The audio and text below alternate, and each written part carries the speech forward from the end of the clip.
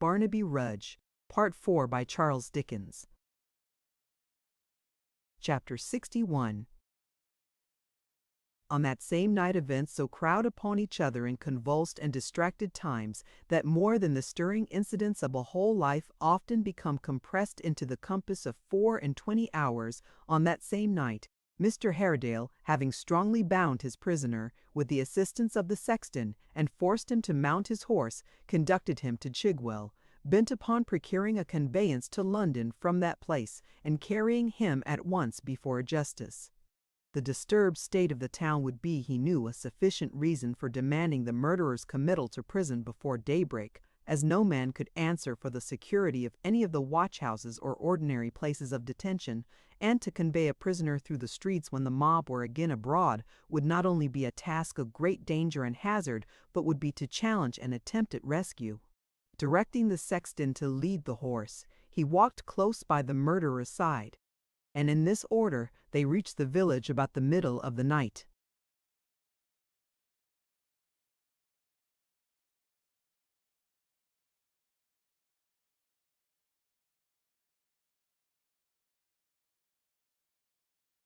The people were all awake and up, for they were fearful of being burnt in their beds, and sought to comfort and assure each other by watching in company. A few of the stoutest hearted were armed and gathered in a body on the green. To these, who knew him well, Mr. Haredale addressed himself, briefly narrating what had happened, and beseeching them to aid in conveying the criminal to London before the dawn of day. But not a man among them dared to help him by so much as the motion of a finger. The rioters, in their passage through the village, had menaced with their fiercest vengeance any person who should aid in extinguishing the fire, or render the least assistance to him, or any Catholic whomsoever. Their threats extended to their lives and all they possessed. They were a symbol for their own protection, and could not endanger themselves by lending any aid to him. This they told him, not without hesitation and regret, as they kept aloof in the moonlight and glanced fearfully at the ghostly rider, who, with his head drooping on his breast, and his hat slouched down upon his brow, neither moved nor spoke. Finding it impossible to persuade them, and indeed hardly knowing how to do so after what they had seen of the fury of the crowd, Mr. Haredale besought them that at least they would leave him free to act for himself, and would suffer him to take the only chaise and pair of horses that the place afforded. This was not acceded to without some difficulty, but in the end they told him to do what he would, and go away from them in heaven's name. Leaving the sexton at the horse's bridle, he drew out the chaise with his own hands and would have harnessed the horses, but that the post-boy of the village, a soft-hearted, good-for-nothing, vagabond kind of fellow, was moved by his earnestness and passion, and throwing down a pitchfork with which he was armed, swore that the rioters might cut him into mincemeat if they liked. But he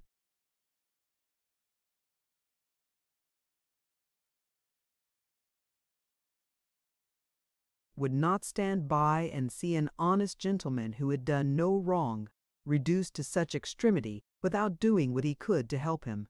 Mr. Haredale shook him warmly by the hand and thanked him from his heart.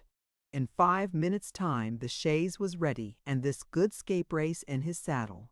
The murderer was put inside, the blinds were drawn up, the sexton took his seat upon the bar, Mr. Haredale mounted his horse and rode close beside the door, and so they started in the dead of night and in profound silence for London. The consternation was so extreme that even the horses which had escaped the flames at the Warren could find no friends to shelter them. They passed them on the road, browsing on the stunted grass, and the driver told them that the poor beasts had wandered to the village first, but had been driven away, lest they should bring the vengeance of the crowd on any of the inhabitants. Nor was this feeling confined to such small places where the people were timid.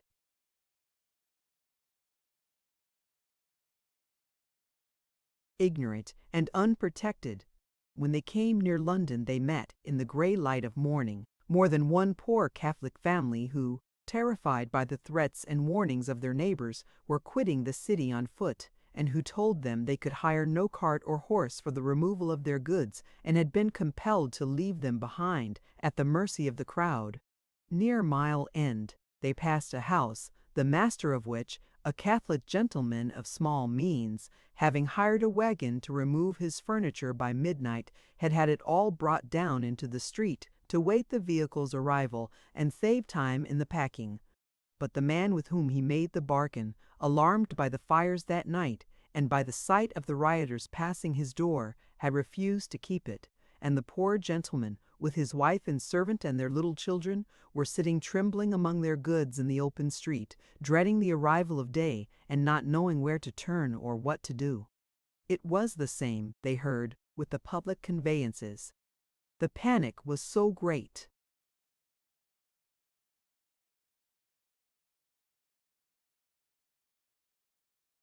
that the mails and stagecoaches were afraid to carry passengers who professed the obnoxious religion. If the drivers knew them, or they admitted that they held that creed, they would not take them, no, though they offered large sums, and yesterday people had been afraid to recognize Catholic acquaintance in the streets, lest they should be marked by spies and burnt out, as it was called, in consequence. One mild old man, a priest, whose chapel was destroyed, a very feeble, patient, inoffensive creature who was trudging away, alone, designing to walk some distance from town and then try his fortune with the coaches, told Mr. Haredale that he feared he might not find a magistrate who would have the hardihood to commit a prisoner to jail on his complaint. But notwithstanding these discouraging accounts, they went on, and reached the mansion house soon after sunrise. Mr. Haredale threw himself from his horse, but he had no need to knock at the door, for it was already open, and there stood upon the step a portly old man.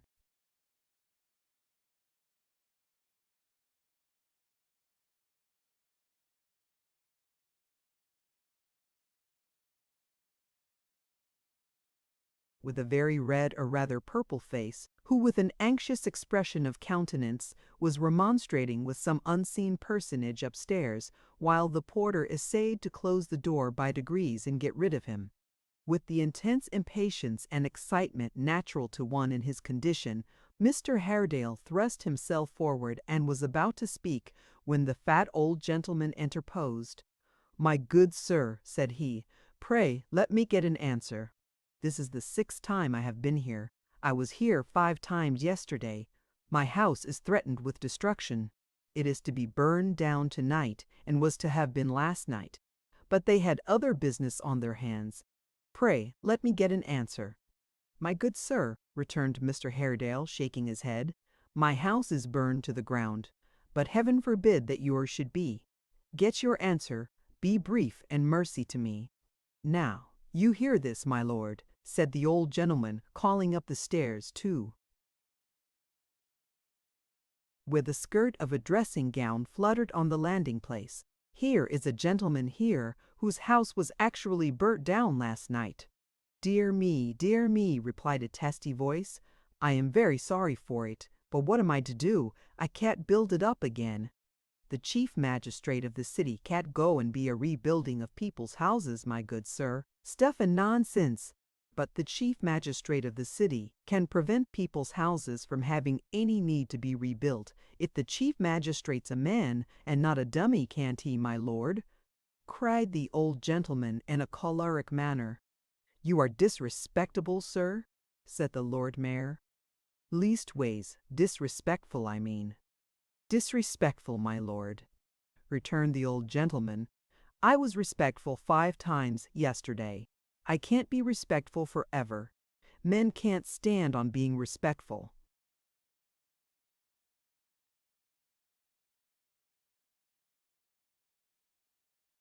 "When their houses are going to be burnt over their heads, with them in 'em. What am I to do, my lord? Am I to have any protection?" "I told you yesterday, sir," said the Lord Mayor, "that you might have an alderman in your house if you could get one to come. What the devil's the good of an alderman?" returned the choleric old gentleman. "To awe the crowd, sir," said the Lord Mayor. "Oh, Lord Mayor, oh, Lord, ha, mercy!" whimpered the old gentleman as he wiped his forehead in a state of ludicrous distress. "To think of sending an alderman to awe a crowd! Why, my lord, if they were even so many babies fed on mother's milk, what do you think they'd care for an alderman?" "Will you come?" "I," said the Lord Mayor, most emphatically, "certainly not."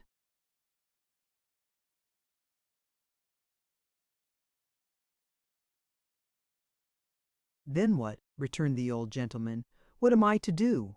Am I a citizen of England? Am I to have the benefit of the laws? Am I to have any return for the king's taxes?" "I don't know, I am sure," said the Lord Mayor. "What a pity it is you're a Catholic. Why couldn't you be a Protestant, and then you wouldn't have got yourself into such a mess? I'm sure I don't know what's to be done. There are great people at the bottom of these riots. Oh dear me, what a thing it is to be a public character! You must look in again in the course of the day. Would a javelin man do? Or there's Phillips the constable. Hedgie's disengaged. He's not very old for a man at his time of life, except in his legs, and if you put him up at a window, he'd look quite young by candlelight, and might frighten 'em very much. Oh dear! Well, we'll see about it." "Stop!" cried Mr. Haredale, pressing the door open as the porter strove to shut it.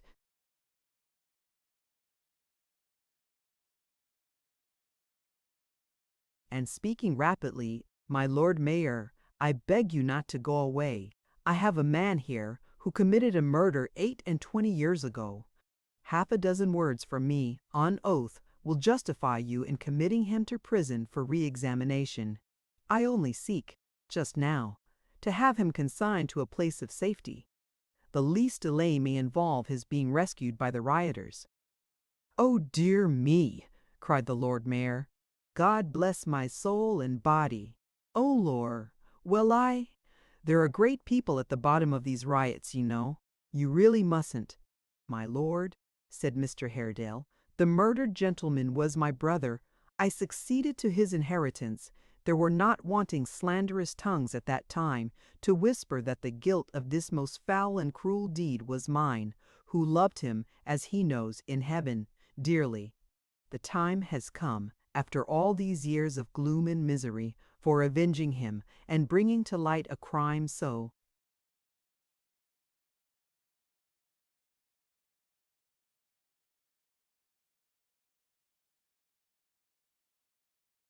artful and so devilish that it has no parallel. Every second's delay on your part loosens this man's bloody hands again, and leads to his escape. My lord, I charge you hear me and dispatch this matter on the instant." "Oh dear me!" cried the chief magistrate. "These are business hours, you know. I wonder at you how ungentlemanly it is of you. You mustn't, you really mustn't. And I suppose you are a Catholic too?" "I am," said Mr. Haredale. "God bless my soul, I believe people turn Catholics a purpose to vex and worrit me," cried the Lord Mayor. "I wish you wouldn't come here. They'll be setting the mansion house afire next, and we shall have you to thank for it. You must lock your prisoner up, sir. Give him to a watchman and call again at a proper time. Then we'll see about it."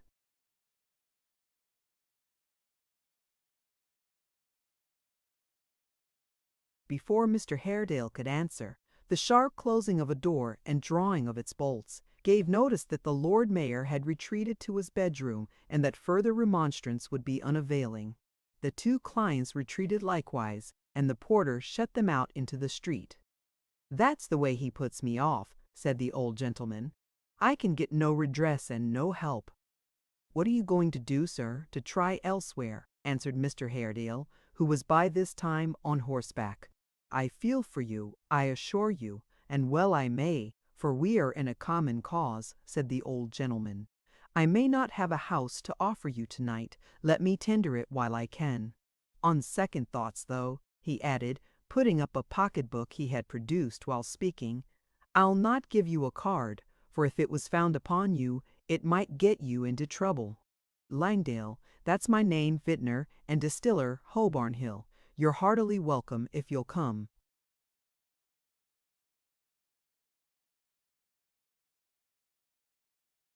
Mr. Haredale bowed, and rode off close beside the chaise as before, determining to repair to the house of Sir John Fielding, who had the reputation of being a bold and active magistrate, and fully resolved, in case the rioters should come upon them, to do execution on the murderer with his own hands, rather than suffer him to be released.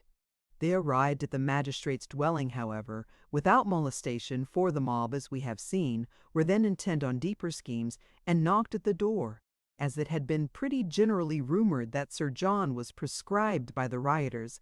A body of thief-takers had been keeping watch in the house all night. To one of them Mr. Haredale stated his business, which, appearing to the man of sufficient moment to warrant his arousing the justice, procured him an immediate audience. No time was lost in committing the murderer to Newgate, then a new building.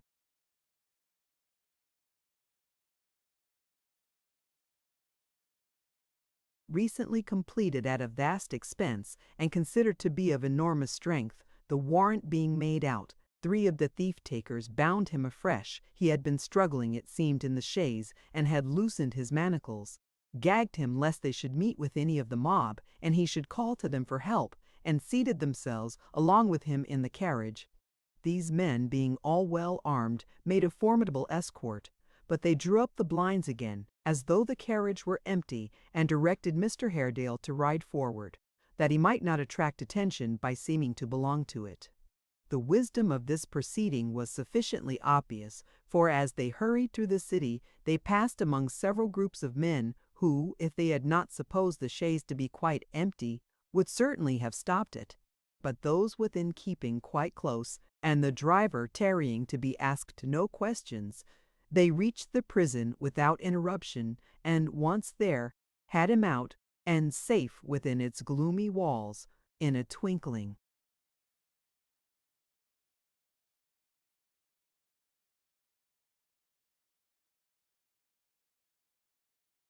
With eager eyes and strained attention, Mr. Haredale saw him chained and locked and barred up in his cell. Nay, when he had left the jail and stood in the free street without, he felt the iron plates upon the doors with his hands, and drew them over the stone wall, to assure himself that it was real, and to exult in its being so strong, and rough, and cold. It was not until he turned his back upon the jail and glanced along the empty streets, so lifeless and quiet in the bright morning, that he felt the weight upon his heart, that he knew he was tortured by anxiety for those he had left at home, and that home itself was but another bead in the long rosary of his regrets.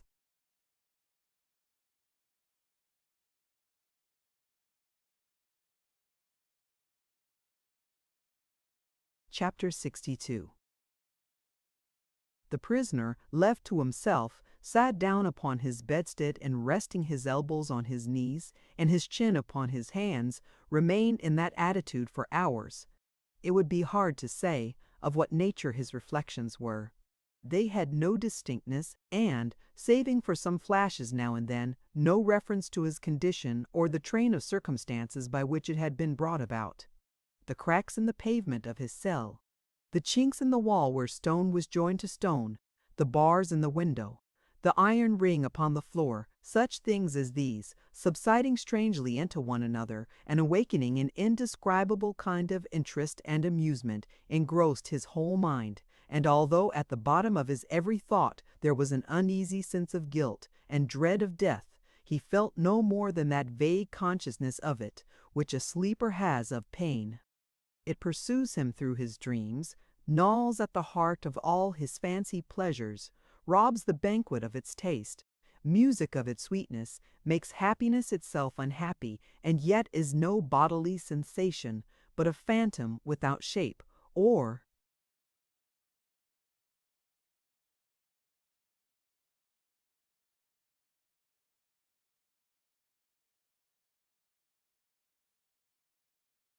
form, or visible presence, pervading everything, but having no existence, recognizable everywhere, but nowhere seen, or touched, or met with face to face, until the sleep is past and waking agony returns.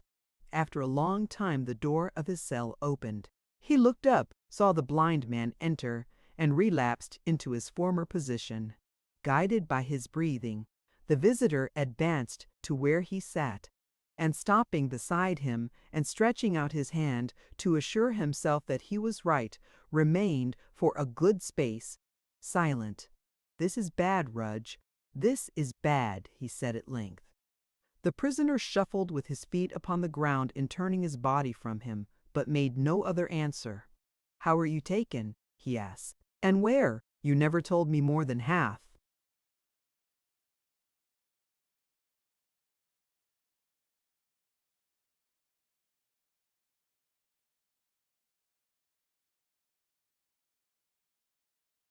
"Your secret. No matter. I know it now. How was it and where, eh?" he asked again, coming still nearer to him. "At Chigwell," said the other. "At Chigwell. How came you there?" "Because I went there to avoid the man I stumbled on," he answered. "Because I was chased and driven there by him and fate. Because I was urged to go there by something stronger than my own will. When I found him watching in the house she used to live in, night after night, I knew I never could escape him. Never. And when I heard the bell, he shivered, muttered that it was very cold, paced quickly up and down the narrow cell, and sitting down again, fell into his old posture." "You were saying," said the blind man after another pause, "that when you heard the bell, let it be, will you?" He retorted in a hurried voice, "It hangs there yet." The blind man turned a wistful and inquisitive face towards him, but he continued to speak without noticing him. "I went to Chigwell in search of the mob. I've been so hunted and beset by this man that I knew my only hope of safety lay in joining them. They had gone on before. I followed them when it left off." "When what left off?" "The bell. They had quitted the place. I hoped that some of them might be still lingering among the ruins, and was searching for them when I heard." He drew a long breath and wiped his forehead with his sleeve, his voice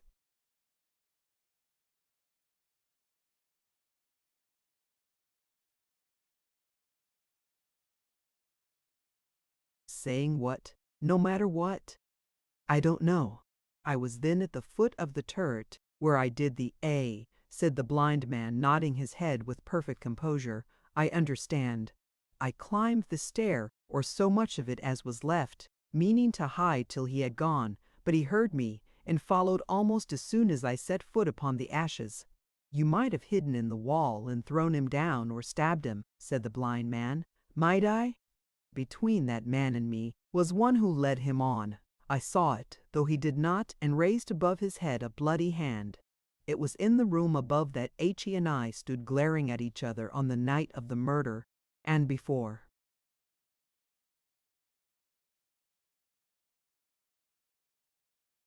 He fell. He raised his hand like that, and fixed his eyes on me. I knew the chase would end there. "You have a strong fancy," said the blind man with a smile. "Strengthen yours with blood, and see what it will come to." He groaned and rocked himself, and looking up for the first time said, in a low, hollow voice, 8–20 years, 8–20 years. He has never changed in all that time, never grown older, nor altered in the least degree.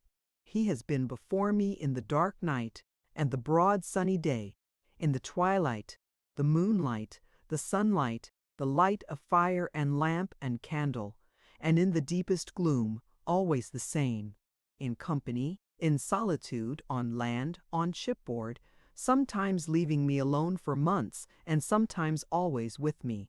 I have seen him at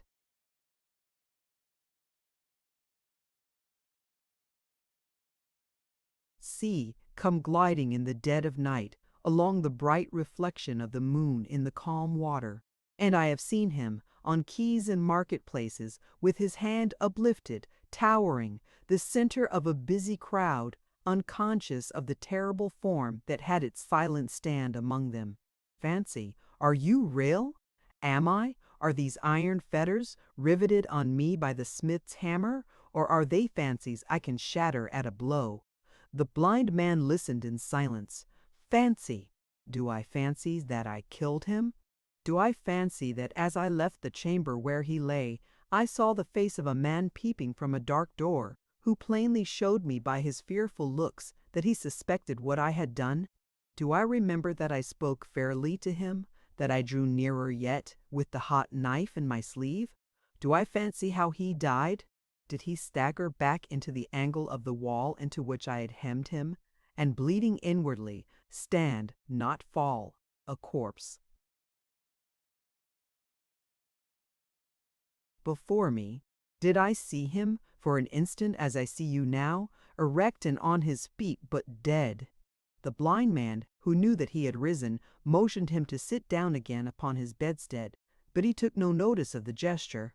It was then I thought, for the first time, of fastening the murder upon him.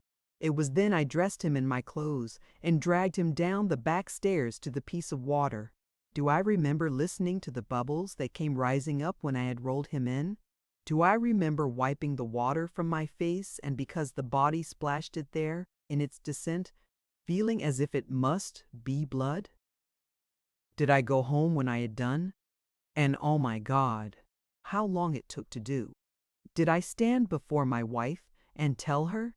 Did I see her fall upon the ground, and, when I stooped to raise her, did she thrust me back with a force that cast me off as if I had been a child, staining the hand with which she clasped my wrist? Is.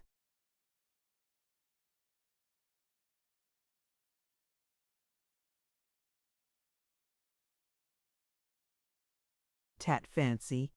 Did she go down upon her knees and call on heaven to witness that she and her unborn child renounced me from that hour? And did she, in words so solemn that they turned me cold me, fresh from the horrors my own hands had made warn me to fly while there was time? For though she would be silent, being my wretched wife, she would not shelter me? Did I go forth that night, abjured of God and man, and anchored deep in hell, to wander at my cable's length about the earth, and surely be drawn down at last? Why did you return? Said the blind man. Why is blood red? I could no more help it than I could live without breath. I struggled against the impulse, but I was drawn back, through every difficult and adverse circumstance, as by a mighty engine. Nothing could stop me. The day and hour were none of my choice. Sleeping and waking, I had been among the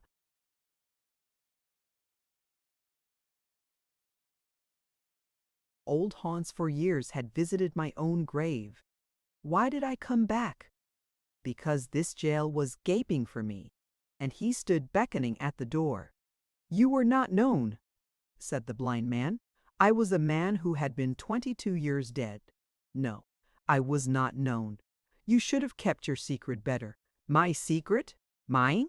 It was a secret. Any breath of air could whisper at its will. The stars had it in their twinkling, the water in its flowing, the leaves in their rustling, the seasons in their return. It lurked in strangers' faces and their voices. Everything had lips on which it always trembled. My secret. It was revealed by your own act at any rate, said the blind man. The act was not mine. I did it, but it was not mine. I was forced at times to wander round and round and round that spot. If you had chained me up when the fit was on me, I should have broken away and gone there. As truly as the lodestone draws iron towards it, so he, lying at the bottom of his grave, could draw me near him when he would. Was that fancy? Did I like to go there? Or did I strive and wrestle with the power that forced me? The blind man shrugged his shoulders and smiled incredulously. The prisoner again resumed his old attitude, and for a long time both were mute. I suppose then, said his visitor, at length breaking silence, that you are penitent and resigned, that you desire to make peace with everybody, in particular with your wife who has brought you to this, and that you ask no greater favor than to be carried to Tyburn as soon as possible. That being the case, I had better take my leave. I am not good enough to be company for you. Have I not told you, said the other fiercely, that I have striven and wrestled with the power that brought me here? Has my whole life, for 28 years, been one perpetual struggle and resistance? And do you think I want to lie down and die? Do all men shrink from death? I most of all. That's better said. That's better spoken, Rudge, but I'll not call you that again than anything you have said yet. returned the blind man, speaking more familiarly and laying his hands upon his arm. Look'ee, I never killed a man myself, for I have never been placed in the position that made it worth my while. Farther, I am not an advocate for killing men, and I don't think I should recommend it or like it, for it's very hazardous under any circumstances. But as you had the misfortune to get into this trouble before I made your acquaintance, and as you have been my companion, and have been of use to me for a long time now, I overlook that part of the matter, and am only anxious that you shouldn't die unnecessarily. Now I do not consider that at present it is at all necessary.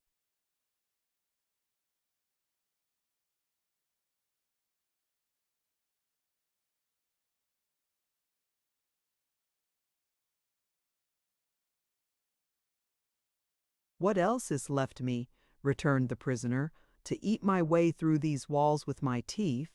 Something easier than that, returned his friend.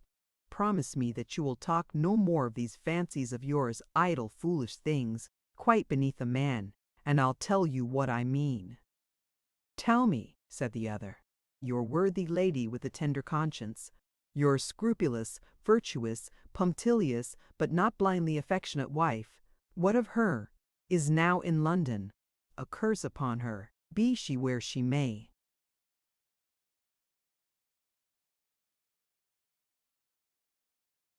That's natural enough.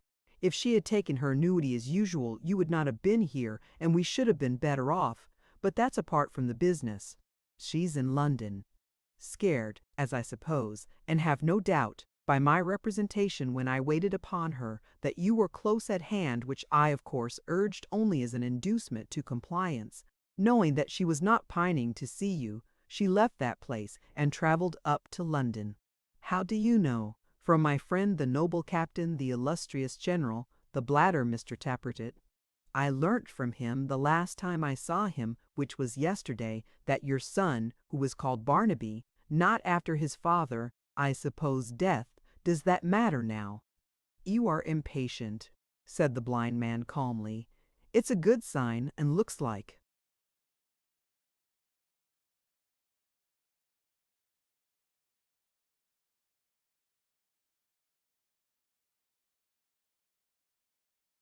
Life that your son Barnaby had been lured away from her by one of his companions who knew him of old at Shiguel, and that he is now among the rioters. And what is that to me? If father and son be hanged together, what comfort shall I find in that? Stay, my friend, returned the blind man with a cunning look. You travel fast to journey's ends. Suppose I track my lady out, and say thus much. You want your son, ma'am, good. I, knowing those who tempt him to remain among them, can restore him to you, ma'am, good. You must pay a price, ma'am, for his restoration good again. The price is small and easy to be paid, dear ma'am. That's best of all. What mockery is this?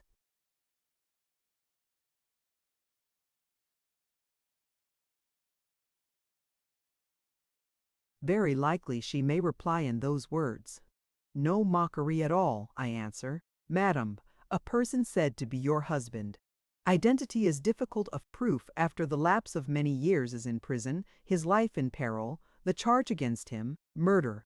Now, ma'am, your husband has been dead a long, long time. The gentleman never can be confounded with him. If you will have the goodness to say a few words, on oath, as to when he died, and how, and that this person, who I am told resembles him in some degree, is no more he than I am. Such testimony will set the question quite at rest. Pledge yourself to me to give it, ma'am, and I will undertake to keep your son a fine lad out of harm's way until you have done this trifling service, when he shall be delivered up to you, safe and sound. On the other hand, if you decline to do so, I fear he will be betrayed and handed over to the law, which will assuredly sentence him to suffer death. It is, in fact, a choice between his life and death. If you refuse, he swings. If you comply, the timber is not grown, nor the hemp sown that shall do him any harm.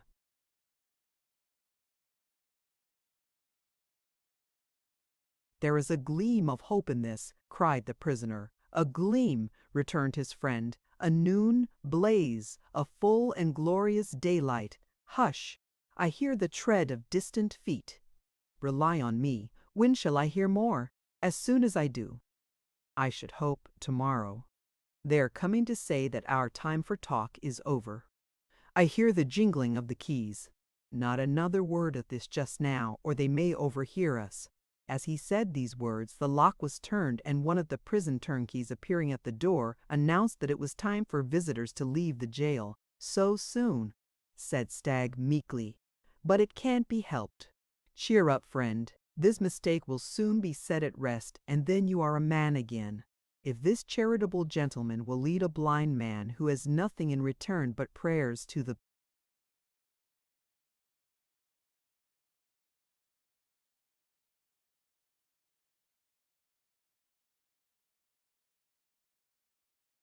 prison porch and set him with his face towards the west, he will do a worthy deed. Thank you, good sir. I thank you very kindly. So saying, and pausing for an instant at the door to turn his grinning face towards his friend, he departed. When the officer had seen him to the porch, he returned, and again unlocking and unbarring the door of the cell, set it wide open, informing its inmate that he was at liberty to walk in the adjacent yard, if he thought proper, for an hour. The prisoner answered with a sullen nod, and being left alone again, sat brooding over what he had heard, and pondering upon the hopes the recent conversation had awakened, gazing abstractedly, the while he did so, on the light without, and watching the shadows thrown by one wall on another, and on the stone-paved ground.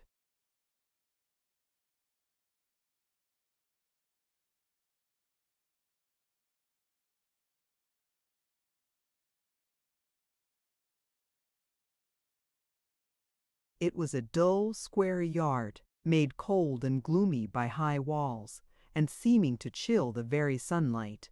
The stone, so bare and rough and obdurate, filled even him with longing thoughts of meadowland and trees, and with a burning wish to be at liberty.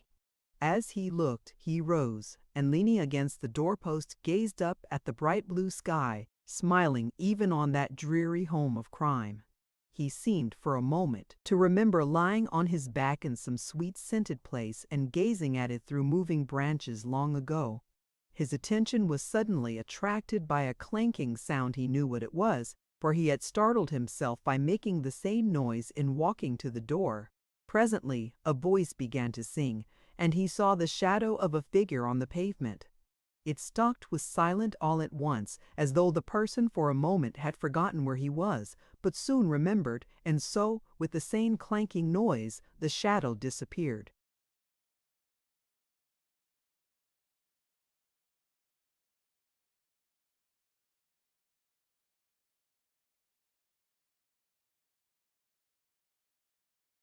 He walked out into the court and paced it to and fro, startling the echoes as he went with the harsh jangling of his fetters. There was a door near his, which, like his, stood ajar. He had not taken half a dozen turns up and down the yard, when, standing still to observe this door, he heard the clanking sound again. A face looked out of the grated window. He saw it very dimly, but the cell was dark and the bars were heavy, and directly afterwards a man appeared and came towards him. For the sense of loneliness he had, he might have been in jail a year. Made eager by the hope of companionship, he quickened his pace and hastened to meet the man halfway. What was this? His son? They stood face to face, staring at each other, he shrinking and cowed, despite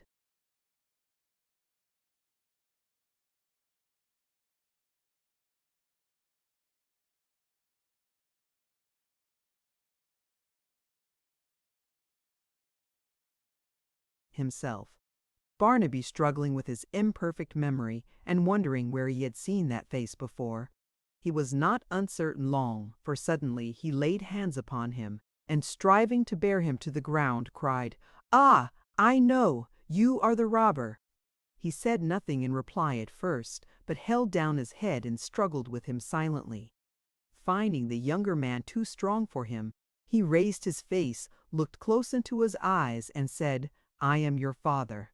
God knows what magic the name had for his ears, But Barnaby released his hold, fell back, and looked at him aghast.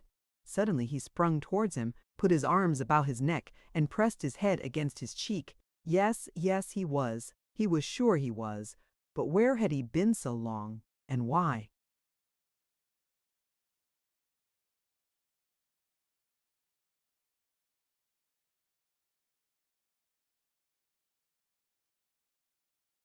Had he left his mother by herself, or worse than by herself, with her poor foolish boy?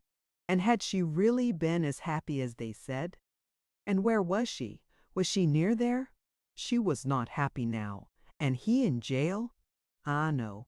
Not a word was said in answer, but Grip croaked loudly and hopped about them, round and round, as if enclosing them in a magic circle and invoking all the powers of mischief.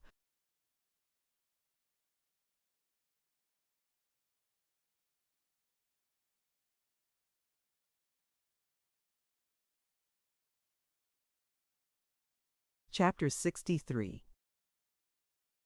During the whole of this day, every regiment in or near the metropolis was on duty in one or other part of the town, and the regulars and militia, in obedience to the orders which were sent to every barrack and station within 24 hours' journey, began to pour in by all the roads.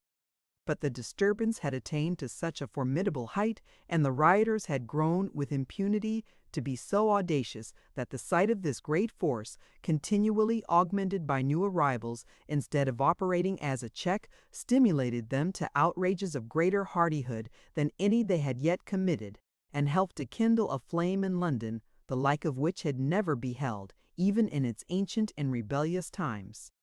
All yesterday, and on this day likewise, the commander-in-chief endeavored to arouse the magistrates to a sense of their duty, and in particular the Lord Mayor, who was the faintest-hearted and most timid of them all. With this object, large bodies of the soldiery were several times dispatched to the Mansion House to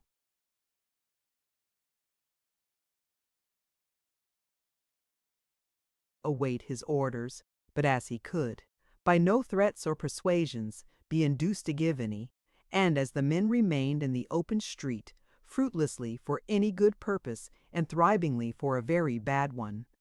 These laudable attempts did harm rather than good, for the crowd, becoming speedily acquainted with the Lord Mayor's temper, did not fail to take advantage of it by boasting that even the civil authorities were opposed to the Papists and could not find it in their hearts to molest those who were guilty of no other offense. These vaunts they took care to make within the hearing of the soldiers, and they, being naturally loath to quarrel with the people, received their advances kindly enough, answering, when they were asked if they desired to fire upon their countrymen, no, they would be damned if they did, and showing much honest simplicity and good nature.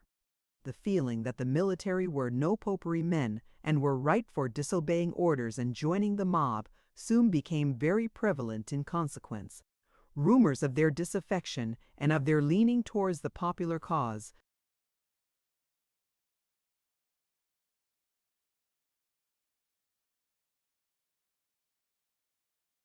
spread from mouth to mouth with astonishing rapidity, and whenever they were drawn up idly in the streets or squares, there was sure to be a crowd about them, cheering and shaking hands, and treating them with a great show of confidence and affection.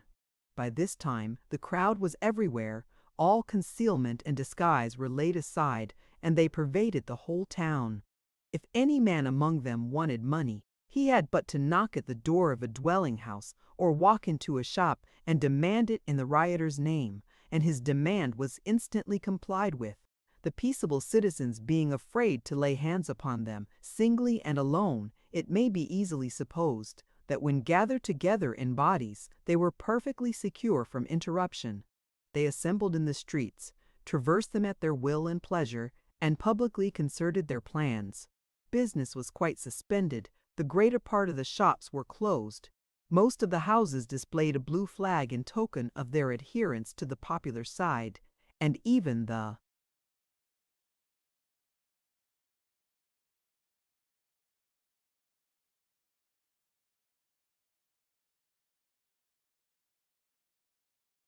Jews in Houndsditch, Whitechapel and those quarters wrote upon their doors or window shutters, "This house is a true Protestant."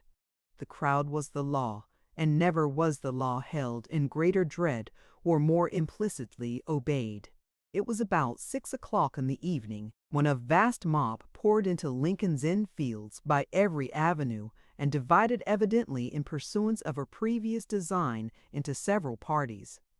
It must not be understood that this arrangement was known to the whole crowd, but that it was the work of a few leaders, who, mingling with the men as they came upon the ground, and calling to them to fall into this or that parry, effected it as rapidly as if it had been determined on by a council of the whole number, and every man had known his place. It was perfectly notorious to the assemblage that the largest body, which comprehended about 2/3 of the whole, was designed for the attack on Newgate. It comprehended all the rioters who had been conspicuous in any of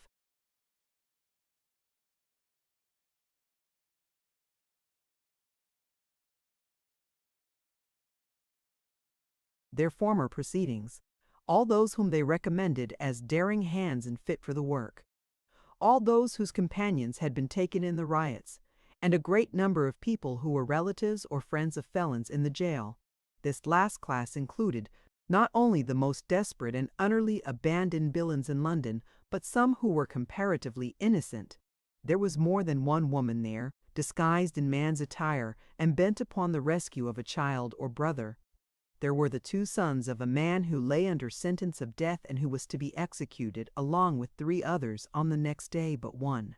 There was a great party of boys whose fellow pickpockets were in the prison, and at the skirts of all, a score of miserable women, outcasts from the world, seeking to release some other fallen creature as miserable as themselves, or moved by a general sympathy, perhaps God knows, with all who were without hope and wretched. Old swords and pistols without ball or powder, sledge-hammers, knives, axes,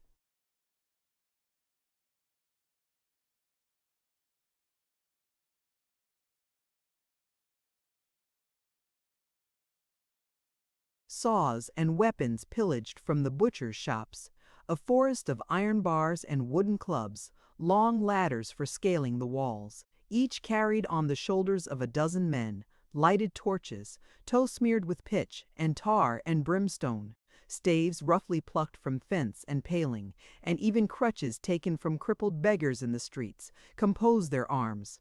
When all was ready, Hugh and Dennis, with Simon Tappertit between them, led the way. Roaring and chafing like an angry sea, the crowd pressed after them. Instead of going straight down Holborn to the jail, as all expected, their leaders took the way to Clerkenwell, and pouring down a quiet street, halted before a locksmith's house, the Golden Key. "Beat at the door," cried Hugh to the men about him. "We want one of his craft tonight. Beat it in if no one answers." The shop was shut. Both door and shutters were of a strong and sturdy kind,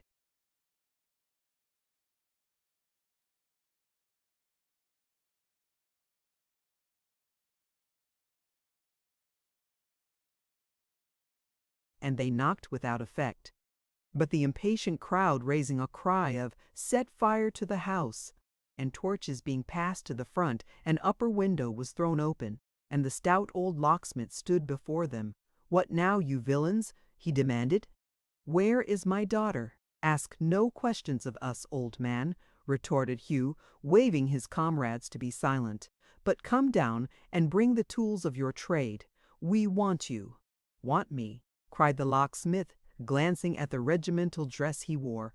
"Aye, and if some that I could name possessed the hearts of mice, ye should have had me long ago. Mark me, my lad, and you about him do the same. There are a score among ye whom I see now and know, who are dead men from this hour. Begone, and rob an undertaker's while you can. You'll want some coffins before long. Will you come down?" cried Hugh.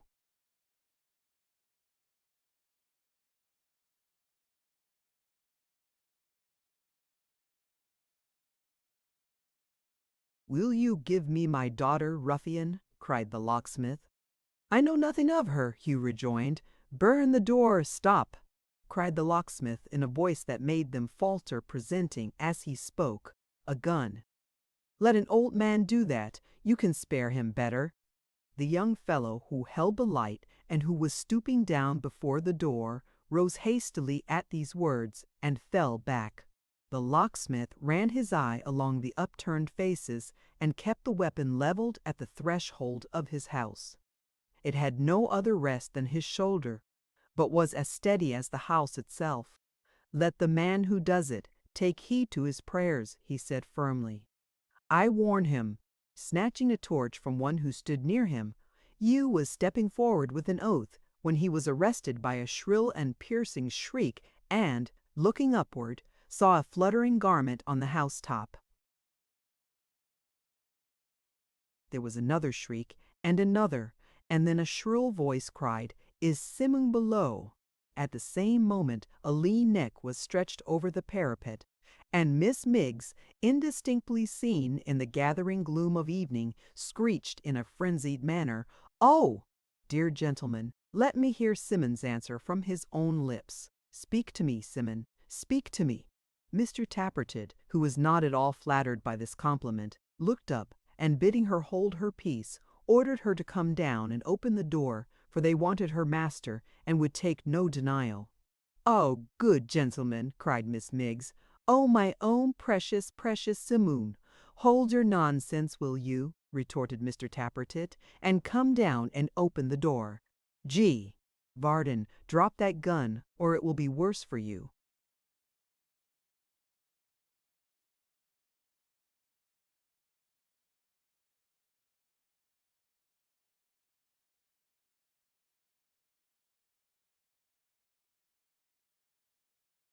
"Don't mind his gun," screamed Miggs. "Simony and gentlemen, I poured a mug of table beer right down the barrel." The crowd gave a loud shout, which was followed by a roar of laughter. "It wouldn't up to the muzzle scrape cawdin, 70 cents, sirs, quadrillion. Tibet is the very top of the stairs and up the flight of corner steps, being careful not to knock your heads against the rafters and not to tread on one side in case you should fall into the two-pair bedroom due the lath and plaster which do not bear, but the contrary means rather gentlemen, and always will be, the by-tide invaders has always been and always will, a bebided dund, a woeed bedside. My sentiments is of little consequences, I know," cried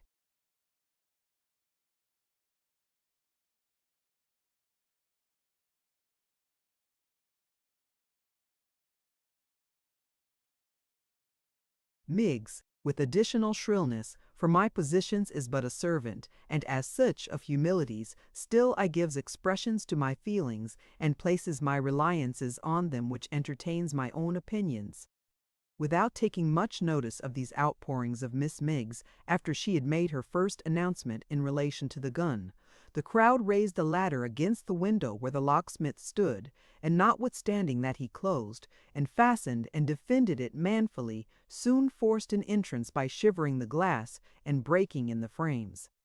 After dealing a few stout blows about him, he found himself defenseless in the midst of a furious crowd, which overflowed the room and softened off in a confused heap of faces at the door and window. They were very wrathful with him, for he had wounded 2 men, and even called out to those in front to bring him forth and hang him on a lamp-post. But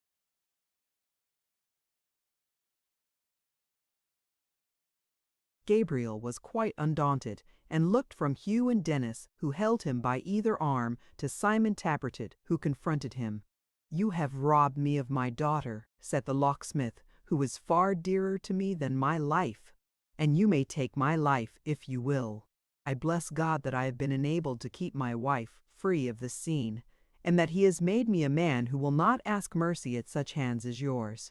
And a wary game old gentleman you are," said Mr. Dennis approvingly, "and you express yourself like a man. What's the odds, brother, whether it's a lamppost tonight or a feather bed 10 year to come, eh?"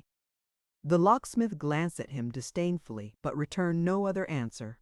"For my part," said the hangman, who particularly favored the lamp-post suggestion, "I honor your principles. They're mine exactly, in such sentiments as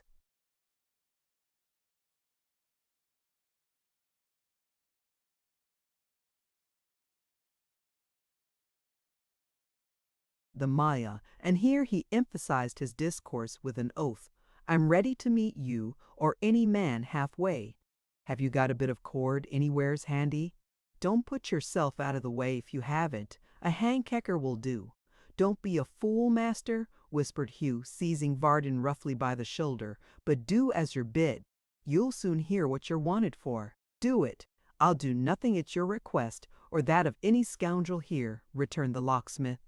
If you want any service from me, you may spare yourselves the pains of telling me what it is. I tell you beforehand, I'll do nothing for you. Mr. Dennis was so affected by this constancy on the part of the staunch old man that he protested almost with tears in his eyes that to balk his inclinations would be an act of cruelty and hard dealing to which he, for one, never could reconcile his conscience. The gentleman, he said, had avowed in so many words that he was ready for working off. Such being the case, he considered it there.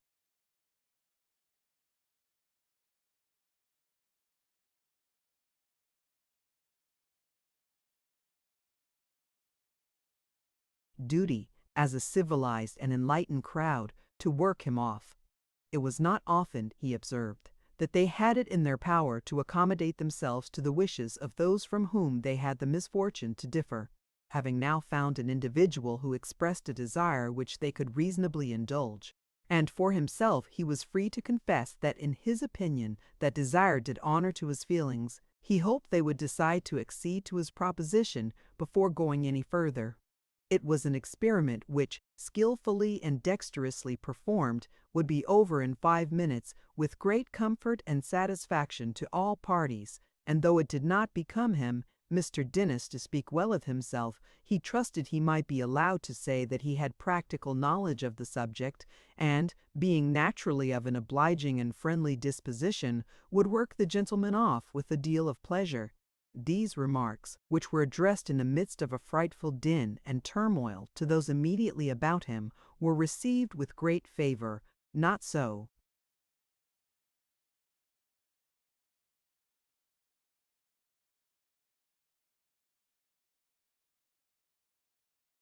Much perhaps because of the hangman's eloquence, as on account of the locksmith's obstinacy. Gabriel was in imminent peril, and he knew it.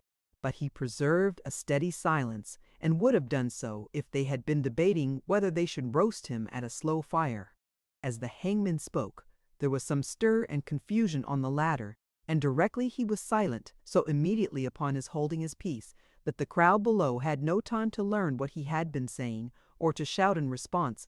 Someone at the window cried, "He has a gray head. He is an old man. Don't hurt him." The locksmith turned with a start towards the place from which the words had come, and looked hurriedly at the people who were hanging on the ladder and clinging to each other.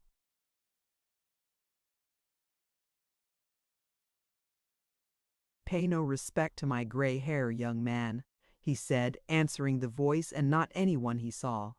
"I don't ask it. My heart is green enough to scorn and despise every man among you, band of robbers that you are."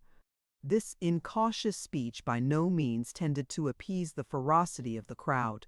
They cried again to have him brought out, and it would have gone hard with the honest locksmith, but that Hugh reminded them, in answer, that they wanted his services and must have them.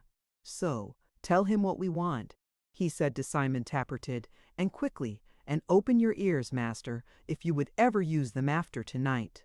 Gabriel folded his arms, which were now at liberty, and eyed his old prentice in silence. "Look'ee, Barden," said Sim, "we're bound for Newgate."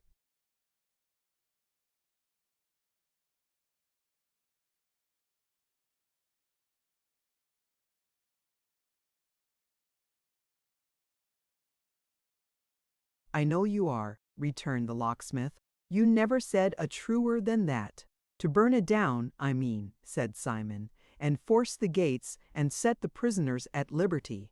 You helped to make the lock of the great door." "I did," said the locksmith. "You owe me no thanks for that, as you'll find before long." "Maybe," returned his journeyman, "but you must show us how to force it." "Must I?" "Yes, for you know, and I don't. You must come along with us and pick it with your own hands." "When I do," said the locksmith quietly, "my hands shall drop off at the wrists,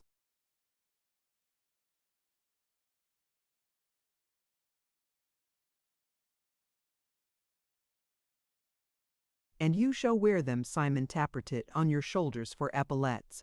"We'll see that," cried Hugh, interposing, as the indignation of the crowd again burst forth. "You fill a basket with the tools he'll want, while I bring him downstairs. Open the doors below, some of you, and like the great captain, others. Is there no business afoot, my lads, that you can do nothing but stand and grumble?" They looked at one another, and quickly dispersing, swarmed over the house, plundering and breaking according to their custom, and carrying off such articles of value as happened to please their fancy. They had no great length of time for these proceedings, for the basket of tools was soon prepared and slung over a man's shoulders. The preparations being now completed and everything ready for the attack, those who were pillaging and destroying in the other rooms were called down to the workshop. They were about to issue forth when the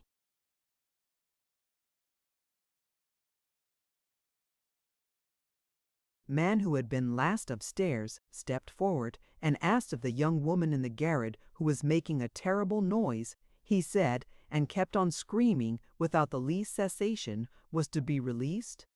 For his own part, Simon Tappertit would certainly have replied in the negative, but the mass of his companions, mindful of the good service she had done in the matter of the gun, being of a different opinion, he had nothing for it but to answer yes.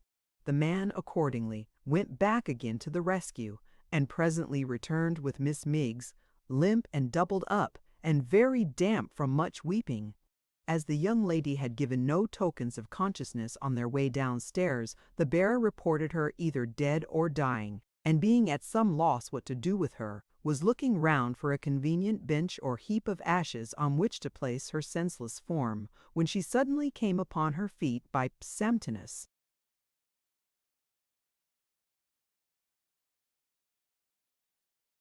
Some mysterious means thrust back her hair, stared wildly at Mr. Tappertit, cried, "My Simoons's life is not a victim," and dropped into his arms with such promptitude that he staggered and reeled some paces back beneath his lovely burden. "Oh, bother," said Mr. Tappertit. "Here! Catch hold of her, somebody. Lock her up again. She never ought to have been let out." "My Simoon!" cried Miss Miggs in tears and faintly. "My forever, ever blessed Simoon." "Hold up, will you?" said Mr. Tappertit in a very unresponsive tone. "I'll let you fall if you don't." "What are you sliding your feet off the ground for?" "My angel Simmons," murmured Miggs. "He promised." "Promised? Well, and I'll keep my promise," answered Simon testily. "I mean to."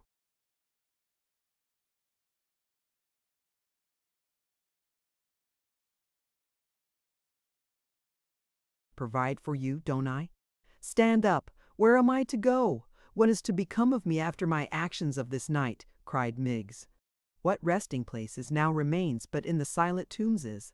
"I wish you was in the silent tombses, I do," cried Mr. Tappertit, "and boxed up tight, in a good strong one.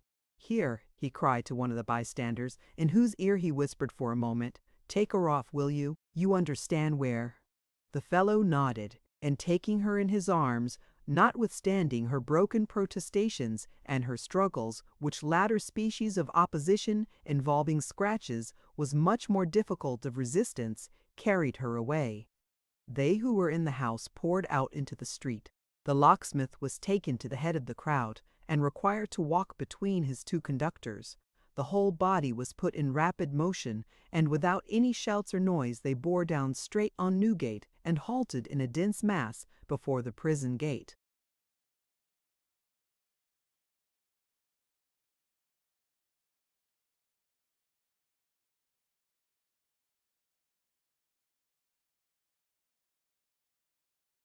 Chapter 64. Breaking the silence they had hitherto preserved, they raised a great cry as soon as they were ranged before the jail, and demanded to speak to the governor. This visit was not wholly unexpected, for his house, which fronted the street, was strongly barricaded, the wicket gate of the prison was closed up, and at no loophole or grating was any person to be seen. Before they had repeated their summons many times, a man appeared upon the roof of the governor's house and asked what it was they wanted. Some said one thing, some another, and some only groaned and hissed. It being now nearly dark, and the house high, many persons in the throng were not aware that anyone had come to answer them, and continued their clamor until the intelligence was gradually diffused through the whole concourse. 10 minutes or more elapsed before any one voice could be heard with tolerable distinctness, during which interval the figure remained perched alone against the summer evening sky, looking down into the troubled street. "Are you," said Hugh at length, "Mr. Akerman, the head jailer here?" "Of course he is, brother," whispered Dennis. But Hugh, without minding him, took his answer from the man himself.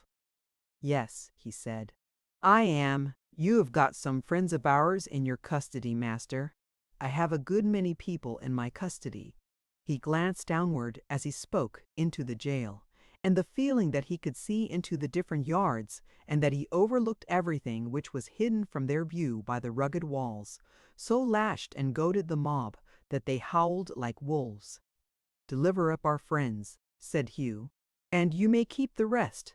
It's my duty to keep them all. I shall do my duty."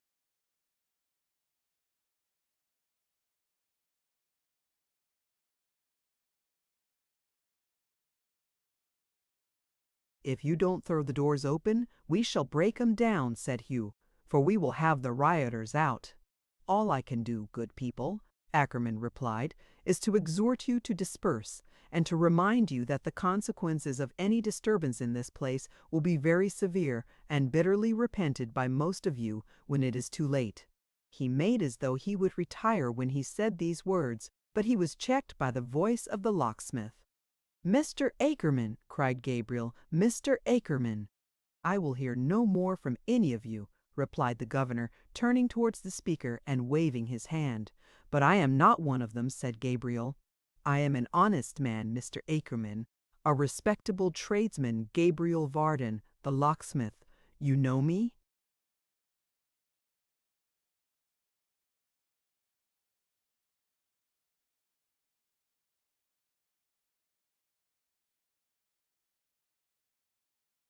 "You among the crowd," cried the governor in an altered voice. "Brought here by force, brought here to pick the lock of the great door for them," rejoined the locksmith. "Bear witness for me, Mr. Akerman, that I refuse to do it, and that I will not do it, come what may of my refusal. If any violence is done to me, please to remember this." "Is there no way of helping you?" said the governor. "None, Mr. Akerman. You'll do your duty, and I'll do mine." "Once again, you robbers and cutthroats," said the locksmith, turning round upon them, "I refuse." "Ah, howl till you're hoarse. I refuse." "Stay, stay," said the jailer hastily. "Mr. Varden, I know you for a worthy man, and one who would do no unlawful act except upon compulsion." "Upon compulsion, sir," interposed the locksmith, who felt that the tone in which this was said conveyed to speaker's impression that he had ample excuse for yielding to the furious multitude who beset and hemmed him in on every side, and among whom he stood, an old man quite alone. "Upon compulsion, sir, I'll do nothing." "Where's that man," said the keeper anxiously, "who spoke to me just now?" "Here," he replied. "Do you know what the guilt of murder is, and that by keeping that honest tradesman at your side you endanger his life?" "We know it very well," he answered. "For what else did we bring him here?" "Let's have our friends, master, and you shall have your friend. Is that fair, lads?" The mob replied to him with a loud hurrah.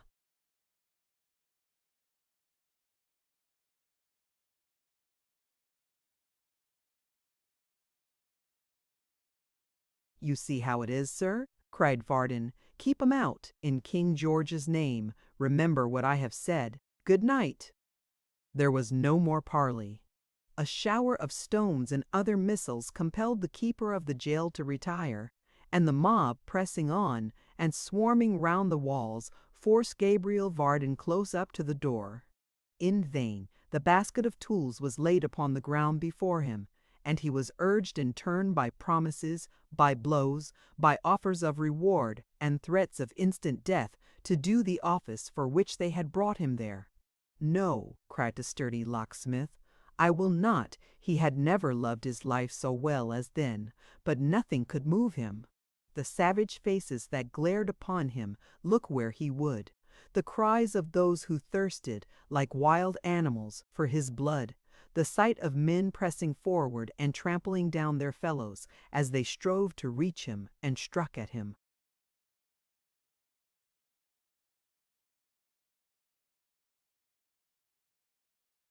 Above the heads of other men with axes and with iron bars. All failed to daunt him.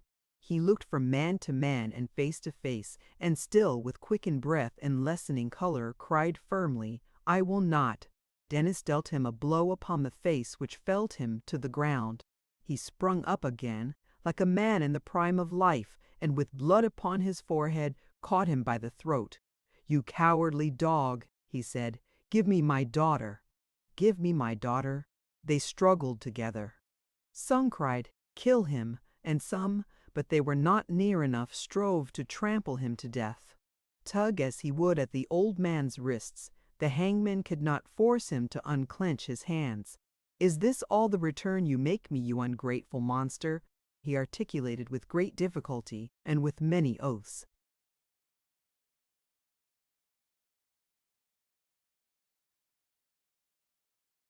"Give me my daughter," cried the locksmith, who was now as fierce as those who gathered round him. "Give me my daughter." He was down again, and up, and down once more, and buffeting with a score of them, who bandied him from hand to hand, when one tall fellow, fresh from a slaughter-house, whose dress and great thigh-boots smoked hot with grease and blood, raised a pole-axe, and swearing a horrible oath, aimed it at the old man's uncovered head. At that instant, and in the very act, he fell himself as if struck by lightning, and over his body a one-armed man came darting to the locksmith's side. Another man was with him, and both caught the locksmith roughly in their grasp. "Leave him to us," they cried to Hugh, struggling, as they spoke, to force a passage backward through the crowd. "Leave him to us. Why do you waste your whole strength on such as he, when a couple of men can finish him in as many?"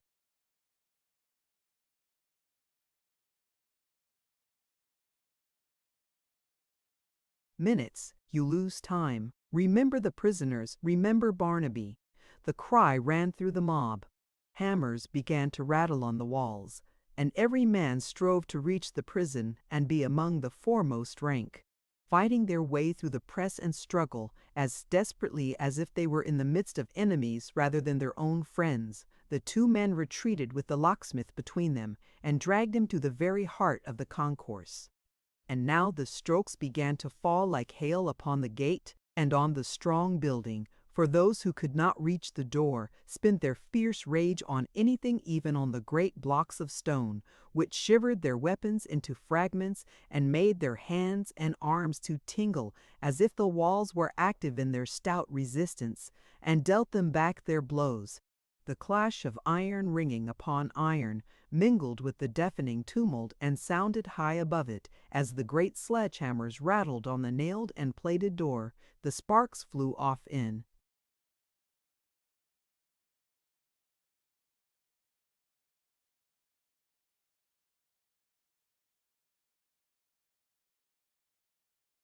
Showers.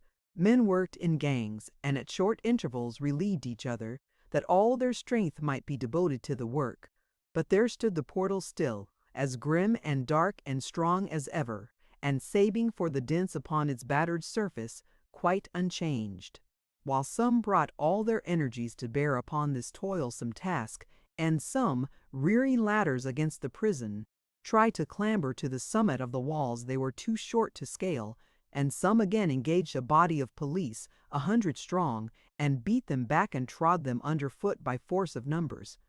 Others besieged the house on which the jailer had appeared, and driving in the door brought out his furniture, and piled it up against the prison gate to make a bonfire which should burn it down.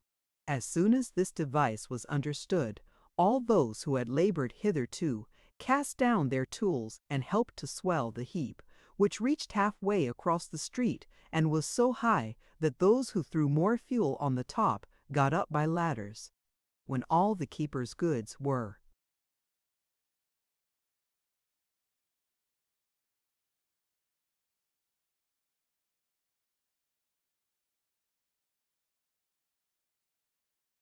flung upon this costly pile, to the last fragment they smeared it with the pitch and tar and rosin they had brought, and sprinkled it with turpentine. To all the woodwork round the prison doors they did the like, leaving not a joist or beam untouched.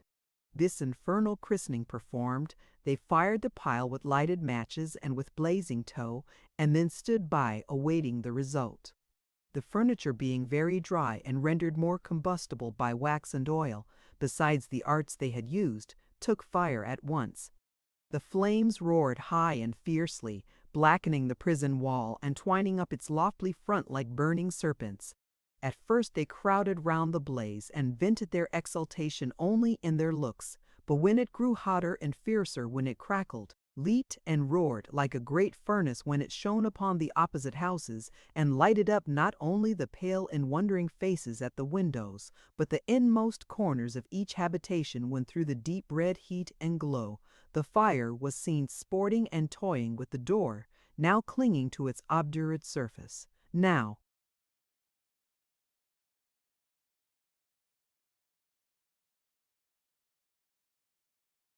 upon its scad obliterated, and the honor of death was legible as in broad day. Then and a vein of screedle macapan scustiled, so obliterated some the urubbility nolicany slain shrumpentings the like warf like my like die down to like calcitin by camaggot of the seven of red discongagment at babagan. Although the heat was so intense that the pain on the houses over against prison parched and crackled up, and swelling into boils, as it were from excess of torture, broke and crumbled away. Although the glass fell from the window sashes, and the lead and iron on the roofs blistered the incautious hand that touched them, and the sparrows in the eaves took wing, and rendered giddy by the smoke, fell fluttering down upon the blazing pile. Still the fire was tended unceasingly by busy hands, and round it men were going always. They never slackened in their zeal, or kept aloof, but pressed upon the flames so hard that those in front had much ado to save themselves from being thrust in. If one man swooned or dropped, a dozen struggled for his place, and that although they knew the pain and thirst and pressure to be unendurable. Those who fell down in fainting fits and were not crushed or burnt were carried to an inn-yard close at hand and dashed with water from a pump, of which buckets full were passed from man to man among the crowd. But such was the strong desire of all to drink, and such the fighting to be first, that, for the most part, the whole contents were spilled upon the ground, without the lips of one man being moistened.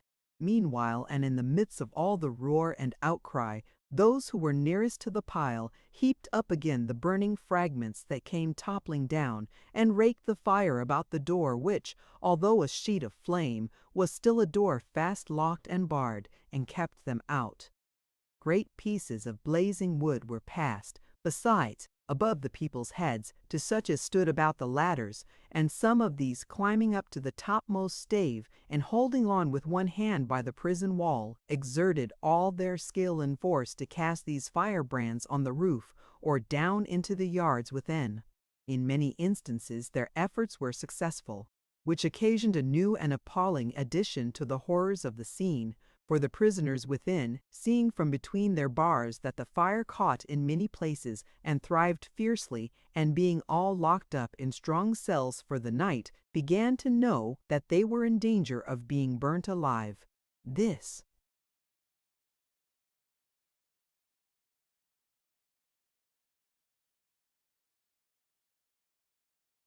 terrible fear, spreading from cell to cell and from yard to yard, vented itself in such dismal cries and wailings and in such dreadful shrieks for help that the whole jail resounded with the noise, which was loudly heard even above the shouting of the mob and roaring of the flames, and was so full of agony and despair that it made the boldest tremble. It was remarkable that these cries began in that quarter of the jail which fronted Newgate Street, where, it was well known, the men who were to suffer death on Thursday were confined. And not only were these four who had so short a time to live the first to whom the dread of being burnt occurred, but they were, throughout, the most importunate of all, for they could be plainly heard, notwithstanding the great thickness of the walls, crying that the wind set that way, and that the flames would shortly reach them, and calling to the officers of the jail to come and quench the fire from a cistern which was in their yard and full of water. Judging from what the crowd outside the walls could hear from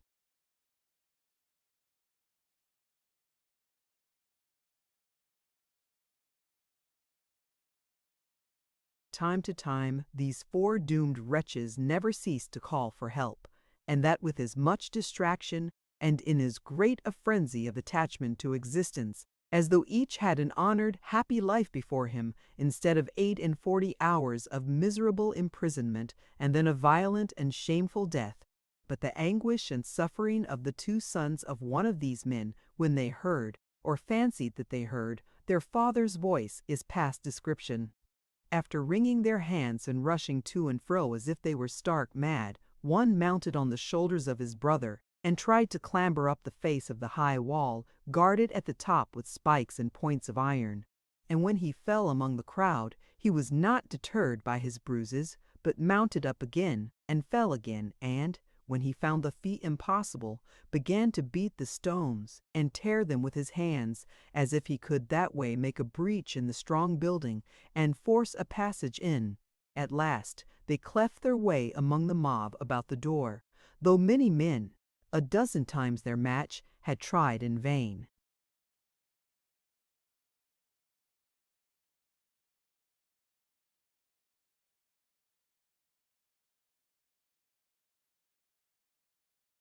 To do so, and were seen, in the fire, striving to prise it down with crowbars. Nor were they alone affected by the outcry from within the prison. The women who were looking on shrieked loudly, beat their hands together, stopped their ears, and many fainted. The men who were not near the walls and active in the siege, rather than do nothing, tore up the pavement of the street, and did so with a haste and fury they could not have surpassed if that had been the jail, and they were near their object. Not one living creature in the throng was for an instant still. The whole great mass were mad. A shout, another yet, though few knew why or what it meant. But those around the gate had seen it slowly yield and drop from its topmost hinge. It hung on that side by but one, but it was upright still because of the bar and its having sunk of its own weight into the heap of ashes at its foot. There was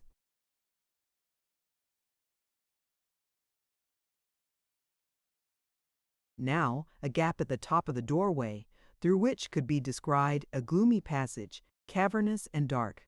Pile up the fire, it burnt fiercely. The door was red hot, and the gap wider. They vainly tried to shield their faces with their hands, and standing as if in readiness for a spring, watched the place. Dark figures, some crawling on their hands and knees, some carried in the arms of others, were seen to pass along the roof. It was plain the jail could hold out no longer. The keeper and his officers and their wives and children were escaping. Pile up the fire. The door sank down again. It settled deeper in the cinders, tottered, yielded, was down. As they shouted again, they fell back for a moment, and left a clear space about the fire that lay between them and the jail entry. Hugh leapt upon the blazing heap, and scattering a train of sparks into the air, and making the dark lobby.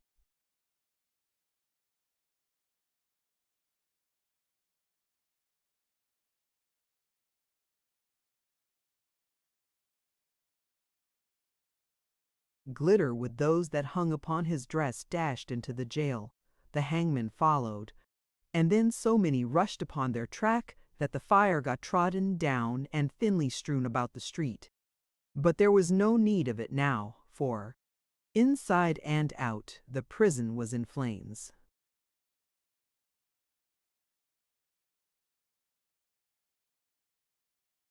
Chapter 65. During the whole course of the terrible scene which was now at its height, one man in the jail suffered a degree of fear and mental torment which had no parallel in the endurance, even of those who lay under sentence of death.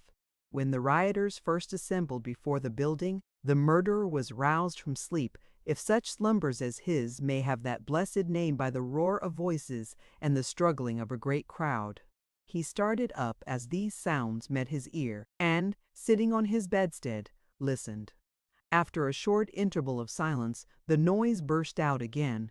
Still listening attentively, he made out, in course of time, that the jail was besieged by a furious multitude. His guilty conscience instantly arrayed these men against himself, and brought the fear upon him that he would be singled out and torn to pieces. Once impressed with the terror of this conceit, everything tended to confirm and strengthen it. His double crime, the circumstances under which it had been,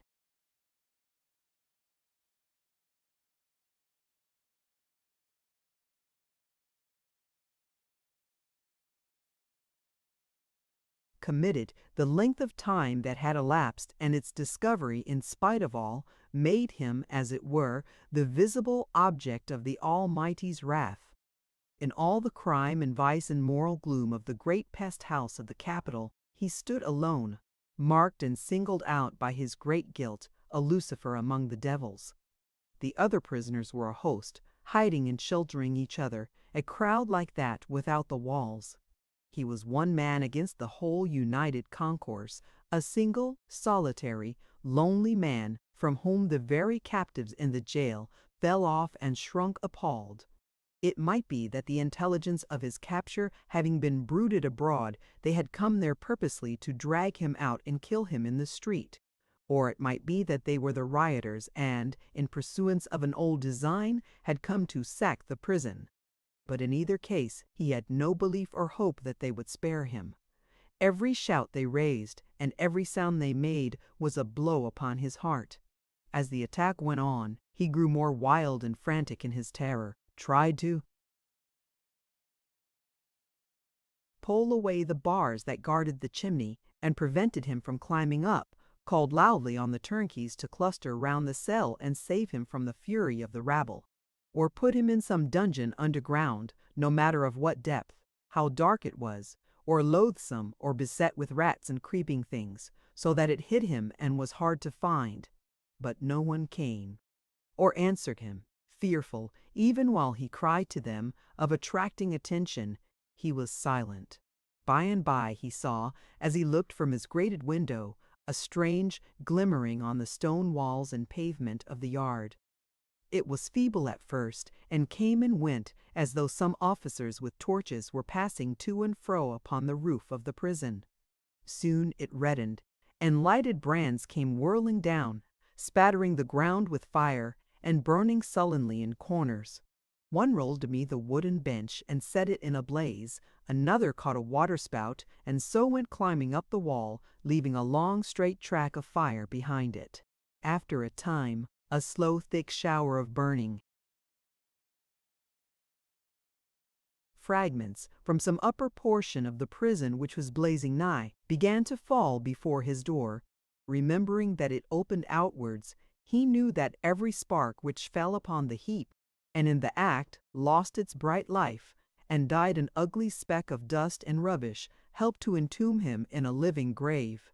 Still, though the jail resounded with shrieks and cries for help, though the fire bounded up as if each separate flame had had a tiger's life, and roared as though in every one there were a hungry voice, though the heat began to grow intense, and the air suffocating, and the clamor without increased, and the danger of his situation even from one merciless element was every moment more extreme, still he was afraid to raise his voice again, lest the crowd should break in, and should of their own ears or from the imp them by the.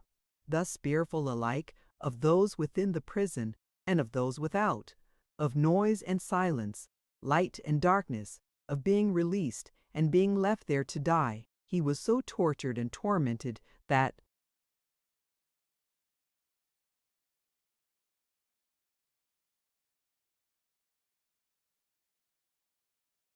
nothing man has ever done to man in the horrible caprice of power and cruelty exceeds his self-inflicted punishment. Now, the door was down.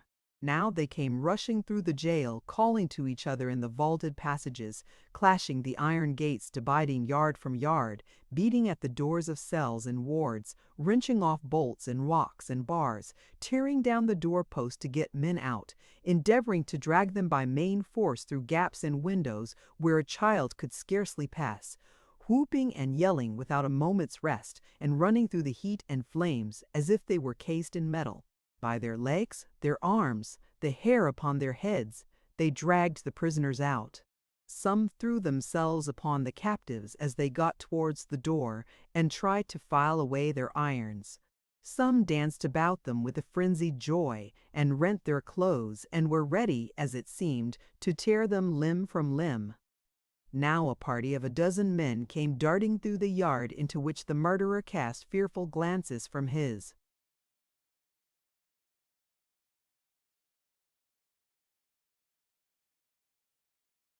darkened window, dragging a prisoner along the ground whose dress they had nearly torn from his body in their mad eagerness to set him free, and who was bleeding and senseless in their hands. Now a score of prisoners ran to and fro, who had lost themselves in the intricacies of the prison, and were so bewildered with the noise and glare that they knew not where to turn or what to do, and still cried out for help as loudly as before. Anon, some famished wretch, whose theft had been a loaf of bread or scrap of butcher's meat, came skulking past, barefooted, going slowly away because that jail, his house, was burning, not because he had any other, or had friends to meet, or old haunts to revisit, or any liberty to gain, but liberty to starve and die. And then a knot of highwaymen went trooping by, conducted by the friends they had among the crowd, who muffled their fetters as they went along, with handkerchiefs and bands of hay, and wrapped them in coats and cloaks, and gave them drink from bottles, and held it to their lips, because of their handcuffs which there was no time to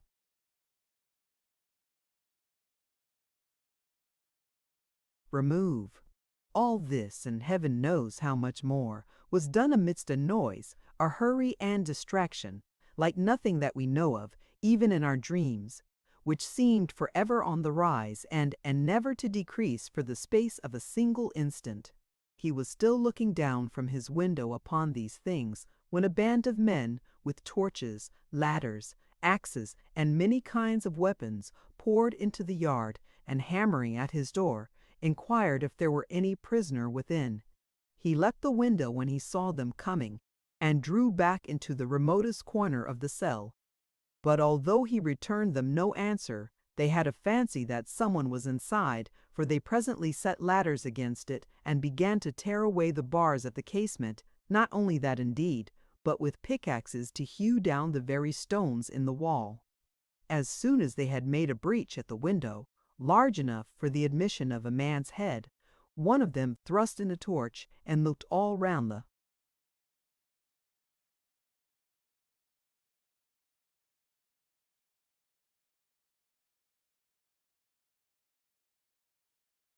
room. He followed this man's gaze until it rested on himself, and heard him demand why he had not answered, but made him no reply. In the general surprise and wonder, they were used to this. Without saying anything more, they enlarged the breach until it was large enough to admit the body of a man, and then came dropping down upon the floor, one after another, until the cell was full. They caught him up among them, handed him to the window, and those who stood upon the ladders passed him down upon the pavement of the yard.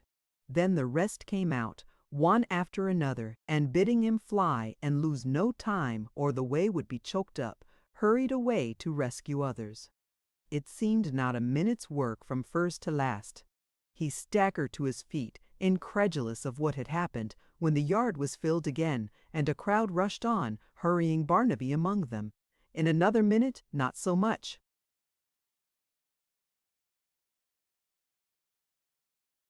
Another minute, the same instant, with no lapse or interval between.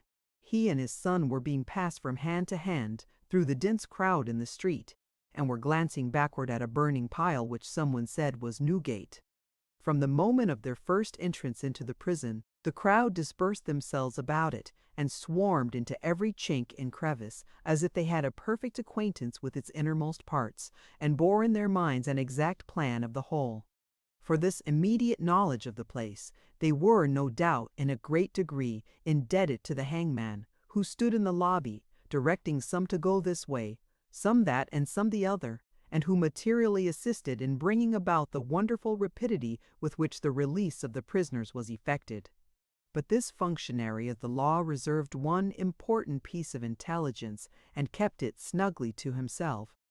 When he had issued his instructions relative to every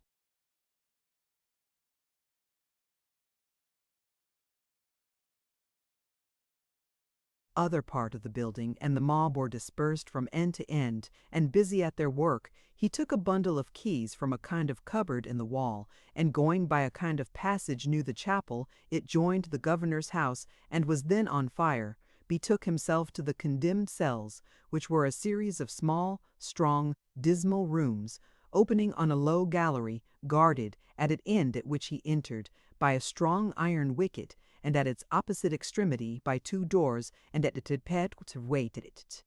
Having double-locked the wicket and assured himself that the other entrances were well secured, he sat down on a bench in the gallery, and sucked the head of his stick with the utmost complacency, tranquillity, and contentment. It would have been strange enough, a man's enjoying himself in this quiet manner, while the prison was burning, and such a tumult was cleaving the air, though he had been outside the walls. But here, in the very heart of the building, and moreover with the prayers and cries of the 4 men under sentence,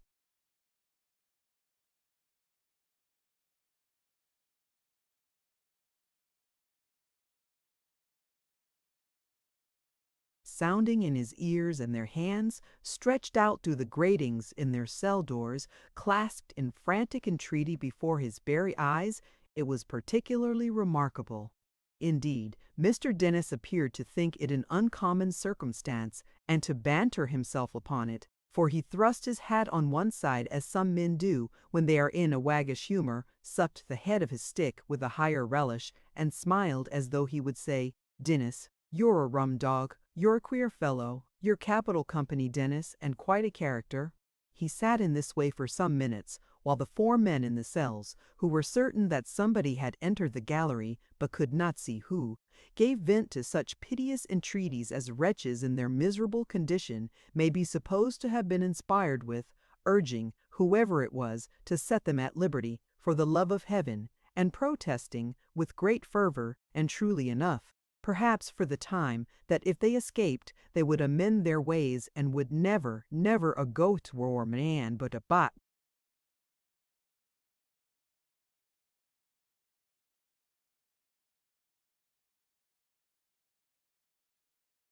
Led penitent and sober lives, and sorrowfully repent the crimes they had committed.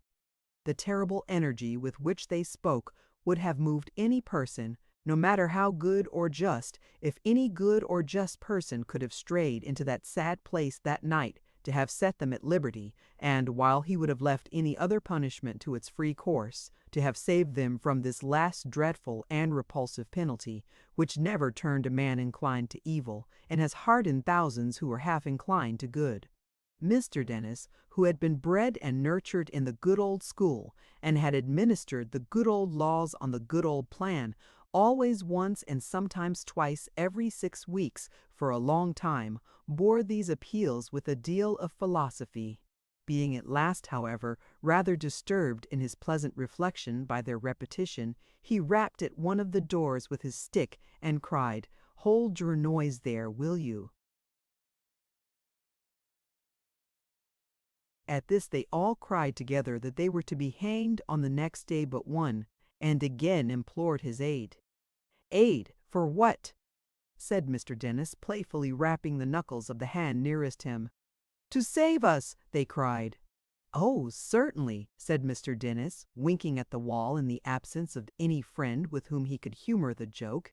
And so you're to be worked off, are you, brothers? Unless we are released tonight, one of them cried. We are dead men. I tell you what it is, said the hangman gravely. I'm afraid, my friend, that you're not in that air state of mind that's suitable to your condition then. You're not a-going to be released, don't think it. Will you leave off that air indecent?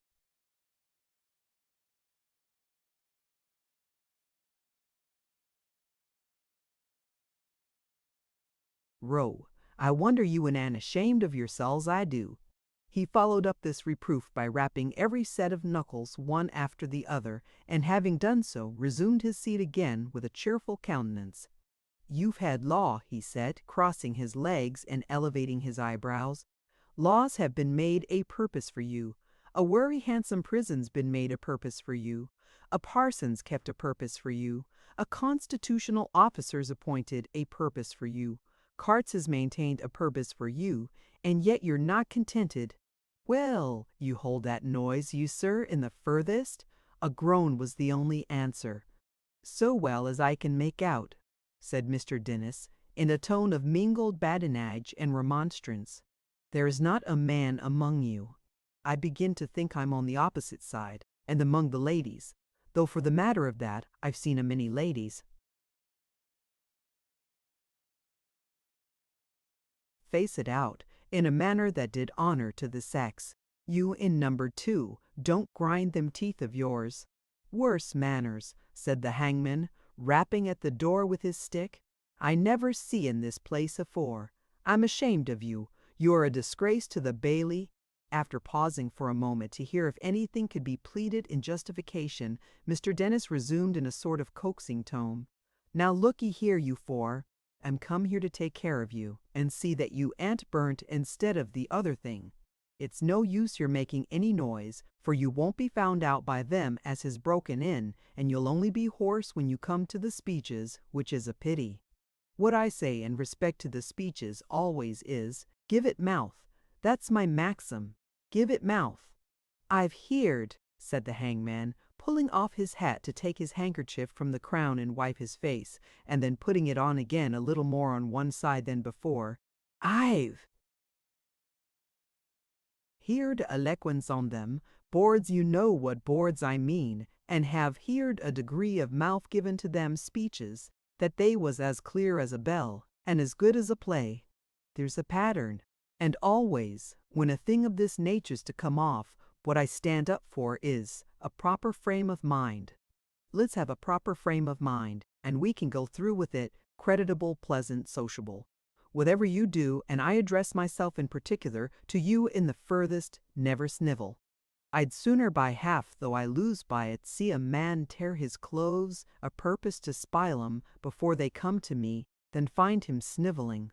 It's 10 to 1, a better frame of mind every way. While the hangman addressed them to this effect, in the tone and with the air of a pastor in familiar conversation with his flock, the noise had been in some degree subdued, for the rioters were busy in conveying the prisoners to the sessions house, which was beyond the main walls of the prison, though connected with it, and the crowd were busy too in passing them from thence.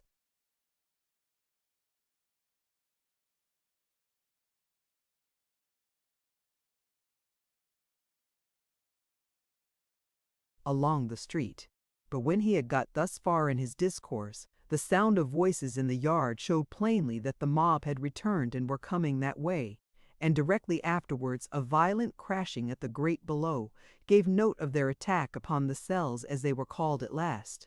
It was in vain the hangman ran from door to door, and covered the grates one after another with his hat, in futile efforts to stifle the cries of the 4 men within. It was in vain he dogged their outstretched hands, and beat them with his stick, or menaced them with new and lingering pains in the execution of his office.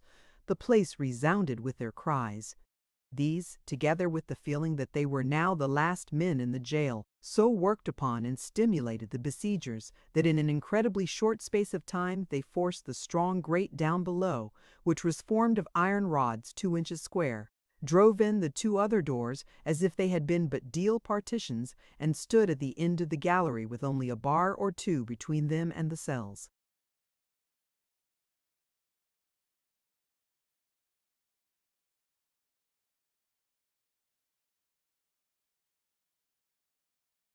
"Halloa!" cried Hugh, who was the first to look into the dusky passage. "Dennis before us! Well done, old boy! Be quick and open here, for we shall be suffocated in the smoke. Going out." "Go out at once, then," said Dennis. "What do you want here?" "Want?" echoed Hugh. "The 4 men." "Four devils!" cried the hangman. "Don't you know they're left for death on Thursday? Don't you respect the law, the Constitution, nothing? Let the 4 men be." "Is this a time for joking?" cried Hugh. "Do you hear 'em? Pull away these bars that have got fixed between the door and the ground, and let us in." "Brother," said the hangman in a low voice, as he stooped under pretense of doing what Hugh desired, but only looked up in his face, "can't you leave these? Here 4 men to me, if I've the whim.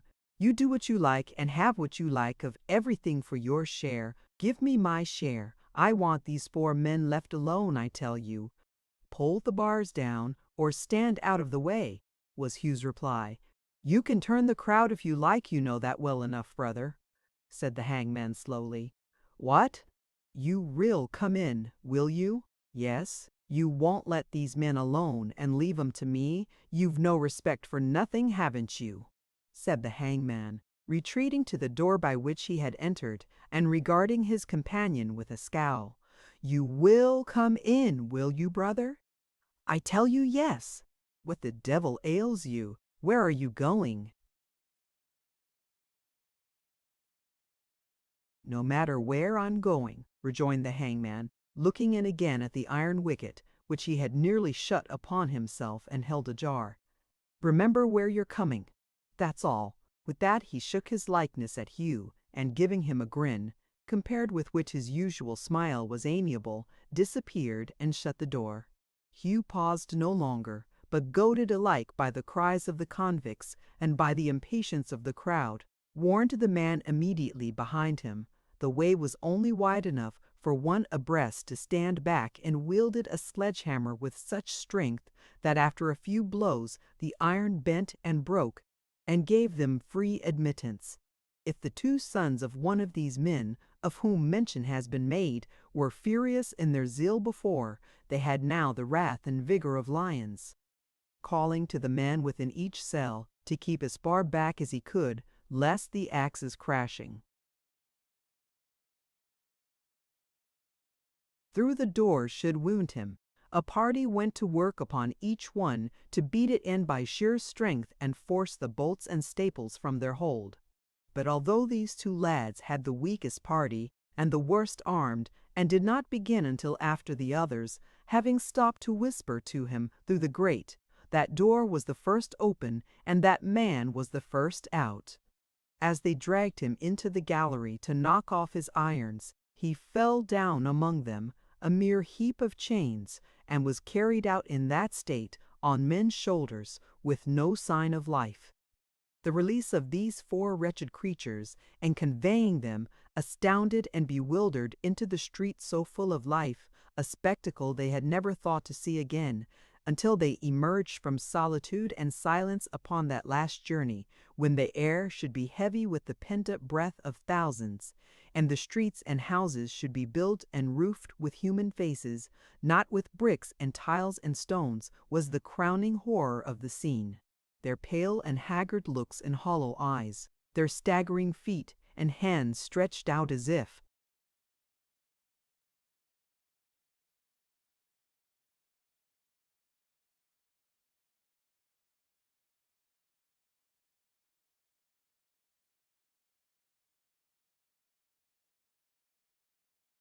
to save themselves from falling, their wandering and uncertain air, the way they heaved and gasped for breath, as though in water when they were first plunged into the crowd, all marked them for the men.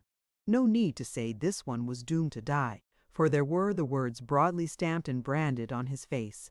The crowd fell off, as if they had been laid out for burial and had risen in their shrouds, and many were seen to shudder, as though they had been actually dead men, when they chanced to touch or brush against their garments. At the bidding of the mob, the houses were all illuminated that night, lighted up from top to bottom as at a time of public gaiety and joy.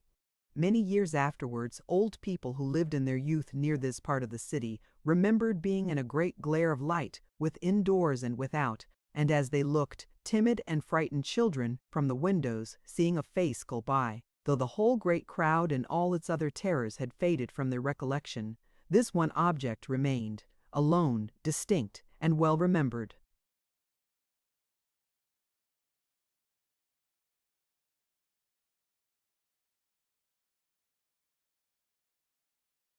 Even in the unpractised minds of infants, one of these doomed men darting past, and but an instant seen, was an image of force enough to dim the whole concourse, to find itself an all-absorbing place, and hold it ever after?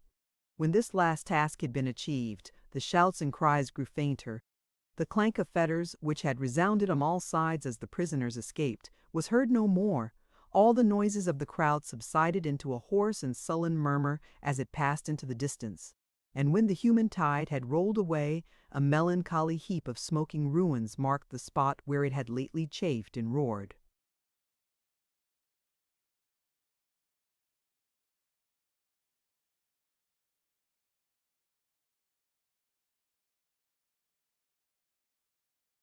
Chapter 66. Although he had had no rest upon the previous night, and had watched with little intermission for some weeks past, sleeping only in the day by starts and snatches, Mr. Haredale, from the dawn of morning until sunset, sought his niece in every place where he deemed it possible she could have taken refuge.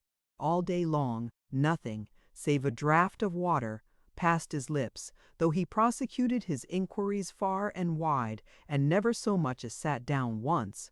In every quarter he could think of, at Chigwell and in London, at the houses of the tradespeople with whom he dealt, and of the friends he knew, he pursued his search. A prey to the most harrowing anxieties and apprehensions, he went from magistrate to magistrate, and finally to the Secretary of State. The only comfort he received was from this minister, who assured him that the government, being now driven to the exercise of the extreme prerogatives of the crown, were determined to exert them, that a proclamation would probably be out upon the morrow, giving to the military discretionary and unlimited power in the ephar.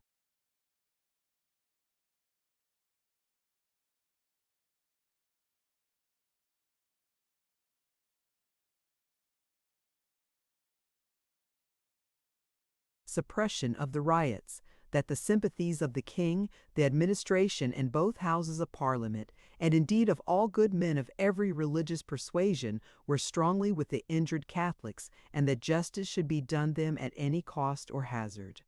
He told him, moreover, that other persons whose houses had been burnt had for a time lost sight of their children or their relatives, but had, in every case, within his knowledge, succeeded in discovering them, that his complaint should be remembered and fully stated in the instructions given to the officers in command and to all the inferior myrmidons of justice, and that everything that could be done to help him should be done with the good will and in good faith.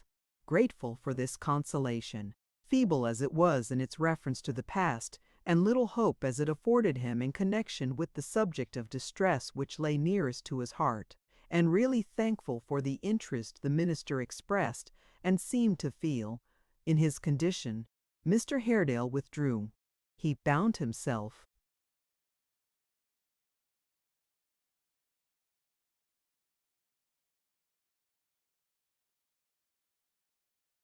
with the night coming on, alone in the streets, and destitute of any place in which to lay his head. He entered an hotel near Charing Cross, and ordered some refreshment and a bed. He saw that his faint and worn appearance attracted the attention of the landlord and his waiters, and thinking that they might suppose him to be penniless, took out his purse and laid it on the table. It was not that, the landlord said in a faltering voice. If he were one of those who had suffered by the rioters, he durst not give him entertainment. He had a family of children and had been twice warned to be careful in receiving guests. He heartily prayed his forgiveness, but what could he do? Nothing. No man felt that more sincerely than Mr. Haredale. He told the man as much and left the house, feeling that he might have anticipated this occurrence after what he had seen.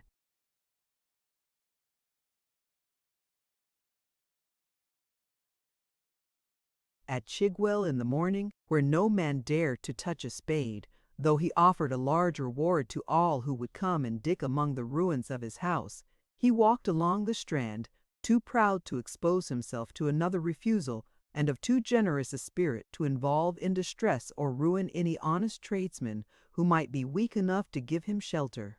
He wandered into one of the streets by the side of the river, and was pacing in a thoughtful manner up and down, thinking of things that had happened long ago, when he heard a servant man at an upper window call to another on the opposite side of the street that the mob were setting fire to Newgate. To Newgate, where that man was. His failing strength returned, his energies came back with tenfold vigor on the instant. If it were possible if they should set the murderer free, was he, after all he had undergone, to die with the suspicion of having slain his own brother, dimly gathering about him?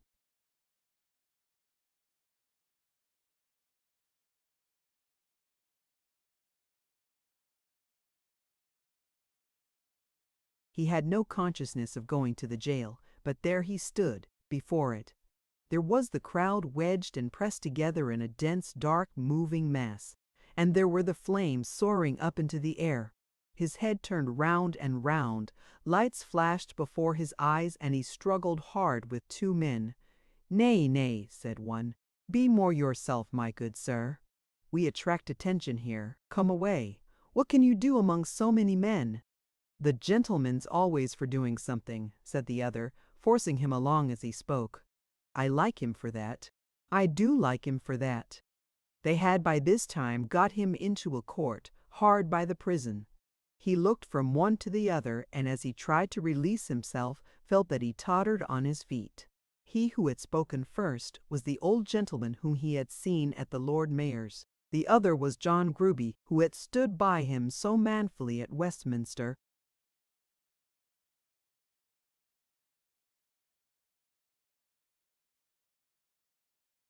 "What does this mean?"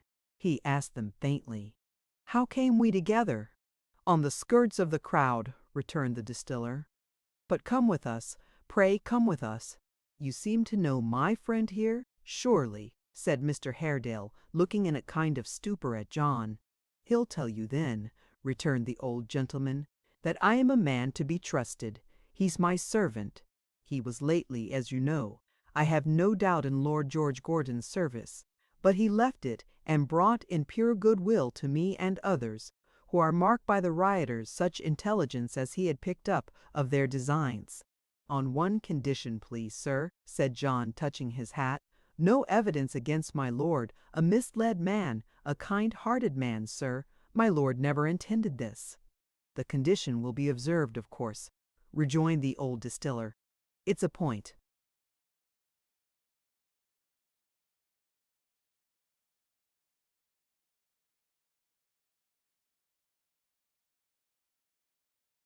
"Of honor. But come with us, sir. Pray come with us." John Gruby added no entreaties, but he adopted a different kind of persuasion by putting his arm through one of Mr. Haredale's, while his master took the other, and leading him away with all speed. Sensible, from a strange lightness in his head, and the difficulty in fixing his thoughts on anything, even to the extent of bearing his companions in his mind for a minute together without looking at them, that his brain was affected by the agitation and suffering through which he had passed, and to which he was still a prey, Mr. Haredale let them lead him where they would. As they went along, he was conscious of having no command over what he said or thought. and that he had a fear of going mad. The distiller lived as he had told him when they first met, on Holborn Hill, where he had great storehouses and drove a large trade. They approached his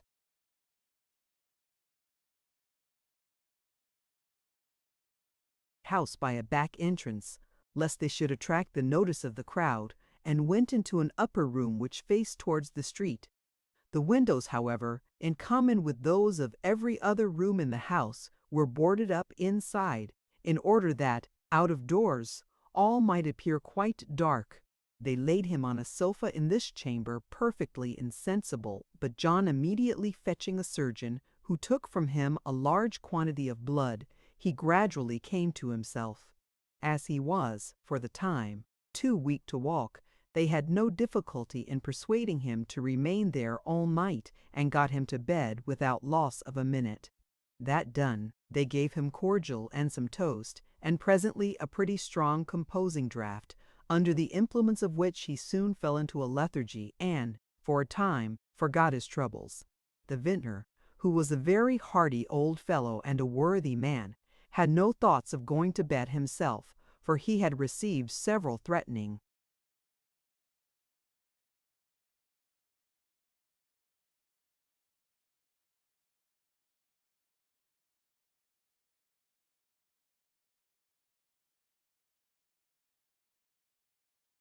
warnings from the rioters, and had indeed gone out that evening to try and gather from the conversation of the mob whether his house was to be the next attacked.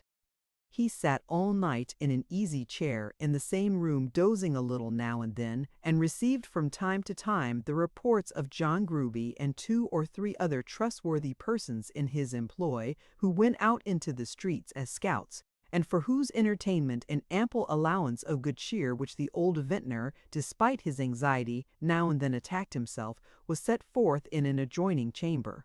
These accounts were of a sufficiently alarming nature from the first, but as the night wore on, they grew so much worse, and involved such a fearful amount of riot and destruction, that in comparison with these new tidings, all the previous disturbances sunk to nothing. The first intelligence that came was of the taking of Newgate and the escape of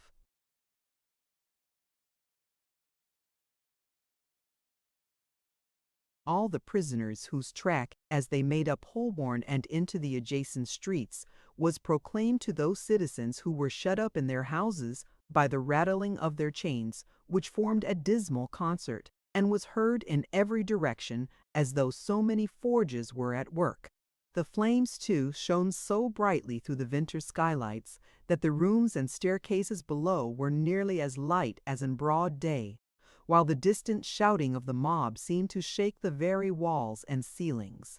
At length they were heard approaching the house, and some minutes of terrible anxiety ensued. They came close up and stopped before it, but after giving 3 loud yells, went on.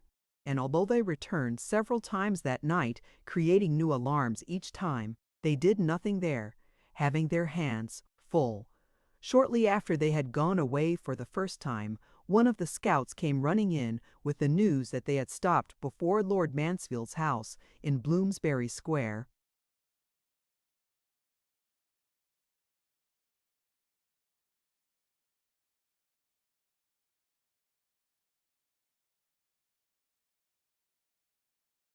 Soon afterwards there came another, and then the first returned again, and so, by little and little, their tale was this: that the mob gathering round Lord Mansfield's house had called on those within to open the door, and receiving no reply for Lord and Lady Mansfield, were at that moment escaping by the back way, forced an entrance according to their usual custom.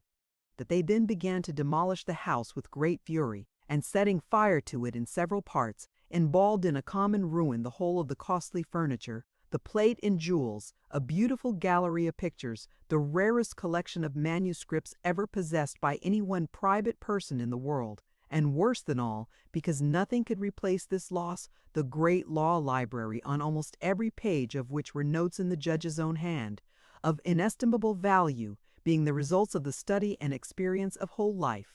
That while they were howling and exulting round the fire, a troop of soldiers, with a magistrate among them, came up, and being too late for the mischief, was by that time done, began.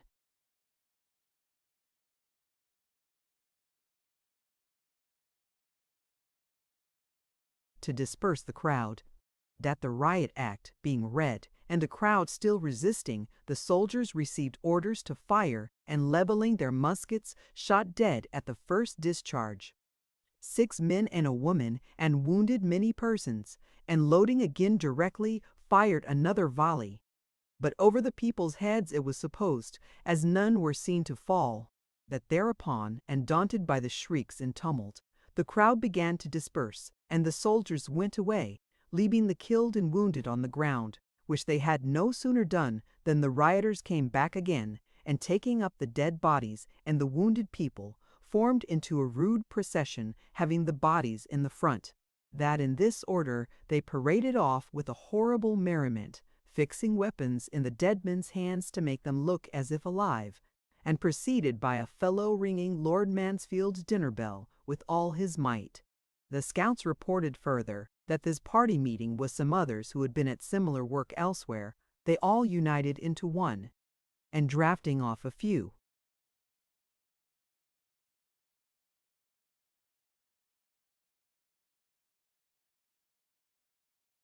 Men with the killed and wounded marched away to Lord Mansfield's country seat at Caen Wood, between Hampstead and Highgate, bent upon destroying that house likewise, and lighting up a great fire there, which from that height should be seen all over London.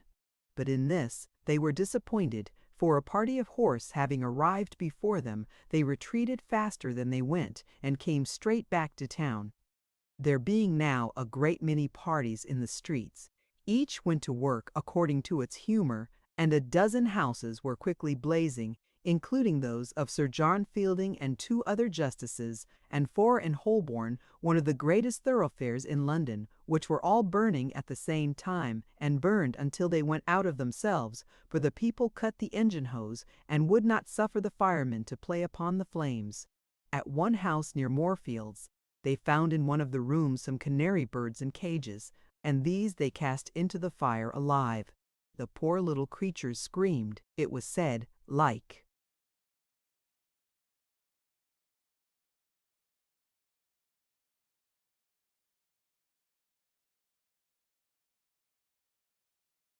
infants when they were flung upon the blaze, and one man was so touched that he tried in vain to save them, which roused the indignation of the crowd and nearly cost him his life.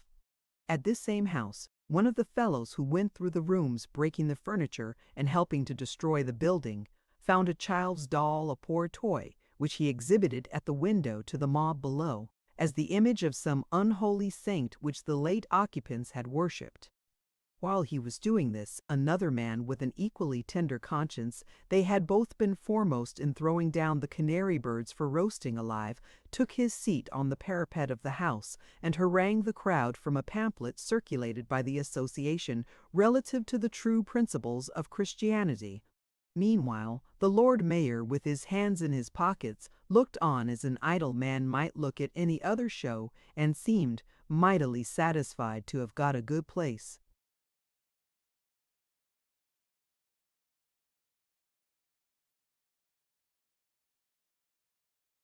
Such were the accounts brought to the old vintner by his servants as he sat at the side of Mr. Haredale's bed, having been unable even to doze after the first part of the night, too much disturbed by his own fears, by the cries of the mob, the light of the fires, and the firing of the soldiers. Such, with the addition of the release of all the prisoners in the new jail at Clerkenwell, and as many robberies of passengers in the streets as the crowd had leisure to indulge in, were the scenes of which Mr. Haredale was happily unconscious, and which were all enacted before midnight. Chapter 67. When darkness broke away and morning began to dawn, the town wore a strange aspect indeed. Sleep had hardly been thought of all night. The general alarm was so apparent in the faces of the inhabitants, and its expression was so aggravated by want of rest, few persons with any property to lose having dared go to bed since Monday, that a stranger coming into the streets would have supposed some mortal pest or plague to have been raging. In place of the usual cheerfulness and animation of morning, everything was dead and silent. The shops remained closed, offices and warehouses were shut, the coach and chair stands were deserted, no carts or wagons rumbled through the slowly waking streets, the early cries were all hushed, a universal gloom prevailed. Great numbers of people were out, even at daybreak, but they flitted to and fro as though they shrank from the sound of their own footsteps. The public ways were haunted rather than frequented, and round the smoking ruins people stood apart from one another.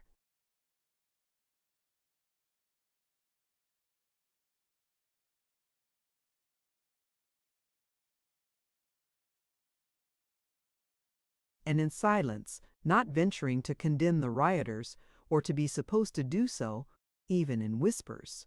At the Lord President's in Piccadilly, at Lambeth Palace, at the Lord Chancellor's in Great Ormond Street, in the Royal Exchange, the Bank, the Guildhall, the Inns of Court, the Courts of Law, and every chamber fronting the streets near Westminster Hall and the Houses of Parliament, parties of soldiers were posted before daylight. A body of horse guards paraded Palace Yard. An encampment was formed in the park, where 1,500 men and 5 battalions of militia were under arms. The tower was fortified, the drawbridges were raised, the cannon loaded and pointed, and 2 regiments of artillery busied in strengthening the fortress and preparing it for defense. A numerous detachment of soldiers were stationed to keep guard at the new river head which the people had threatened to attack, and where, it was said, they meant to cut off the main pipes so that there might be no water for the extinction of the Sagen.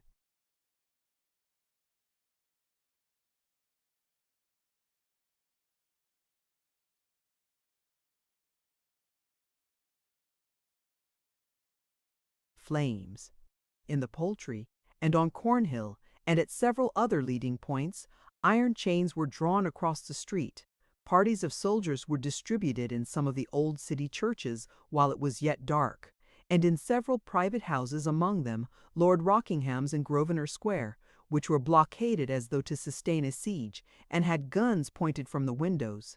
When the sun rose, it shone into handsome apartments filled with armed men, the furniture hastily heaped away in corners and made of little or no account, in the terror of the time, on arms glittering in city chambers, among desks and stools, and dusty books into little smoky churchyards in odd lanes and byways, with soldiers lying down among the tombs, or lounging under the shade of the one old tree, and their pile of muskets sparkling in the light on solitary sentries, pacing on and down at cart.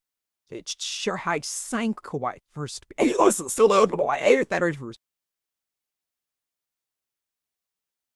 the day crept on, still more unusual sights were witnessed in the streets. The gates of the King's Bench and Fleet prisons being opened at the usual hour were found to have notices affixed to them announcing that the rioters would come that night to burn them down. The wardens, too well knowing the likelihood there was of this promise being fulfilled, were fain to set their prisoners at liberty and give them leave to move their goods. So, all day, such of them as had any furniture were occupied in conveying it, some to this place, some to that, and not a few to the brokers' shops, where they gladly sold it for any wretched price those gentry chose to give. There were some broken men among these debtors who had been in jail so long, and were so miserable and destitute of friends, so dead to the world and utterly forgotten and uncared for, that they implored their jailers not to set them free, and to send them, if need were, to some other place of custody.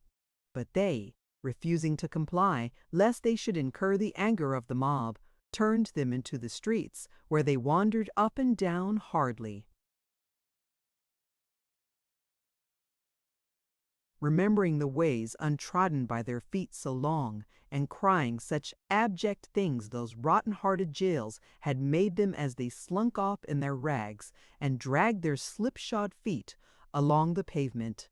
Even of the 300 prisoners who had escaped from Newgate, there were some, a few, but there were some who sought their jailers out and delivered themselves up, preferring imprisonment and punishment to the horrors of such another night as the last.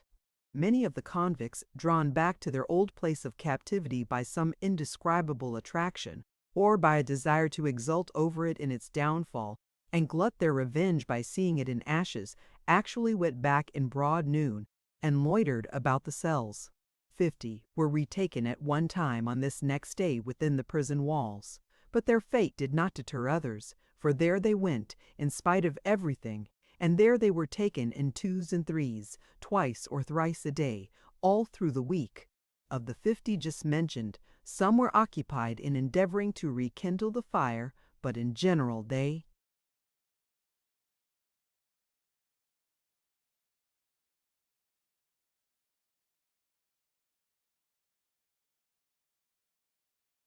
seemed to have no object in view but to prowl and lounge about the old place, being often found asleep in the ruins, or sitting talking there, or even eating and drinking, as in a choice retreat.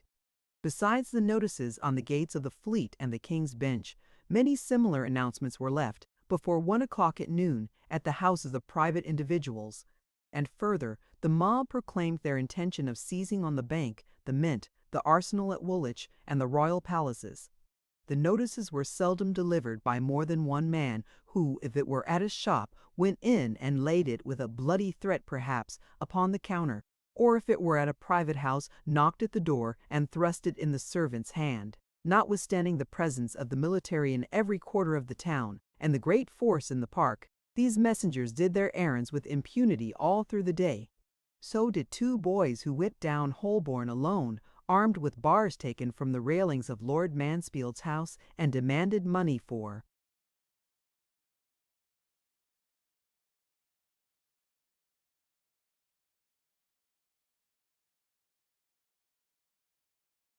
the rioters. So did a tall man on horseback who made a collection for the same purpose in Fleet Street, and refused to take anything but gold.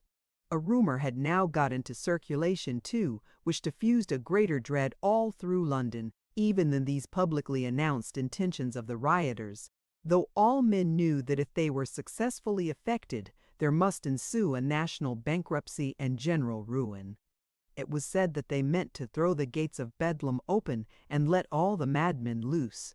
This suggested such dreadful images to the people's minds, and was indeed an act so fraught with new and unimaginable horrors in the contemplation, that it beset them more than any loss or cruelty of which they could foresee the worst, and drove many sane men nearly mad themselves.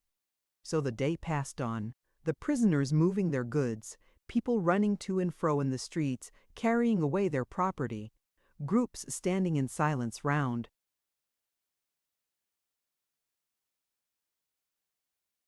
the ruins, all business suspended, and the soldiers disposed, as has been already mentioned, remaining quite inactive.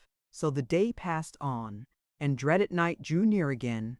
At last, at 7 o'clock in the evening, the Privy Council issued a solemn proclamation that it was now necessary to employ the military, and that the officers had most direct and effectual orders, by an immediate exertion of their utmost force, to repress the disturbances, and warning all good subjects of the king to keep themselves, their servants and apprentices, within doors that night. There was then delivered out to every soldier on duty 36 rounds of powder and ball. The drums beat, and the whole force was under arms à disfare.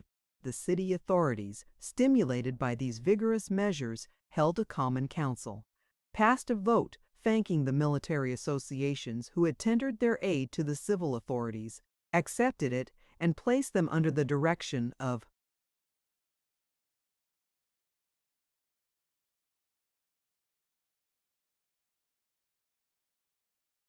the 2 sheriffs. At the Queen's Palace, a double guard, the yeomen on duty, the groom porters, and all other attendants were stationed in the passages and on the staircases at 7 o'clock, with strict instructions to be watchful on their posts all night, and all the doors were locked. The gentlemen of the Temple and the other inns mounted guard within their gates, and strengthened them with the great stones of the pavement, which they took up for the purpose. In Lincoln's Inn, they gave up the Hall and Commons to the Northumberland militia, under the command of Lord Algernon Percy. In some few of the city wards, the burgesses turned out, and without making a very fierce show, looked brave enough. Some hundreds of stout gentlemen threw themselves, armed to the teeth, into the halls of the different companies, double locked and bolted all the gates, and dared the rioters among themselves to come on at their peril. These arrangements being all made simultaneously, or nearly so, were completed by the time it got dark, and then the streets were comparatively clear and were guarded.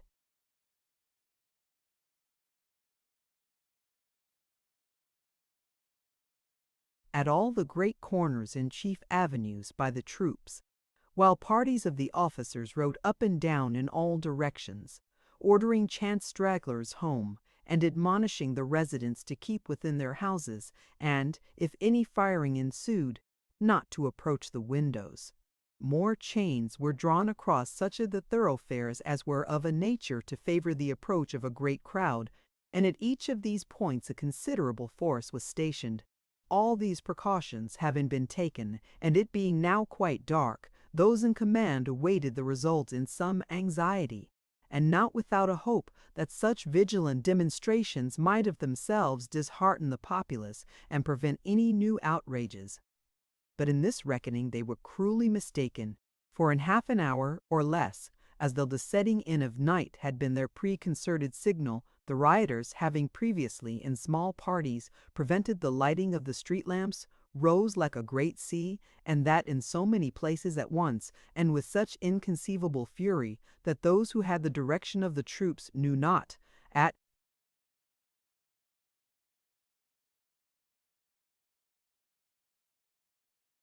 first, where to turn or what to do. One after another, new fires blazed up in every quarter of the town, as though it were the intention of the insurgents to wrap the city in a circle of flames, which, contracting by degrees, should burn the whole to ashes. The crowd swarmed and roared in every street, and none but rioters and soldiers being out of doors, it seemed to the latter as if all London were arrayed against them, and they stood alone against the town. In 2 hours 36 fires were raging, 36 great conflagrations, among them the Borough Clink and Tooley Street, the King's Bench, the Fleet, and the New Bridewell. In almost every street there was a battle, and in every quarter the muskets of the troops were heard above the shouts and tumult of the mob.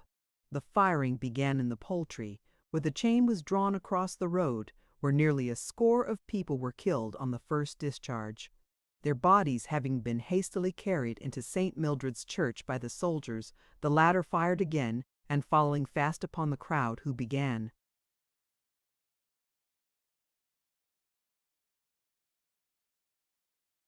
to give way when they saw the execution that was done, formed across Cheapside and charged them at the point of the bayonet. The streets were now a dreadful spectacle. The shouts of the rabble, the shrieks of women, the cries of the wounded, and the constant firing formed a deafening and an awful accompaniment to the sights which every corner presented. Wherever the road was obstructed by the chains, there the fighting and the loss of life were greatest. But there was hot work and bloodshed in almost every leading thoroughfare. At Holborn Bridge and on Holborn Hill, the confusion was greater than in any other part, for the crowd that poured out of the city in 2 great streams, one by Ludgate Hill and one by Newgate Street, united at that spot and formed a mass so dense that at every volley the people seemed to fall in heaps. At this place a large detachment of soldiery were posted, who fired, now up Fleet Market, now up Holborn, now up Snow Hill, constantly raking the streets in each direction. At this place, too, several large fires were burning, so that all the terrors of that terrible night seemed to be concentrated in one spot. Full 20 times the rioters, headed by one man who wielded an axe in his right hand and bestrode a brewer's horse of great size and strength, caparisoned with fetters taken out of Newgate, which clanked and jingled as he went, made an attempt to force a passage at this point, and fire the vintner's house. Full 20 times they were repulsed with loss of life, and still came back again, and though the fellow at their head was marked and singled out by all, and was a conspicuous object as the only rioter on horseback, not a man could hit him. So surely as the smoke cleared away, so surely there was he, calling hoarsely to his companions, brandishing his axe above his head, and dashing on as though he bore a charmed life and was proof against ball and powder.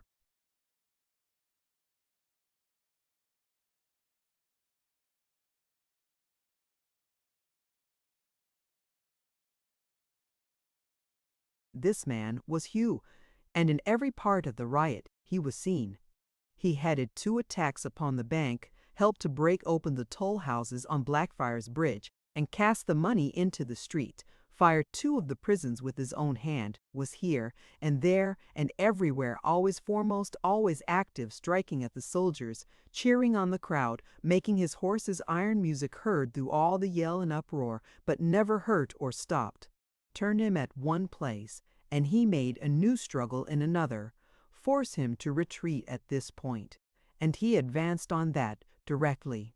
Driven from Holborn for the 20th time, he rode at the head of a great crowd straight upon St. Paul's, attacked a guard of soldiers who kept watch over a body of prisoners within the iron railings, forced them to retreat, rescued the men they had in custody, and with this accession to his party, came back again, mad with liquor and excitement, and hallooing them on like a demon.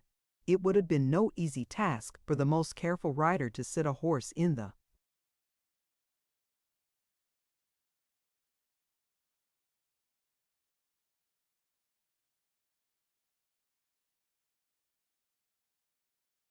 midst of such a throng and tumult.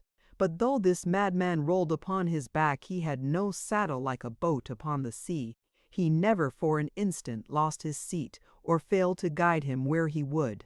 Through the very thickest of the press, over dead bodies and burning fragments, now on the pavement, now in the road, now riding up a flight of steps to make himself the more conspicuous to his party, and now forcing a passage through a mass of human beings, so closely squeezed together that it seemed as if the edge of a knife would scarcely part them, on he went, as though he could surmount all obstacles by the mere exercise of his will. And perhaps his not being shot was in some degree attributable to this very circumstance, for his extreme audacity and the conviction that he must be one of those to whom the proclamation referred inspired the soldiers with a desire to take him alive, and diverted many an aim which otherwise might have been more near the mark. The vintner and Mr. Haredale, unable to sit quietly listening to the noise,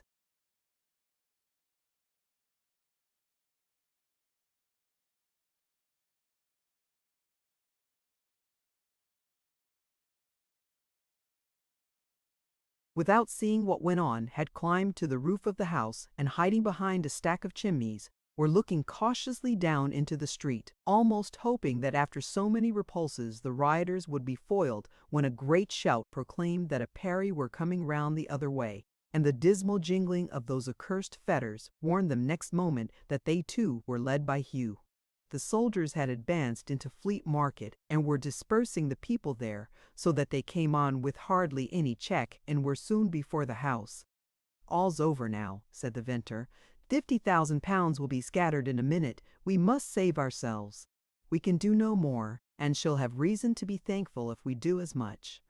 Their first impulse was to clamber along the roofs of the houses, and, knocking at some garret window for admission, pass down that way into the street, and so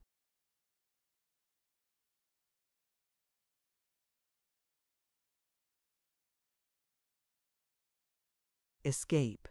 But another fierce cry from below, and a general upturning of the faces of the crowd, apprised them that they were discovered, and even that Mr. Haredale was recognized. For Hugh, seeing him plainly in the bright glare of the fire, which in that part made it as light as day, called to him by his name, and swore to have his life.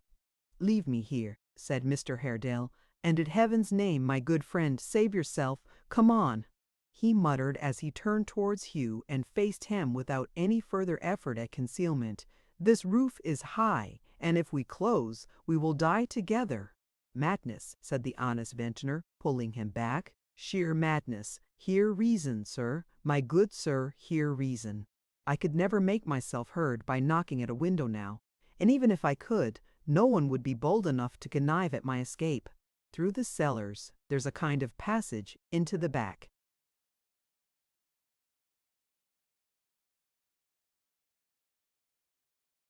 street by which we roll casks in and out. We shall have time to get down there before they can force an entry. Do not delay an instant, but come with me for both our sakes, for mine, my dear good sir." As he spoke and drew Mr. Haredale back, they had both a glimpse of the street. It was but a glimpse, but it showed them the crowd, gathering and clustering round the house, some of the armed men pressing to the front to break down the doors and windows, some bringing brands from the nearest fire, some with lifted faces following their course upon the roof and pointing them out to their companions, all raging and roaring like the flames they lighted up. They saw some men thirsting for the treasures of strong liquor which they knew were stored within. They saw others who had been wounded, sinking down into the opposite doorways and dying, solitary wretches in the midst of all the vast assemblage.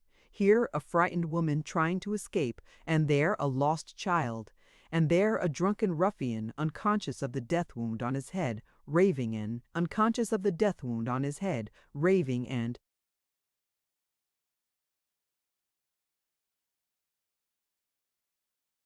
fighting to the last.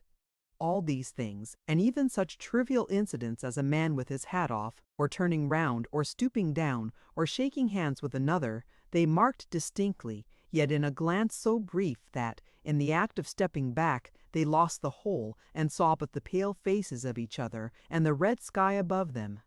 Mr. Haredale yielded to the entreaties of his companion more because he was resolved to defend him than for any thought he had of his own life or any care he entertained for his own safety, and quickly re-entering the house, they descended the stairs together. Loud blows were thundering on the shutters, crowbars were already thrust beneath the door, the glass fell from the sashes, a deep light shone through every crevice, and they heard the voices of the foremost in the crowd, so close to every chink and keyhole that they seemed to be hoarsely whispering their threats into their very ears.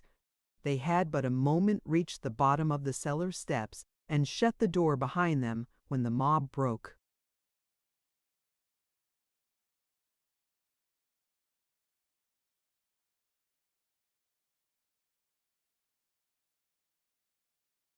In.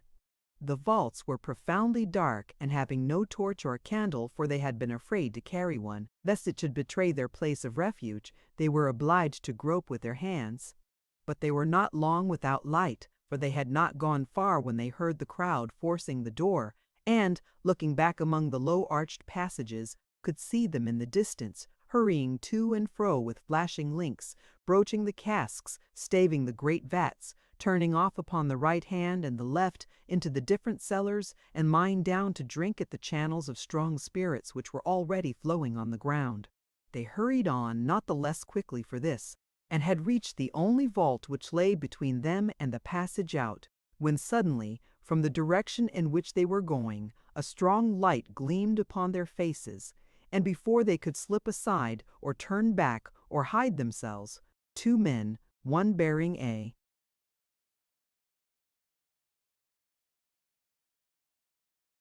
torch, came upon them, and cried in an astonished whisper, "Here they are!" At the same instant they pulled off what they wore upon their heads. Mr. Haredale saw before him Edward Chester, and then saw, when the vintner gasped his name, Joe Willett. Aye, the same Joe, though with an arm the less, who used to make the quarterly journey on the grey mare to pay the bill to the purple-faced vintner. And that very same purple-faced vintner, formerly of Thames Street, now looked him in the face and challenged him by name. "Give me your hand," said Joe softly, taking it whether the astonished vintner would or no. "Don't fear to shake it. It's a friendly one and a hearty one, though it has no fellow. Why, how well you look and how bluff you are. And you, God bless you, sir. Take heart, take heart. We'll find them. Be of good cheer, we have not been idle."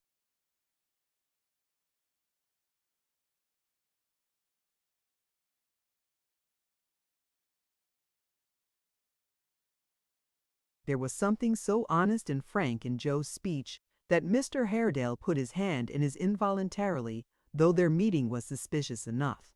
but his glance at Edward Chester and that gentleman's keeping aloof were not lost upon Joe, who said bluntly, glancing at Edward while he spoke, "Times are changed, Mr. Haredale, and times have come when we ought to know friends from enemies, and make no confusion of names. Let me tell you that, but for this gentleman, you would most likely have been dead by this time, or badly wounded at the best." "What do you say?" cried Mr. Haredale. "I say," said Joe, "first, that it was a bold thing to be in the crowd at all, disguised as one of them, though I won't say much about that, on second thoughts, for that's my case too. Secondly, that it was a brave and glorious action, that's what I call it, to strike that fellow off his horse before their eyes."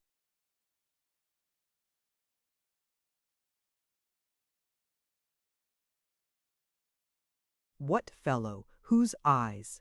"What fellow, sir?" cried Joe. "A fellow who has no good will to you, and who has the daring and devilry in him of 20 fellows.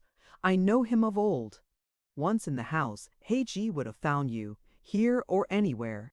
The rest owe you no particular grudge, and, unless they see you, will only think of drinking themselves dead. But we lose time. Are you ready?" "Quite," said Edward. "Put out the torch, Joe, and go on, and be silent, there's a good fellow."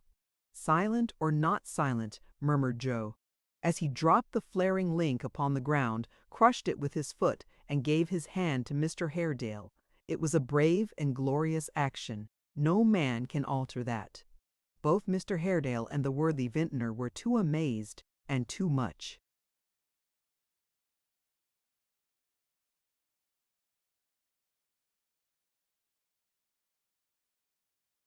Hurried to ask any further questions, so followed their conductors in silence.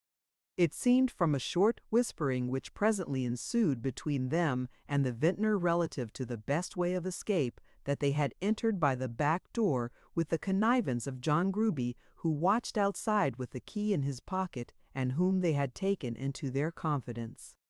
A party of the crowd coming up that way. Just as they entered, John had double-locked the door again and made off for the soldiers, so that means of retreat was cut off from under them.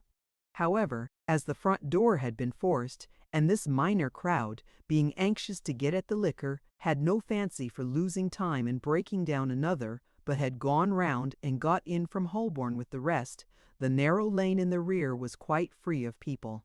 So, when they had crawled through the passage indicated by the vintner, which was a mere shelving trap for the admission of casks, and had managed with some difficulty to unchain and raise the door at the upper end, they emerged into the street without being observed or interrupted. Joe still holding Mr. Haredale tight, and Edward taking the same care of the vintner, they hurried through the streets at a rapid pace, occasionally standing aside to let some fugitives go by, or to keep out of the way of the soldiers who followed them, and whose questions, when they halted to put any, were speedily stopped by one whispered word from Joe.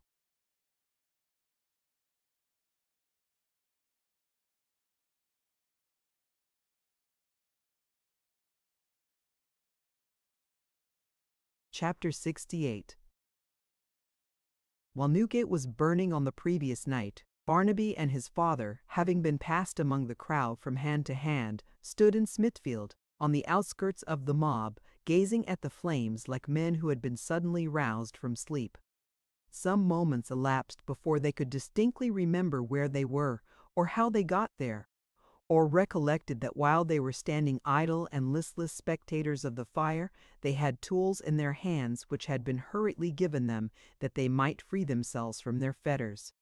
Barnaby, heavily ironed as he was, if he had obeyed his first impulse, or if he had been alone, would have made his way back to the side of Hugh, who to his clouded intellect now shone forth with the new lustre of being his preserver and truest friend. But his father's terror of remaining in the streets communicated itself to him when he comprehended the full extent of his fears, and impressed him with the same eagerness to fly to a place of safety.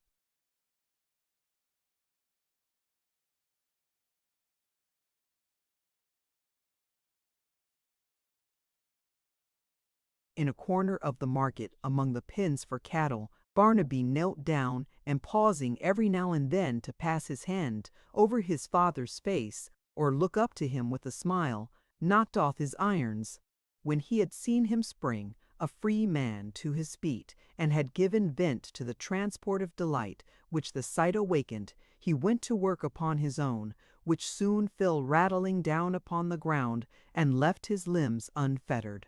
Gliding away together when this task was accomplished, and passing several groups of men, each gathered round a stooping figure to hide him from those who passed, but unable to repress the clanking sound of hammers, which told that they too were busy at the same work, the two fugitives made towards Clerkenwell, and passing thence to Islington, as the nearest point of egress, were quickly in the fields. After wandering about for a long time, they found in a pasture near Finchley a poor shed, with walls of mud and roof of grass and brambles, built for some cowherd, but now deserted. Here they lay down for the men.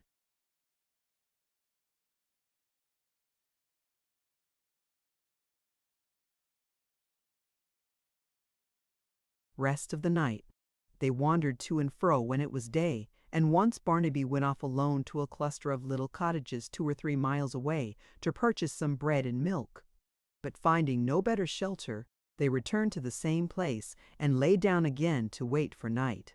Heaven alone can tell with what vague hopes of duty and affection, with what strange promptings of nature, intelligible to him as to a man of radiant mind and most enlarged capacity, with what dim memories of children he had played with when a child himself, who had prattled of their fathers and of loving them and being loved, with how many half-remembered, dreamy associations of his mother's grief and tears and widowhood. He watched and tinned this mass, but that a vague and shadowy crowd of such ideas came slowly on him, that they taught him to be sorry when he looked upon his haggard face, that they overflowed his eyes when he stooped to kiss him, that they kept him waking in a tearful gladness, shading him from the sun, fanning him with leaves, soothing him when he started in his sleep. Ah, what a troubled sleep it was, in wondering when she would come to join them and be happy, is the truth.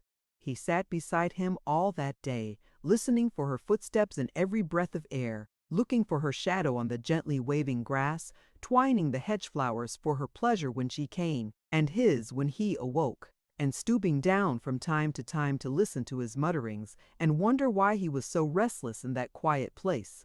The sun went down and night came on, and he was still quite tranquil, busy with these thoughts, as if there were no other people in the world, and the dull cloud of smoke hanging on the immense city in the distance hid no vices, no crimes, no life or death or cause of disquiet, nothing but clear air.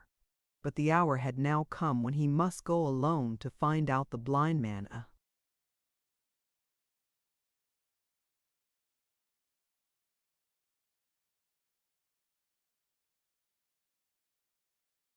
Task that filled him with delight and bring him to that place, taking especial care that he was not watched or followed on his way back. He listened to the directions he must observe, repeated them again and again, and after twice or thrice returning to surprise his father with a light-hearted laugh, went forth at last upon his errand, leaving Grip, whom he had carried from the jail in his arms, to his care. Fleet of foot, and anxious to return, he sped swiftly on towards the city, but could not reach it before the fires began, and made the night angry with their dismal luster. When he entered the town, it might be that he was changed by going there without his late companions, and on no violent errand, or by the beautiful solitude in which he had passed the day, or by the thoughts that had come upon him. But it seemed peopled by a legion of devils. This flight and pursuit, this cruel burning and destroying, these dreadful cries and stunning noises, were they the good Lord's noble cause?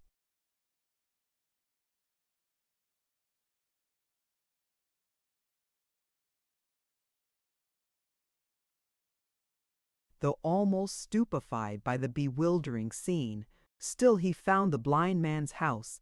It was shut up and tenantless. He waited for a long while, but no one came. At last he withdrew, and as he knew by this time that the soldiers were firing and many people must have been killed, he went down into Holborn, where he heard the great crowd was, to try if he could find Hugh, and persuade him to avoid the danger and return with him. If he had been stunned and shocked before, his horror was increased 1,000-fold when he got into this vortex of the riot, and not being an actor in the terrible spectacle, had it all before his eyes.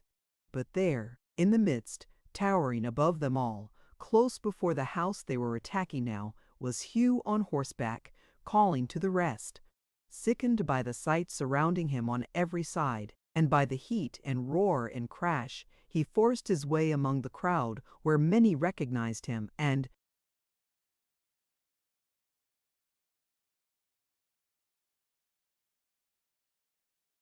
with shouts, pressed back to let him pass, and in time was nearly up with Hugh, who was savagely threatening someone, but whom or what he said he could not, in the great confusion, understand. At that moment the crowd forced their way into the house, and Hugh, it was impossible to see by what means, in such a concourse fell headlong down. Barnaby was beside him when he staggered to his feet. It was well he made him hear his voice, or Hugh, with his uplifted axe, would have cleft his skull in twain. "Barnaby, you? Whose hand was that struck me down? Not mine." "Whose, I say, whose?" he cried, reeling back and looking wildly round. "What are you doing? Where is he? Show me." "You are hurt," said Barnaby, as indeed he was in the head, both by the blow he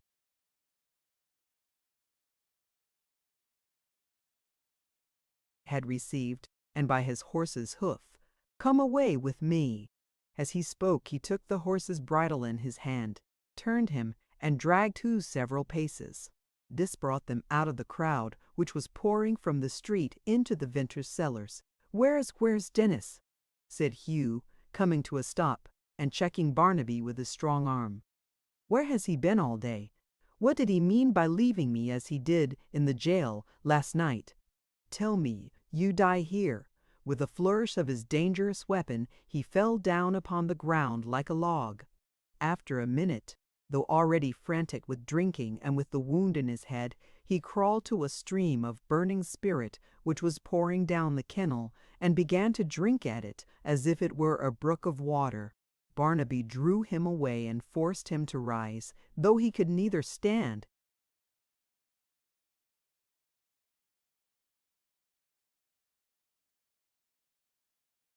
nor walk. He involuntarily staggered to his horse, climbed upon his back, and clung there. After vainly attempting to divest the animal of his clanking trappings, Barnaby sprung up behind him, snatched the bridle, turned into Leather Lane, which was close at hand, and urged the frightened horse into a heavy trot.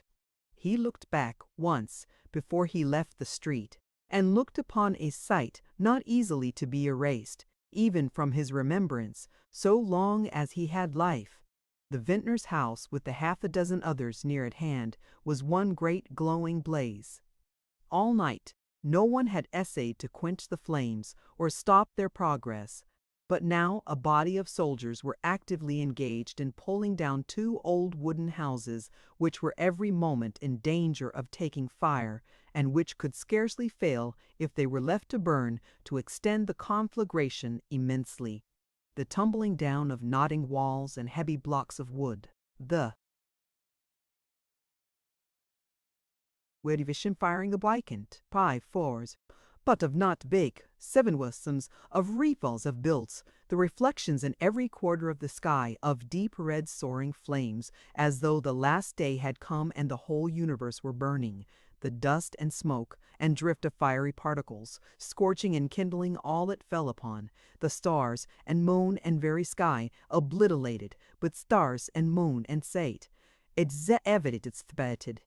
But there was a worse spectacle than this, worse by far than fire and smoke, or even the rabble's unappeasable and maniac rage. The gutters of the street and every crack and fissure in the stones ran with scorching spirit, which, being dammed up by busy hands, overflowed the road and pavement, and formed a great pool, into which the people dropped down dead by dozens. They lay in heaps all round this fearful pond, husbands and wives, fathers and sons, mothers and daughters, women with children in their arms and babies at their breasts, and drank until they died. While some stooped with their lips to the brink and never raised their heads again, others sprang up from their fiery draught and danced, half in a mad triumph and half in the agony of suffocation, until they fell and steeped their corpses in the liquor that had killed them. Nor was even this the worst or most appalling kind of death that happened on this fatal night. From the burning cellars, where they drank out of hats, pails, buckets, tubs, and shoes, some men were drawn, alive, but all alight from head to foot, who, in their unendurable anguish and suffering, making for anything that had the look of water, rolled, hissing, in this hideous lake, and splashed up liquid fire, which lapped in all it met with as it ran along the surface, and neither spared the living. On this last night of the great riots, for the last night, it was the wretched victims of a senseless outcry, became themselves the dust and ashes of the flames they had kindled, and strewed the public streets of London. With all he saw in this last glance fixed indelibly upon his mind, Barnaby hurried from the city which enclosed such horrors, and holding down his head that he might not even see the glare of the fires upon the quiet landscape, was soon in the still country roads. He stopped at about half a mile from the shed where his father lay, and with some difficulty making Hugh sensible that he must dismount, sunk the horse's furniture in a pool of stagnant water, and turned the animal loose. That done, he supported his companion as well as he could, and led him slowly forward. Chapter 69. It was the dead of night, and very dark, when Barnaby, with his stumbling comrade, approached the place where he had left his father, but he could see him stealing away into the gloom, distrustful even of him, and rapidly retreating. After calling to him twice or thrice that there was nothing to fear, but without effect, he suffered Hugh to sink upon the ground, and followed to bring him back. He continued to creep away until Barnaby was close upon him, then turned and said in a terrible, though suppressed voice, "Let me go. Do not lay hands upon me. You have told her, and you and she together have betrayed me." Barnaby looked at him in silence. "You have seen your mother."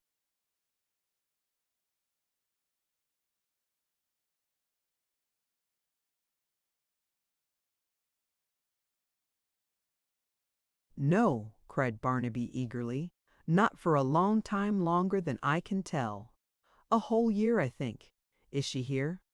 His father looked upon him steadfastly for a few moments, and then said, drawing nearer to him as he spoke, for seeing his face and hearing his words, it was impossible to doubt his truth, "What man is that?"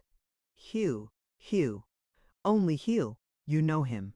He will not harm you. Why, you're afraid of Hugh. Ha ha! Afraid of gruff old noisy Hugh.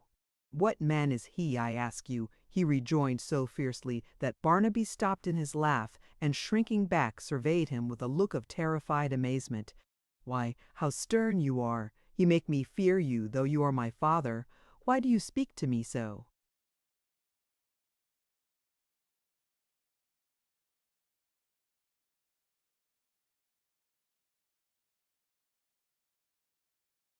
"I want," he answered, putting away the hand which his son, with a timid desire to propitiate him, laid upon his sleeve. "I want an answer, and you give me only jeers and questions. Who have you brought with you to this hiding place, poor fool? And where is the blind man? I don't know where. His house was close shut. I waited, but no person came. That was no fault of mine. This is Hugh, brave Hugh, who broke into that ugly jail and set us free. Aha! You like him now, do you? You like him now, do you? Why does he lie upon the ground? He has had a fall and has been drinking. The fields and trees go round and round and round with him, and the ground heaves under his feet. You know him? You remember? See, They had by this time returned to where he lay, and both stooped over him too.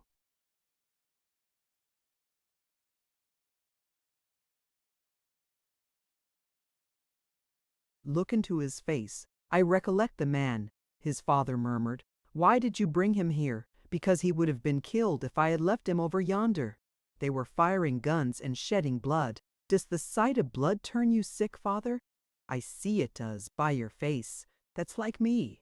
What are you looking at? At nothing, said the murderer softly, as he started back a pace or two, and gazed with sunken jaw and staring eyes above his son's head. At nothing. He remained in the same attitude and with the same expression on his face for a minute or more, then glanced slowly round as if he had lost something, and went shivering back towards the shed. Shall I bring him in, father? Asked Barnaby, who had looked on, wondering.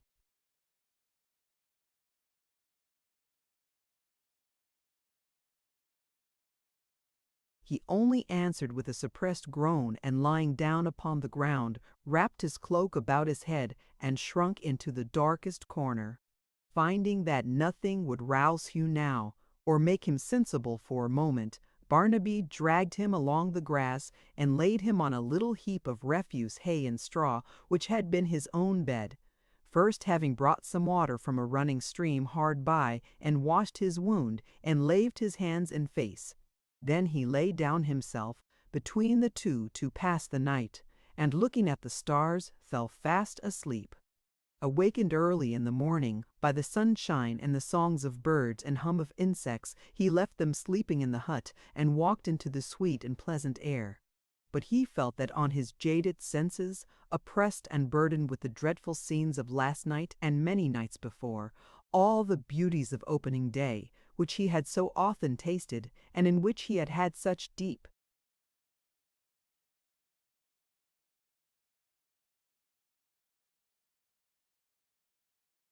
delight, fell heavily. He thought of the blithe mornings when he and the dogs went bounding on together through the woods and fields, and the recollection filled his eyes with tears. He had no consciousness, God help him, of having done wrong, nor had he any new perception of the merits of the cause in which he had been engaged, or those of the men who advocated it. But he was full of cares now, and regrets, and dismal recollections, and wishes quite unknown to him before that this or that event had never happened, and that the sorrow and suffering of so many people had been spared. And now he began to think how happy they would be, his father, mother, he, and Hugh, if they rambled away together, and lived in some lonely place where there were none of these troubles, and that perhaps the blind man, who had talked so wisely about gold, and told him of the great secrets he knew, could teach them how to live without being pinched by want. As this occurred to him, he was the more sorry that he had not seen him last night, and he was still brooding over this regret when his father came and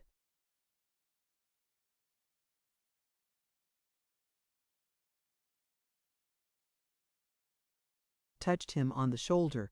"Ah!" cried Barnaby, starting from his fit of thoughtfulness.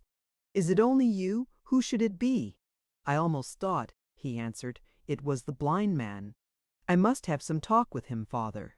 "And so must I, for without seeing him, I don't know where to fly or what to do. And lingering here is death. You must go to him again and bring him here." "Must I?" cried Barnaby, delighted.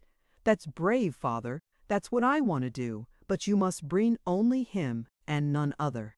And though you wait at his door a whole day and night, still you must wait, and not come back without him."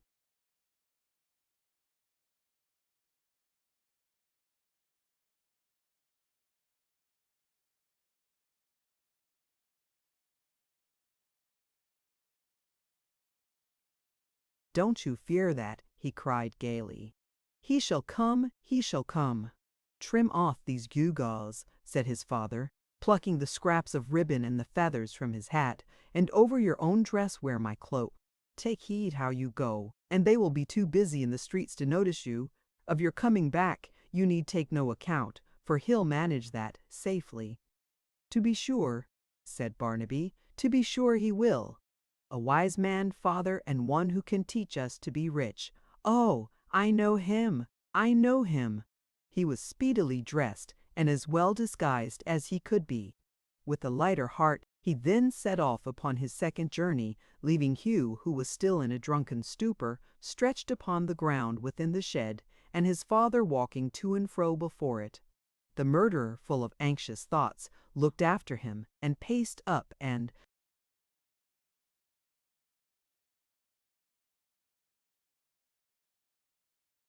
down, disquieted by every breath of air that whispered among the boughs, and by every light shadow thrown by the passing clouds upon the daisied ground. He was anxious for his safe return, and yet, though his own life and safety hung upon it, felt a relief while he was gone. In the intense selfishness which the constant presence before him of his great crimes, and their consequences here and hereafter, engendered, every thought of Barnaby, as his son, was swallowed up and lost. Still, his presence was a torture and reproach. In his wild eyes there were terrible images of that guilty night. With his unearthly aspect and his half-formed mind, he seemed to the murderer a creature who had sprung into existence from his victim's blood. He could not bear his look, his voice, his touch, and yet he was forced, by his own desperate condition and his only hope of cheating the gibbet, to have him by his side and to know that he was inseparable from his single chance of escape.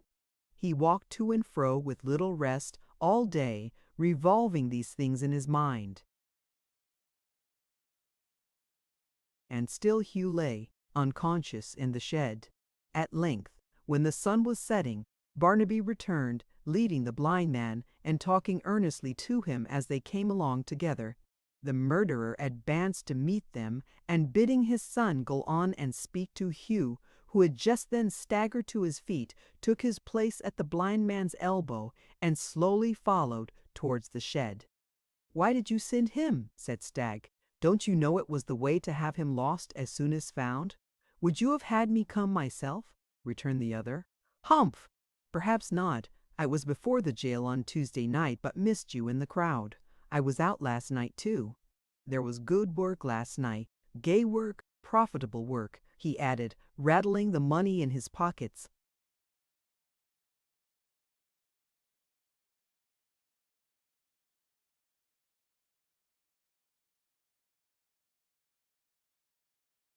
"Have you seen your good lady?" "Yes. Do you mean to tell me more or not?" "I'll tell you all," returned the blind man with a laugh.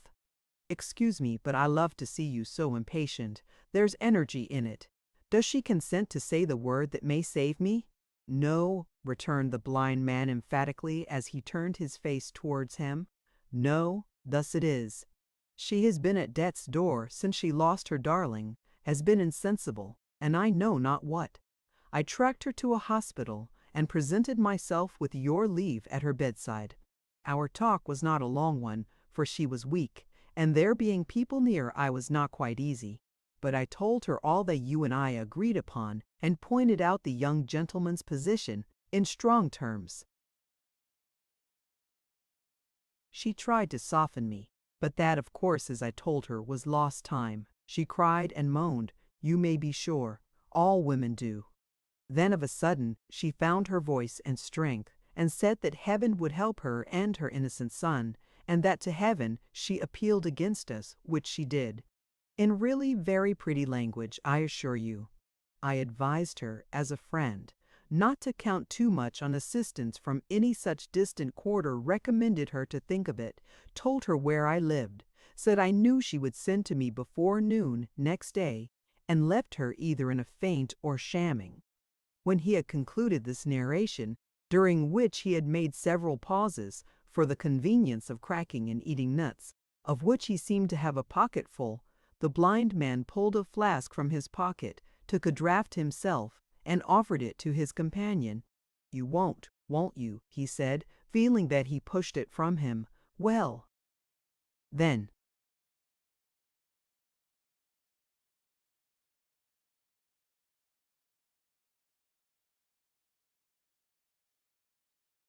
"The gallant gentleman who's lodging with you will.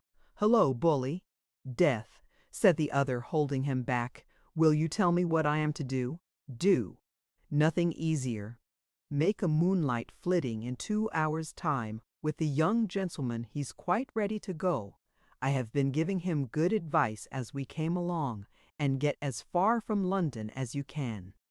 Let me know where you are, and leave the rest to me. She must come round. She can't hold out long.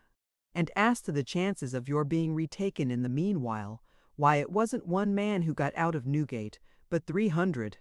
Think of that, for your comfort. We must support life. How? How? Repeated the blind man. By eating and drinking. And how get meat and drink but by paying for it?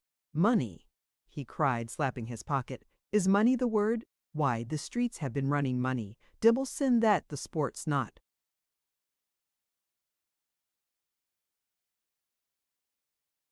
Over yet, for these are jolly times, golden, rare, roaring, scrambling times. Hullo, bully, hullo, hullo, hullo, drink, bully, drink. Where are ye there, hullo? With such vociferations, and with a boisterous manner which bespoke his perfect abandonment to the general license and disorder, he groped his way towards the shed, where Hugh and Barnaby were sitting on the ground. Put it about, he cried, handing his flask to Hugh. The kennels run with wine and gold. Guineas and strong water flow from the very pumps. About with it, don't spare it. Exhausted, unwashed, unshorn, begrimed with smoke and dust, his hair clotted with blood, his voice quite gone, so that he spoke in whispers, his skin parched up by fever, his whole body bruised and cut and beaten about, Hugh still took the flask and raised it to his lips. He was in the act of drinking when the front of the shed was suddenly darkened, and Dennis stood before them.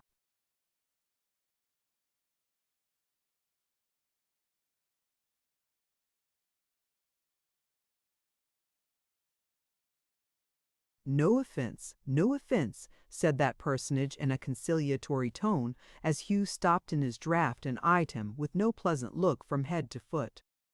No offense, brother. Barnaby here too, eh? How are you, Barnaby? And 2 other gentlemen, your humble servant, gentlemen. No offense to you either, I hope. Eh, brothers? Notwithstanding that he spoke in this very friendly and competent manner, he seemed to have considerable hesitation about entering, and remained outside the roof. He was rather better dressed than usual, wearing the same suit of threadbare black, it is true, but having round his neck an unwholesome-looking cravat of a yellowish white, and on his hands great leather gloves, such as a gardener might wear in following his trade. His shoes were newly greased, and ornamented with a pair of rusty iron buckles. The pack-thread at his knees had been renewed, and where he wanted buttons, he wore pins. Altogether, he had something the look of a tipstaff, or a bailiff's follower, desperately faded, but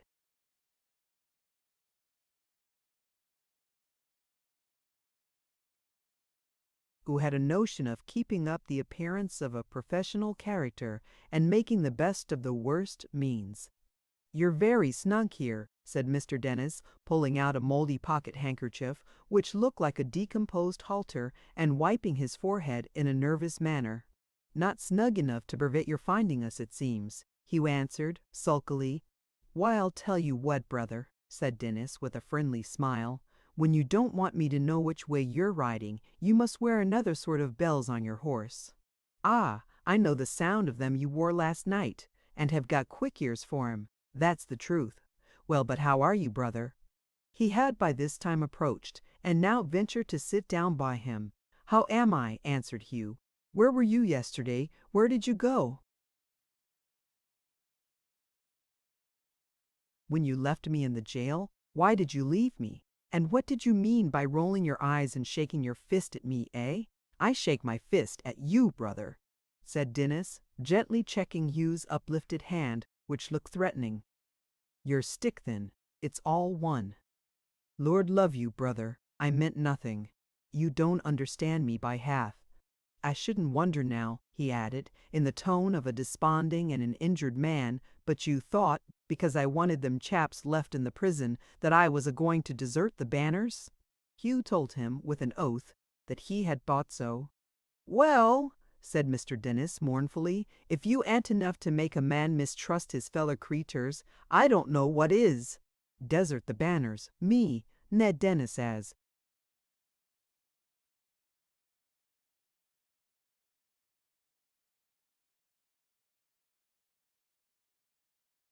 Was so christened by his own father.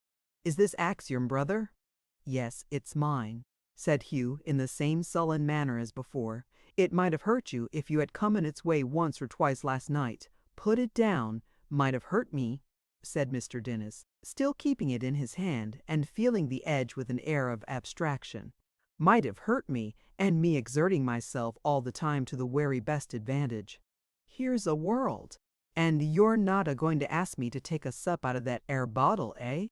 Hugh passed it towards him. As he raised it to his lips, Barnaby jumped up and, motioning them to be silent, looked eagerly out. "What's the matter, Barnaby?" said Dennis, glancing at Hugh and dropping the flask, but still holding the axe in his hand. "Hush," he answered softly. "What do I see glittering behind the hedge?"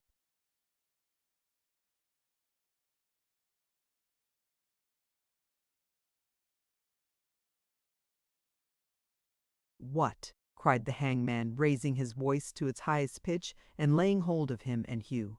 "Not satyrs, surely?"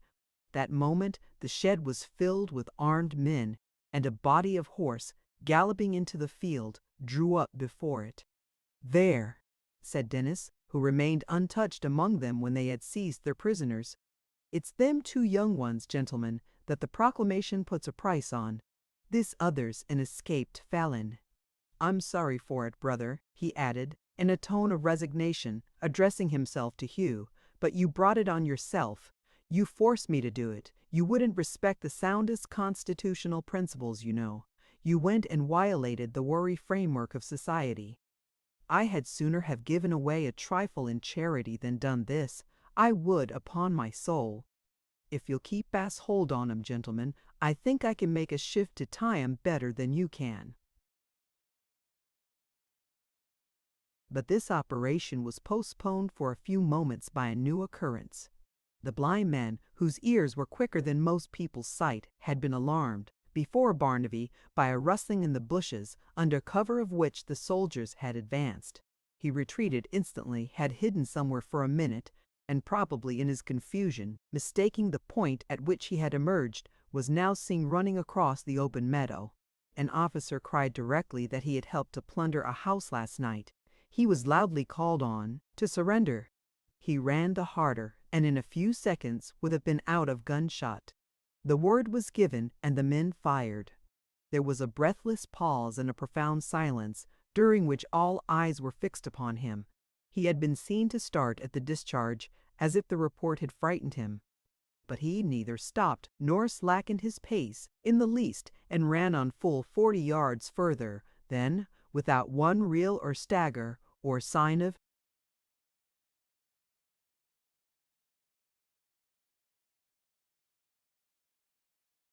faintness, or quivering of any limb, he dropped. Some of them hurried up to where he lay, the hangman with them. Everything had passed so quickly that the smoke had not yet scattered, but curled slowly off in a little cloud, which seemed like the dead man's spirit moving solemnly away. There were a few drops of blood upon the grass moor when they turned him over, that was all. Look here," said the hangman, stooping one knee beside the body and gazing up with a disconsolate face at the officer and men. "Here's a pretty sight." "Stand out of the way," replied the officer. "Sergeant, see what he had about him." The man turned his pockets out upon the grass and counted, besides some foreign coins and 2 rings, 45 guineas in gold. These were bundled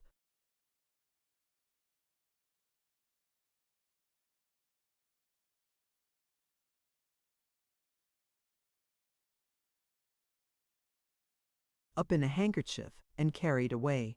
The body remained there for the present, but 6 men and the sergeant were left to take it to the nearest public house. "Now then, if you're going," said the sergeant, clapping Dennis on the back and pointing after the officer who was walking towards the shed.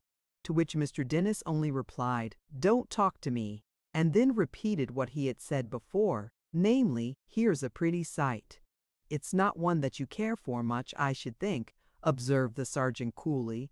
"Why, who," said Mr. Dennis, rising, "should care for it if I don't?" "Oh, I didn't know you was so tender-hearted," said the sergeant. "That's all." "Tender-hearted," echoed Dennis. "Tender-hearted? Look at this man, do you?"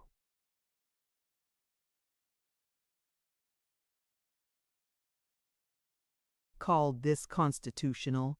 Do you see him shot through and through instead of being worked off like a Briton? Damn, if I know which party to side with. You're as bad as the other.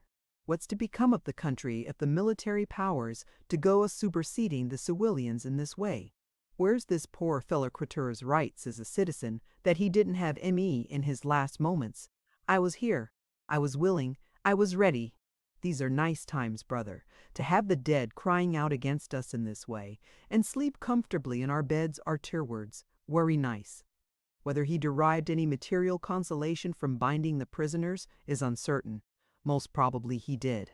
At all events, his being summoned to that work diverted him for the time from these painful reflections, and gave his thoughts a more congenial occupation. They were not all three carried off together, but in two parties, Barnaby and his.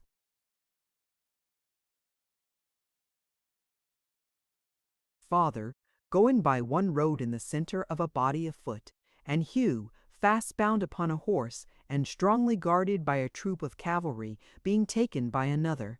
They had no opportunity for the least communication, in the short interval which preceded their departure, being kept strictly apart. Hugh only observed that Barnaby walked with a drooping head among his guard, and, without raising his eyes, that he tried to wave his fettered hand when he passed. For himself, he buoyed up his courage as he rode along, with the assurance that the mob would force his jail wherever it might be, and set him at liberty.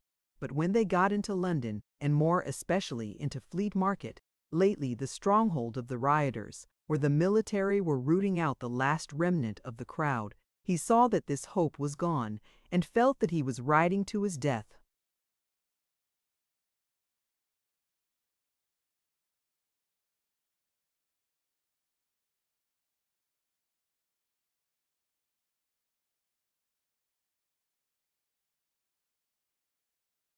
Chapter 70. Mr. Dennis, having dispatched this piece of business without any personal hurt or inconvenience, and having now retired into the tranquil respectability of private life, resolved to solace himself with half an hour or so of female society. With this amiable purpose in his mind, he bent his steps towards the house where Dolly and Miss Haredale were still confined, and whither Miss Miggs had also been removed by order of Mr. Simon Tappertit. As he walked along the streets with his leather gloves clasped behind him, and his face indicative of cheerful thought and pleasant calculation, Mr. Dennis might have been likened unto a farmer ruminating among his crops, and enjoying by anticipation the bountiful gifts of Providence.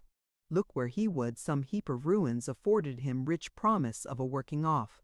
The whole town appeared to have been ploughed and sown, and nurtured by most genial weather, and the goodly harvest was at hand.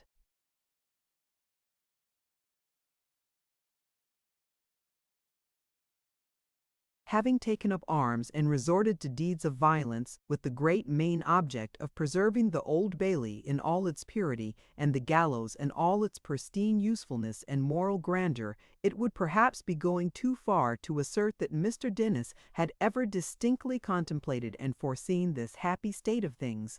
He rather looked upon it as one of those beautiful dispensations which are inscrutably brought about for the behoof and advantage of good men. He felt, as it were, personally referred to in this prosperous ripening for the gibbet, and had never considered himself so much the pet and favorite child of destiny, or loved that lady so well, or with such a calm and virtuous reliance in all his life. As to being taken up, himself, for a rioter, and punished with the rest, Mr. Dennis dismissed that possibility from his thoughts as an idle chimera, arguing that the line of conduct he had adopted at Newgate and the service he had rendered that day would be more than a set-off against any evidence which,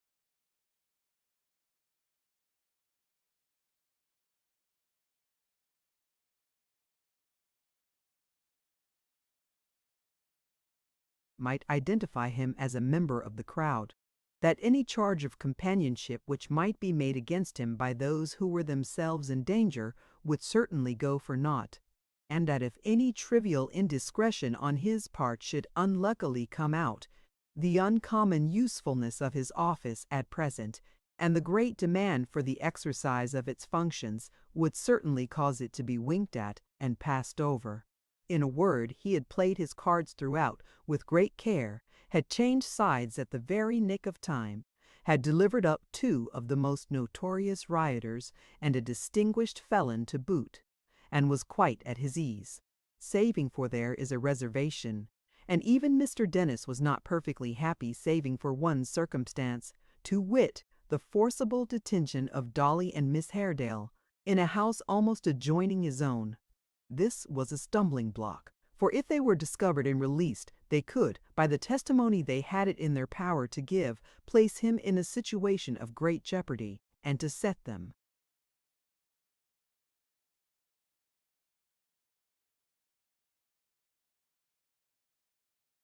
At liberty, first extorting from them an oath of secrecy and silence, was a thing not to be thought of.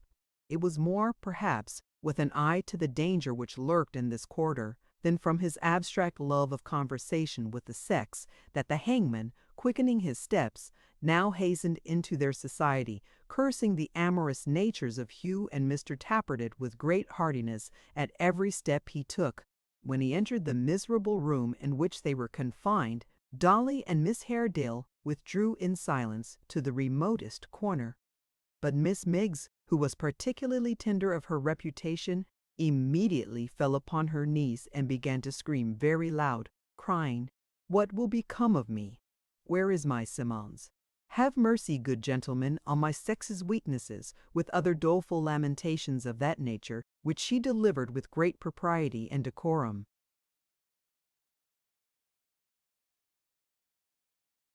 Miss," whispered Dennis, beckoning to her with his forefinger, "come here. I won't hurt you. Come here, my lamb, will you?" On hearing this tender epithet, Miss Miggs, who had left off screaming when he opened his lips and had listened to him attentively, began again crying, "Oh, I'm his lamb!" "He says I'm his lamb. Oh, gracious! Why wasn't I born old and ugly? Why was I ever made to be the youngest of 6, and all of 'em dead and in their blessed graves, excepting one married sister, which is settled in Golden Lion Court, number 27, second bell handle on the Orry. Don't I say I ain't a-going to hurt you?" said Dennis, pointing to a chair. "Why, miss, what's the matter?" "I don't know what mayn't be the matter," cried Miss Miggs, clasping her hands distractedly. "Anything may be the matter."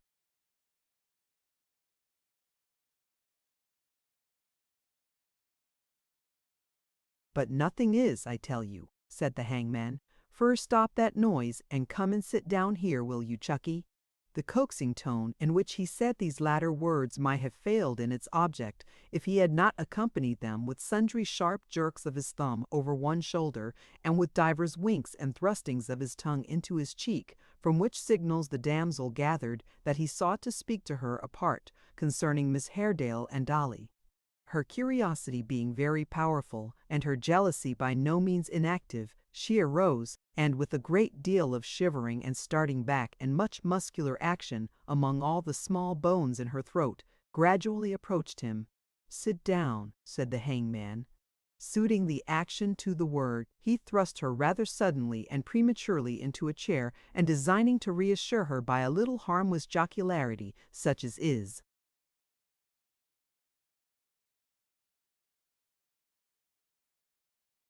adapted to please and fascinate the sex, converted his right forefinger into an ideal bradawl or gimlet, and made as though he would screw the same into her side, whereat Miss Miggs shrieked again, and evinced symptoms of faintness.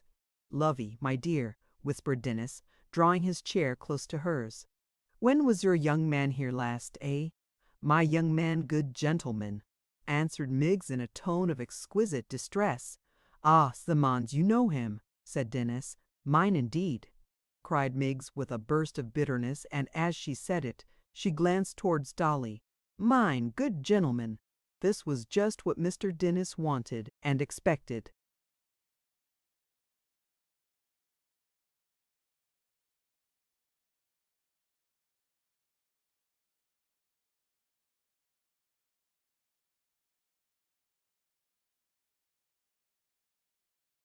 Ah, ah, he said, looking so soothingly, not to say amorously, on Miggs, that she sat, as she afterwards remarked, on pins and needles of the sharpest Whitechapel kind, not knowing what intentions might be suggesting that expression to his features.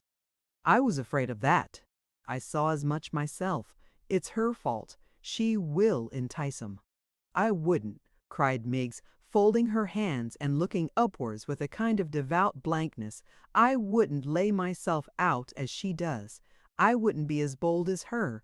I wouldn't seem to say to all male creatures, come and kiss me, and hear a shudder quite convulsed her frame for any earthly crowns as might be offered. Worlds, Miggs added solemnly, should not reduce me. No, not if I was weenies. Well, but you are weenies, you know, said Mr. Dennis confidentially.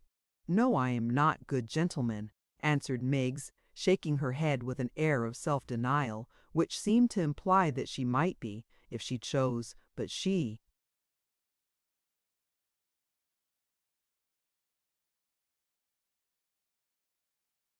hoped she knew better.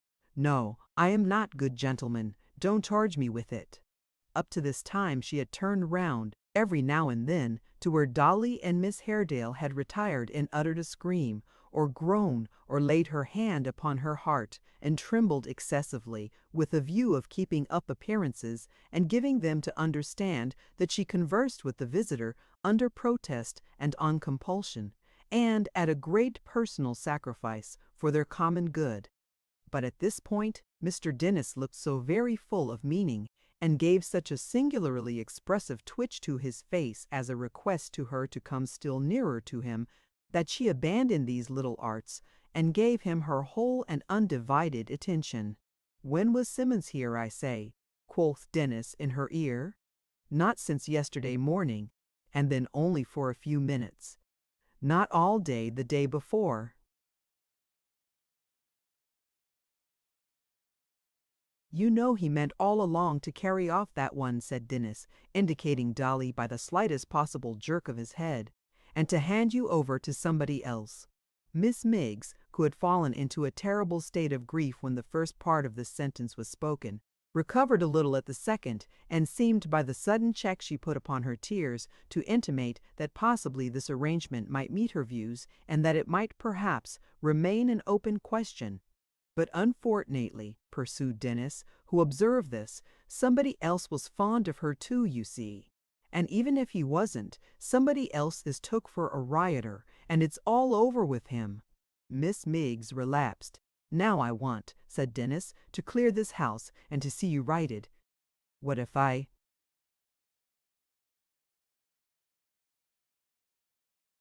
was to get her off, out of the way, eh?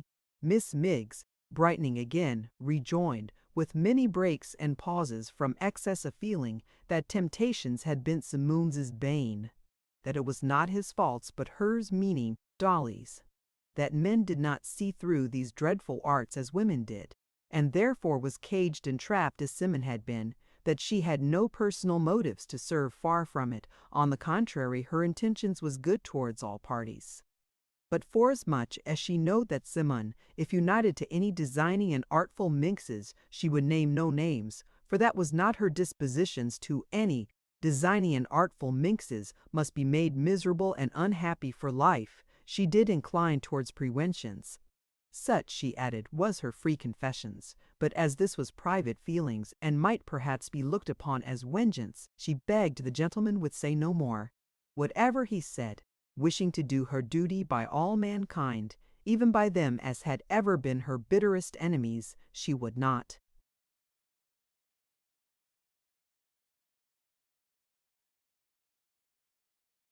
Listen to him.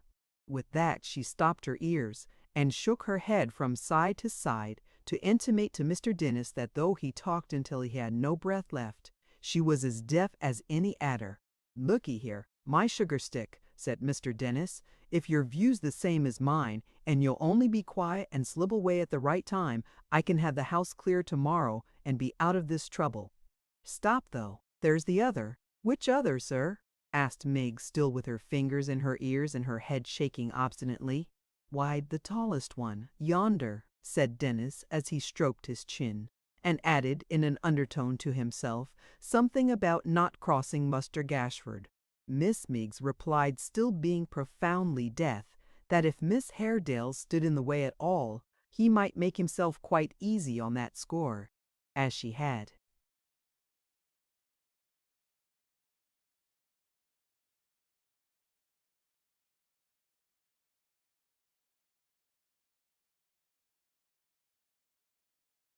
Gathered from what passed between Hugh and Mr. Tappertit when they were last there, that she was to be removed alone, not by them, but by somebody else, tomorrow night.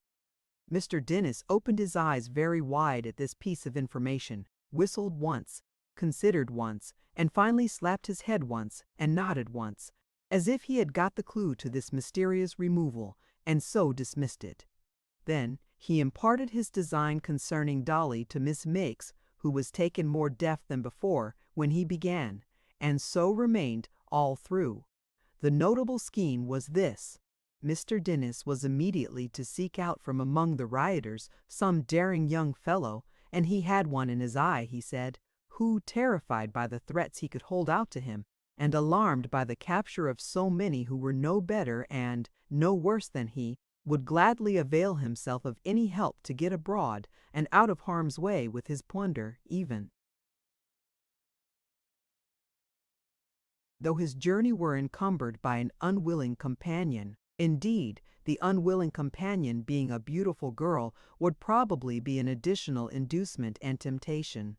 Such a person found, he proposed to bring him there on the ensuing night when the tall one was taken off and Miss Miggs had purposely retired, and then that Dolly should be gagged, muffled in a cloak, and carried in any handy conveyance down to the river's side, where there were abundant means of getting her smuggled off in any small craft of doubtful character, and no questions asked. With regard to the expense of this removal, he would say, at a rough calculation, that 2 or 3 silver tea or coffee pots, with something additional for drink, such as a muffineer or toast rack, would more than cover it.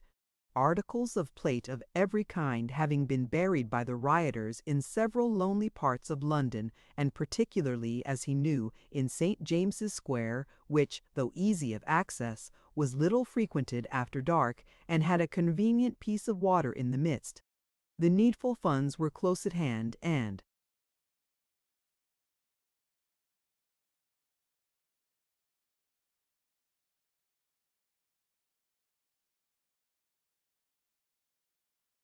could be had upon the shortest notice. With regard to Dolly, the gentleman would exercise his own discretion. He would be bound to do nothing but to take her away and keep her away. All other arrangements and dispositions would rest entirely with himself. If Miss Miggs had had her hearing, no doubt she would have been greatly shocked by the indelicacy of a young female's going away with a stranger by night, for her moral feelings, as we have said, were of the tenderest kind.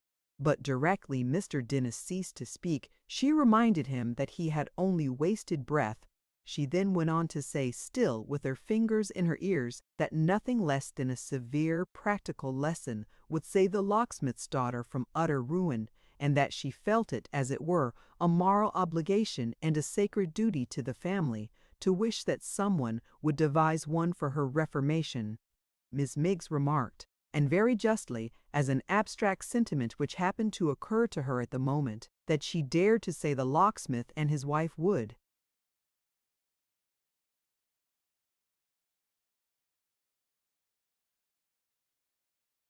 murmur and repine if they were ever, by forcible abduction or otherwise, to lose their child, but that we seldom knew, in this world, what was best for us, such being our sinful and imperfect natures, that very few arrived at that clear understanding.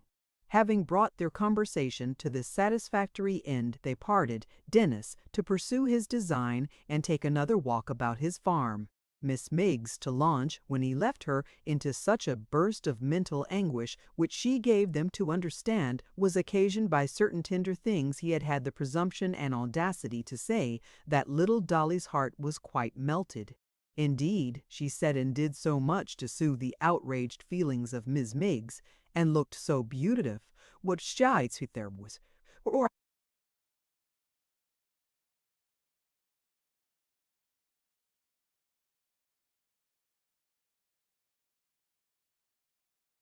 Chapter 71.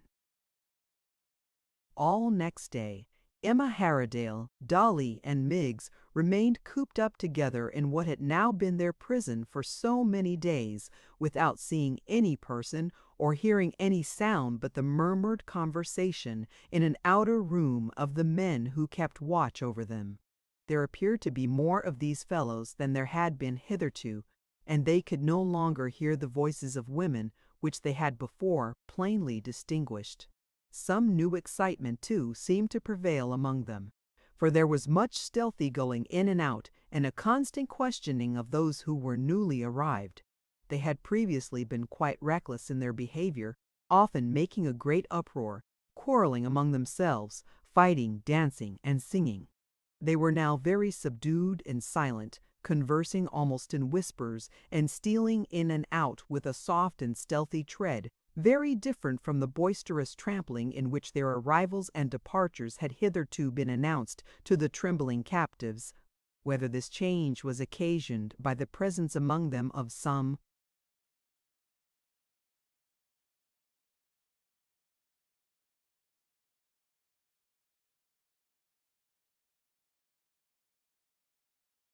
person of authority in their ranks, or by any other cause, they were unable to decide. Sometimes they thought it was in part attributable to there being a sick man in the chamber, for last night there had been a shuffling of feet as though a burden were brought in, and afterwards a moaning noise.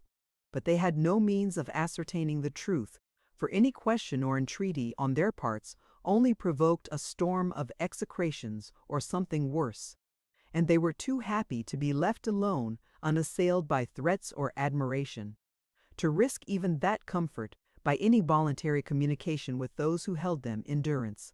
It was sufficiently evident, both to Emma and to the locksmith's poor little daughter herself, that she, Dolly, was the great object of attraction, and that so soon as they should have leisure to indulge in the softer passion, Hugh and Mr. Tappertit would certainly fall to blows for her sake. In which latter case it was not very difficult to see whose prize she would become. With all her old horror of that man revived and deepened into a degree of aversion and abhorrence which,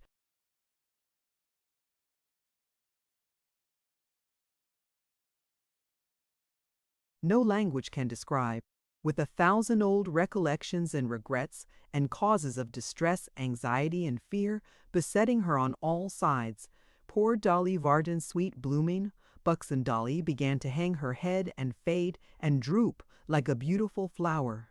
The color fled from her cheeks, her courage forsook her, her gentle heart failed.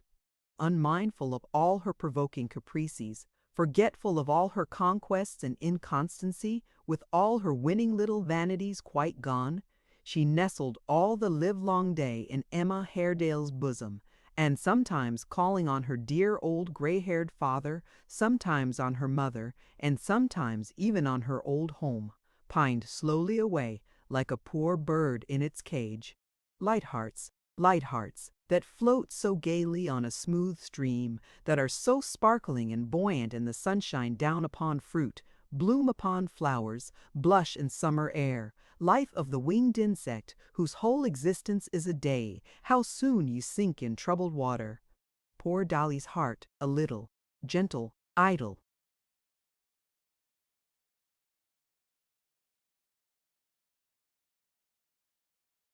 fickle thing, giddy, restless, fluttering, constant to nothing but bright looks and smiles and laughter, Dolly's heart was breaking. Emma had known grief and could bear it better. She had little comfort to impart, but she could soothe and tend her, and she did so, and Dolly clung to her like a child to its nurse. In endeavoring to inspire her with some fortitude, she increased her own.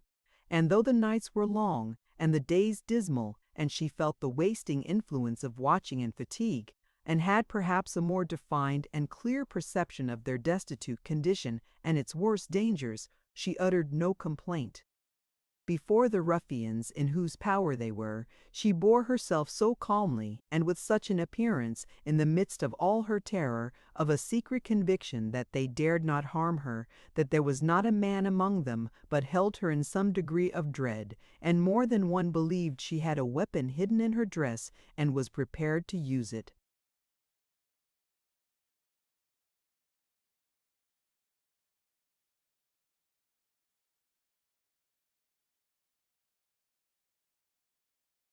Such was their condition when they were joined by Miss Miggs, who gave them to understand that she too had been taken prisoner because of her charms, and detailed such feats of resistance she had performed her virtue, having given her supernatural strength, that they felt it quite a happiness to have her for a champion. Nor was this the only comfort they derived at first from Miggs's presence and society, for that young lady displayed such resignation and long suffering, and so much meek endurance under her trials, and breathed in all her chaste discourse a spirit of such holy confidence and resignation and devout belief that all would happen for the best, that Emma felt her courage strengthened by the bright example, never doubting but that everything she said was true, and that she, like them, was torn from all she loved and agonized with an effort. As to poor Dolly, she was roused, at first, by seeing one who came from home, but when she heard under what circumstances she had left it and into whose hands her father had fallen, she wept more bitterly than ever.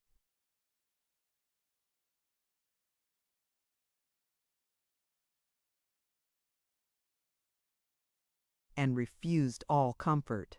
Miss Miggs was at some trouble to reprove her for this state of mind, and to entreat her to take example by herself, who, she said, was now receiving back, with interest, tenfold the amount of her subscriptions to the red brick dwelling house, in the articles of peace of mind and a quiet conscience. And, while on serious topics, Miss Miggs considered it her duty to try her hand at the conversion of Miss Haredale, for whose improvement she launched into a polemical address of some length, in the course whereof she likened herself unto a chosen missionary, and that young lady to a cannibal in darkness. Indeed, she returned so often to these subjects, and so frequently called upon them to take a lesson from her, at the same time vaunting and, as it were, rioting in her huge unworthiness and abundant excess of sin, that in the course of a short time she became, in that small chamber, rather a nuisance than a comfort, and rendered them, if possible, even more unhappy than they had been before.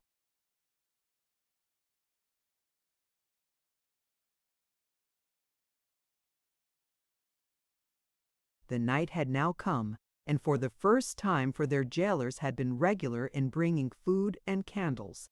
They were left in darkness. Any change in their condition in such a place inspired new fears, and when some hours had passed, and the gloom was still unbroken, Emma could no longer repress her alarm. They listened attentively. There was the same murmuring in the outer room, and now and then a moan, which seemed to be wrung from a person in great pain, who made an effort to subdue it but could not. Even these men seemed to be in darkness too, for no light shone through the chinks in the door, nor were they moving, as their custom was, but quite still, the silence being unbroken by so much as the creaking of a board. At first, Miss Miggs wondered greatly in her own mind who this sick person might be, but arriving, on second thoughts, at the conclusion that he was a part of the schemes on foot, and an artful device, soon to be employed with great success, she opined, for Miss Haredale's comfort, that it must be some misguided papist who had been wounded, and this happy supposition encouraged her to say under her breath, "Ollie lawyer," several times. "Is it possible," said Emma with some indignation, "that you who have seen these men committing the outrages you have told us of, and who have fallen into their hands like us, can exult in their cruelties?" "Personal considerations, miss," rejoined Miggs, "sinks into nothing afore a noble cause. Alleluia, alleluia, alleluia, good gentlemen."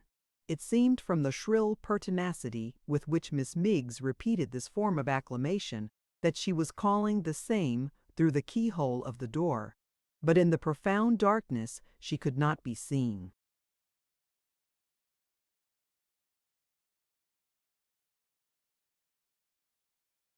If the time has come, heaven knows it may come at any moment when they are bent on prosecuting the designs, whatever they may be, with which they have brought us here, can you still encourage and take part with them?" demanded Emma. "I thank my goodness gracious blessed stars I can, miss," returned Miggs with increased energy. "Alleluia, good gentlemen." Even Dolly, cast down and disappointed as she was, revived at this and bade Miggs hold her tongue directly. "Which was you pleased to observe, Miss Varden?" said Miggs with a strong emphasis on the irrelative pronoun. Dolly repeated her request. "Oh, gracious me!" cried Miggs with hysterical derision. "Oh, gracious me! Yes!"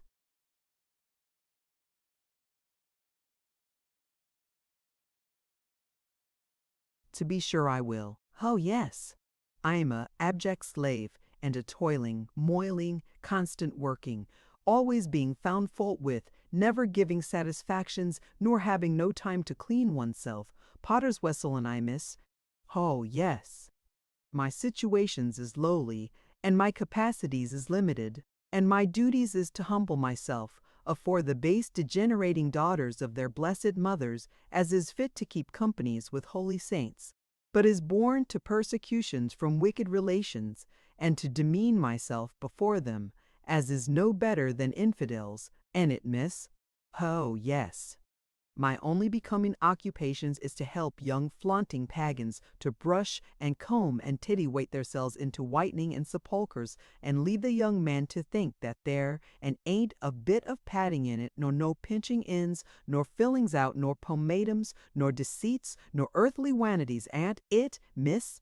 Yes, to be sure it is, ho, yes." Having delivered these ironical passages with a most wonderful volubility, and with a shrillness perfectly deafening, especially when she jerked out the interjections, Miss Miggs, from mere habit, and not because weeping was at all appropriate to the occasion, which was one of triumph, concluded by bursting into a flood of tears, and calling in impassioned manner on the name of Smoons. What Emma Haredale and Dolly would have done, or how long Miss Miggs, now that she had hoisted her true colors, would have gone on waving them before their astonished senses, it is impossible to tell. Nor is it necessary to speculate on these matters, for a startling interruption occurred at that moment which took their whole attention by storm. This was a violent knocking at the door of the house, and then its sudden bursting open, which was immediately succeeded by a scuffle in the room without, and the clash of weapons. Transported with the hope that rescue had at length arrived, Emma and Dolly shrieked aloud for help, nor were their shrieks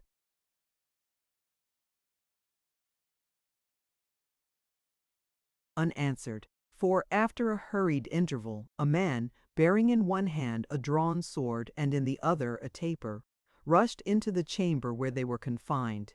It was some check upon their transport to find in this person an entire stranger, but they appealed to him nevertheless, and besought him in impassioned language to restore them to their friends. "For what other purpose am I here?" he answered, closing the door, and standing with his back against it. "With what object have I made my way to this place, through difficulty and danger, but to preserve you?" With a joy for which it was impossible to find adequate expression, they embraced each other, and thanked Heaven for this most timely aid. Their deliverer stepped forward for a moment to put the light upon the table, and immediately returning to his former position against the door, bared his head.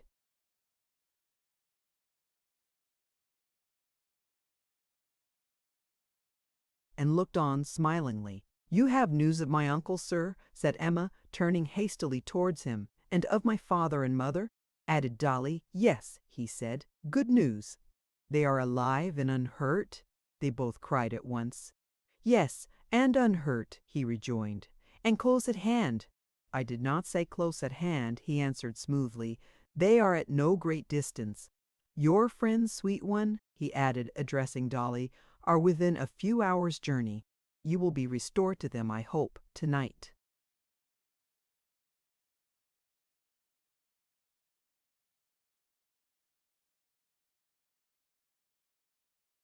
"My uncle, sir," faltered Emma.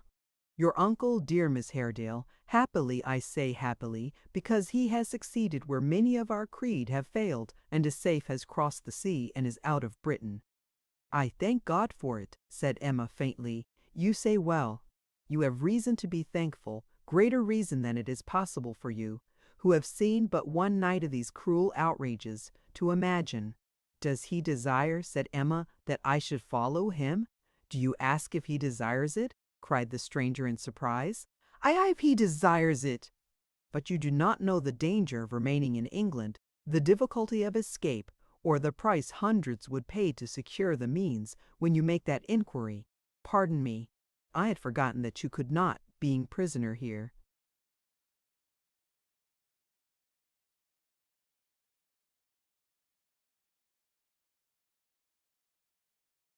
"I gather, sir," said Emma, after a moment's pause, "from what you hint at, but fear to tell me, that I have witnessed but the beginning and the least of the violence to which we are exposed, and that it has not yet slackened in its fury?"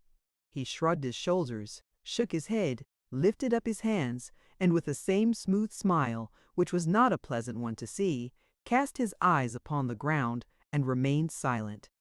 "You may venture, sir, to speak plain," said Emma, "and to tell me the worst. We have undergone some preparation for it." But here Dolly interposed, and entreated her not to hear the worst, but the best, and besought the gentleman to tell them the best, and to keep the remainder of his news until they were safe among their friends again. "It is told in 3 words," he said, glancing at the locksmith's daughter with a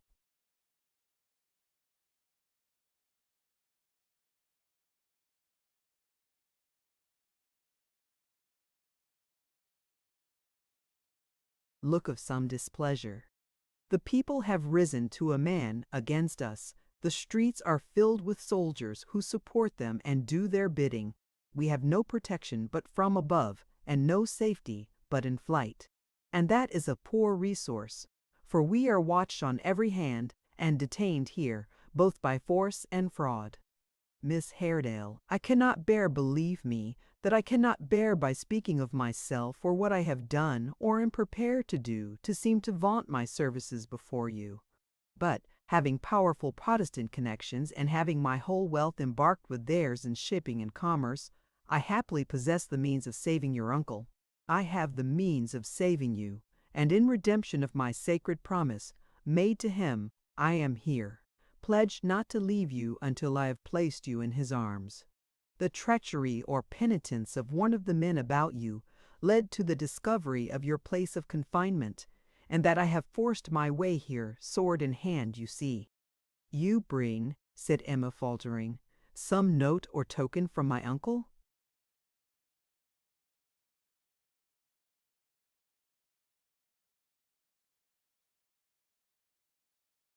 "No, he doesn't," cried Dolly, pointing at him earnestly. "Now I am sure he doesn't. Don't go with him for the world." "Hush, pretty fool, be silent," he replied, frowning angrily upon her.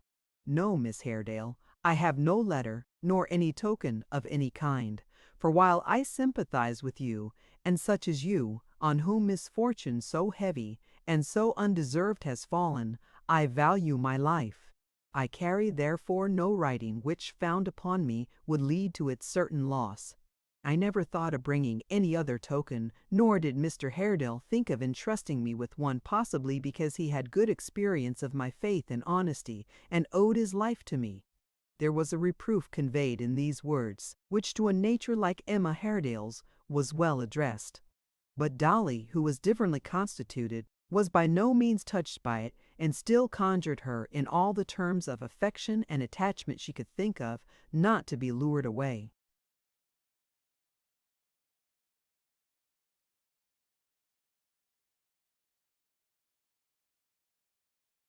"Time presses," said their visitor, who, although he sought to express the deepest interest, had something cold and even in his speech that grated on the ear.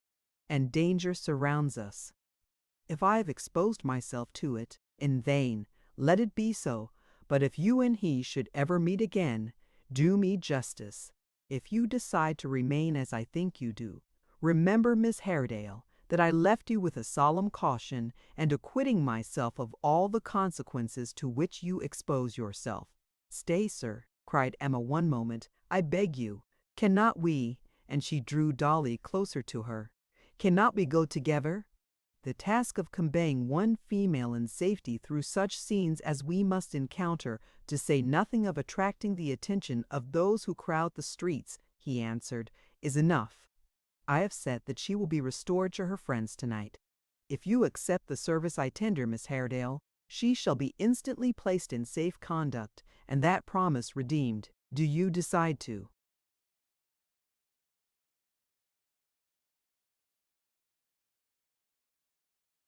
Remain? People of all ranks and creeds are flying from the town, which is sacked from end to end. Let me be of use in some quarter. Do you stay or go? Dolly, said Emma in a hurried manner, my dear girl, this is our last hope. If we part now, it is only that we may meet again in happiness and honor. I will trust to this gentleman. No, no, no, cried Dolly, clinging to her. Pray, pray do not. You hear, said Emma, that tonight, only tonight, within a few hours, think of that, you will be among those who would die of grief to lose you, and who are now plunged in the deepest misery for your sake. Pray for me, dear girl, as I will for you, and never forget the many quiet hours we have passed together. Say one, God bless you, say that at parting. But Dolly could say nothing, no, not when Emma kissed her cheek 100 times and covered it with tears. Could she do more than hang upon her neck and sob and clasp and hold her tight? We have time for no more of this, cried the man, unclenching her hands and pushing her roughly off as he drew Emma Haredale towards the door. Now, quick, outside there. Are you ready? Aye, cried a loud voice, which made him start. Quite ready. Stand back here for your lives. And in an instant he was felled, like an ox in the butcher's shambles, struck down as though a block of marble had fallen from the roof and crushed him. And cheerful light and beaming faces came pouring in, and Emma was clasped in her uncle's embrace, and Dolly, with a shriek that pierced the air, fell into the arms of her father and mother.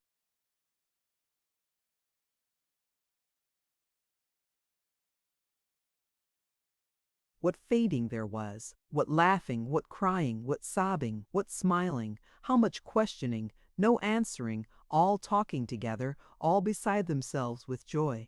What kissing, congratulating, embracing, shaking of hands, and falling into all these raptures, over and over and over again. No language can describe.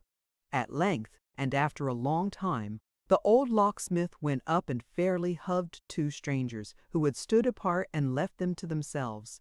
And then they saw whom. Yes, Edward Chester and Joseph Willett. See here, cried the locksmith, see here. Where would any of us have been without these two? Oh, Mr. Edward, Mr. Edward. Oh, Joe, Joe, how light and yet how full you have made my old heart tonight. It was Mr. Edward that knocked him down, sir, said Joe. I longed to do it, but I gave it up to him. Come, you brave and honest gentlemen, get your senses.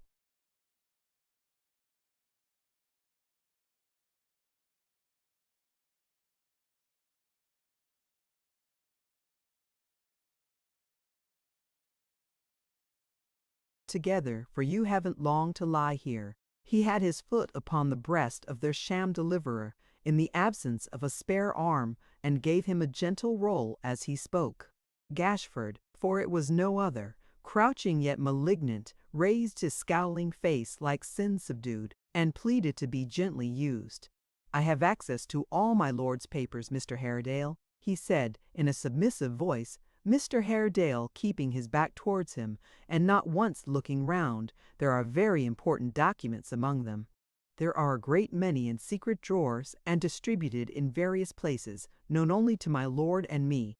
I can give some very valuable information and render important assistance to any inquiry.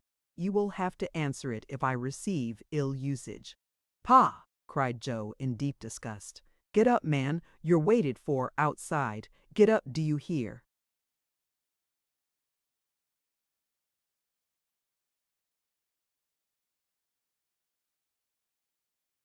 Gashford slowly rose, and picking up his hat, and looking with a baffled malevolence, yet with an air of despicable humility, all round the room, crawled out. "And now, gentlemen," said Joe, who seemed to be the spokesman of the party, for all the rest were silent, "the sooner we get back to the Black Lion, the better, perhaps."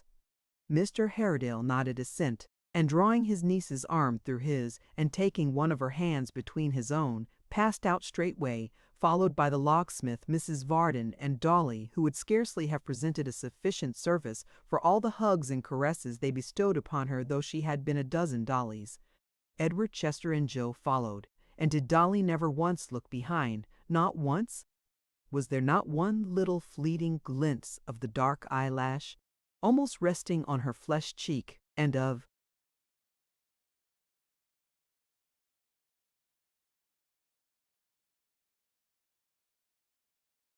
the downcast sparkling eye it shaded? Joe thought there was, and he is not likely to have been mistaken, for there were not many eyes like Dolly's. That's the truth. The outer room through which they had to pass was full of men, among them Mr. Dennis in safe keeping, and there had been since yesterday, lying in hiding behind a wooden screen, which was now thrown down, Simon Tappertit, the recreant prentice, burnt and bruised, and with a gunshot wound in his body, and his legs, his perfect legs, the pride and glory of his life, the comfort of his existence, crushed into shapeless ugliness. Wondering no longer at the moans they had heard, Dolly kept closer to her father, and shuddered at the sight. But neither bruises, burns, nor gunshot wound, nor all the torture of his shattered limbs, sent half so keen a pang to Simon's breast as Dolly passing out, with Joe for her preserver. A coach was ready at the door, and Dolly found herself safe and whole inside, between her father and mother, with Emma Haredale and her uncle, quite real, sitting opposite.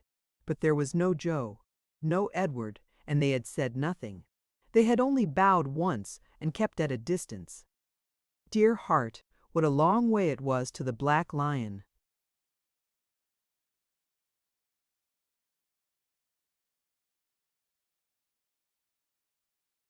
Chapter 72. The Black Lion was so far off, and occupied such a length of time in the getting at, that notwithstanding the strong presumptive evidence she had about her of the late events being real and of actual occurrence, Dolly could not divest herself of the belief that she must be in a dream which was lasting all night. Nor was she quite certain that she saw and heard with her own proper senses, even when the coach, in the fullness of time, stopped at the Black Lion, and the host of that tavern approached in a gush of cheerful light to help them to dismount and give them hearty welcome. There, too, at the coach door, one on one side, one upon the other, were already Edward Chester and Joe Willett, who must have followed in another coach, and this was such a strange and unaccountable proceeding that Dolly was the more inclined to favor the idea of her being fast asleep. But when Mr. Willett appeared, old John himself, so heavy-headed and obstinate, and with such a double chin as the liveliest imagination could never in its boldest flights have,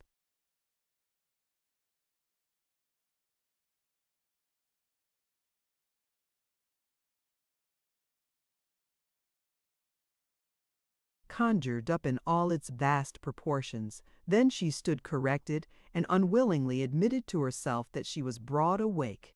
And Joe had lost an arm, he that well-made, handsome, gallant fellow.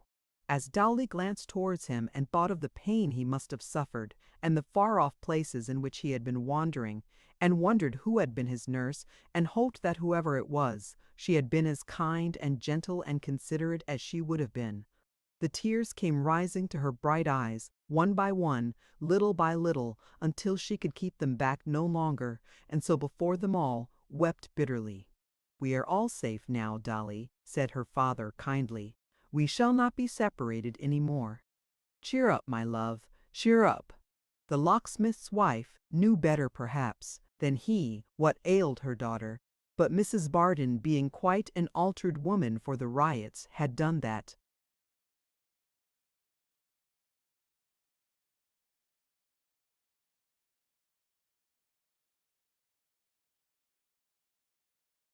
Good added her word to his and comforted her with similar representations. "Mayhap," said Mr. Willett senior, looking round upon the company, "she's hungry. That's what it is. Depend upon it I am myself." The Black Lion, who, like old John, had been waiting supper past all reasonable and conscionable hours, hailed this as a philosophical discovery of the profoundest and most penetrating kind. And the table being already spread, they sat down to supper straightway. The conversation was not of the liveliest nature, nor were the appetites of some among them very keen. But, in both these respects, old John more than atoned for any deficiency on the part of the rest, and very much distinguished himself. It was not in point of actual conversation that Mr. Willett shone so brilliantly, for he had none of his old cronies to tackle, and was rather timorous of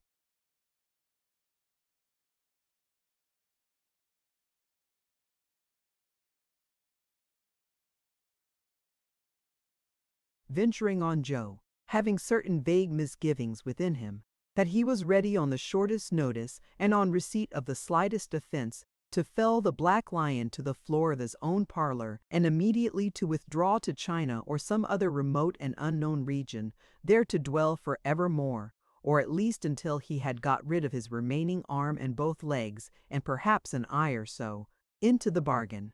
It was with a peculiar kind of pantomime that Mr. Willett filled up every pause, and in this he was considered by the Black Lion, who had been his familiar for some years, quite to surpass and go beyond himself, and outrun the expectations of his most admiring friends. The subject that worked in Mr. Willett's mind and occasioned these demonstrations was no other than his son's bodily disfigurement, which he had never yet got himself thoroughly to believe or comprehend. Shortly after their first meeting, he had been observed to wander, in a state of great perplexity, to the kitchen, and to direct his gaze towards the fire, as if in search of his usual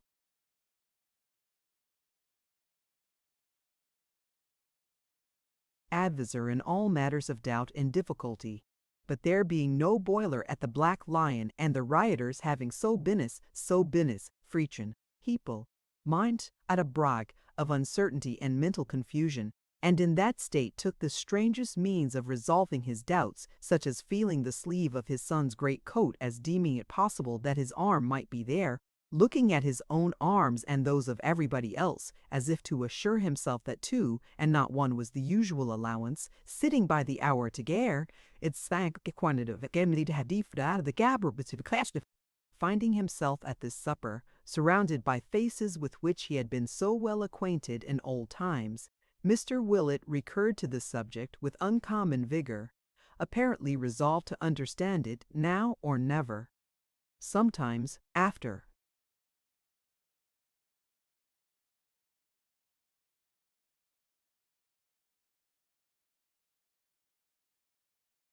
every 2 or 3 mouthfuls, he laid down his knife and fork and stared at his son with all his might, particularly at his maimed side. Then he looked slowly round the table until he caught some person's eye, when he shook his head with great solemnity, patted his shoulder, winked, or as one may say, for winking was a very slow process with him, went to sleep with one eye for a minute or two, and so, with another solemn shaking of his head, took up his knife and went on leaning quite. Sometimes he put his food into his mouth abstractedly, and, with all his faculties concentrated on Joe, gazed at him in a fit of stupefaction as he cut his meat with one hand, until he was recalled to himself by symptoms of choking on his own part, and was by that means restored to consciousness. At other times he resorted to such small devices as asking him for the salt, the pepper, the vinegar, the mustard, anything that was on his main side, and watching him as he handed it. By dint of these experiments, he did at last so satisfy and convince himself that, after a longer silence than he had yet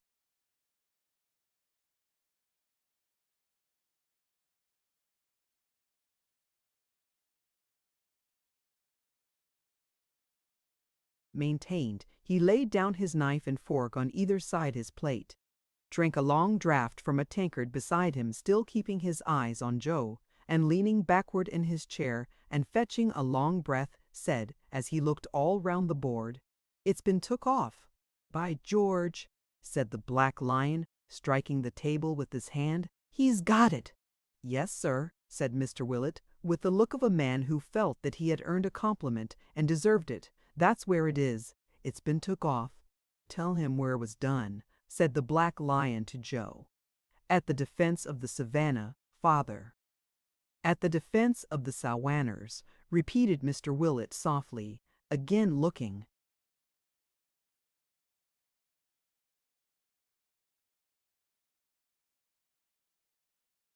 round the table. "In America, where the war is," said Joe.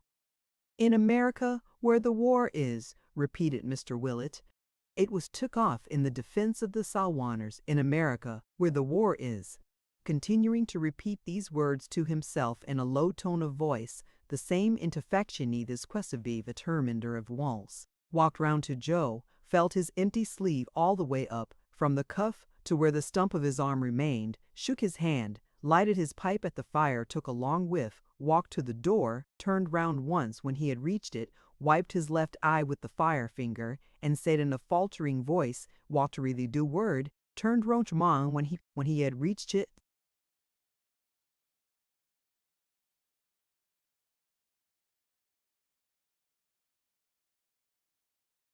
Indeed, on various pretenses, they all withdrew one after another, save Dolly, who was left sitting there alone. It was a great relief to be alone, and she was crying to her heart's content when she heard Joe's voice at the end of the passage, bidding somebody good night. Good night!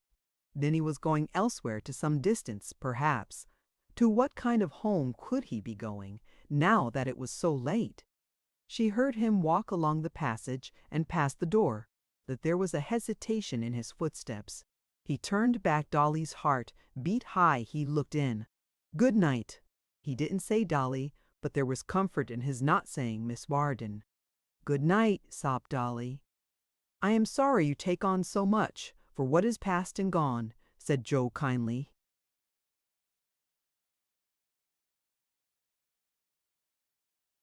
"Don't. I can't bear to see you do it. Think of it no longer. You are safe and happy now." Dolly cried the more. "You must have suffered very much within these few days, and yet you're not changed. Unless it's for the better. They said you were, but I don't see it." You were always very beautiful," said Joe, "but you are more beautiful than ever now. You are indeed. There can be no harm in my saying so, for you must know it. You are told so very often, I am sure." As a general principle, Dolly did know it, and was told so very often.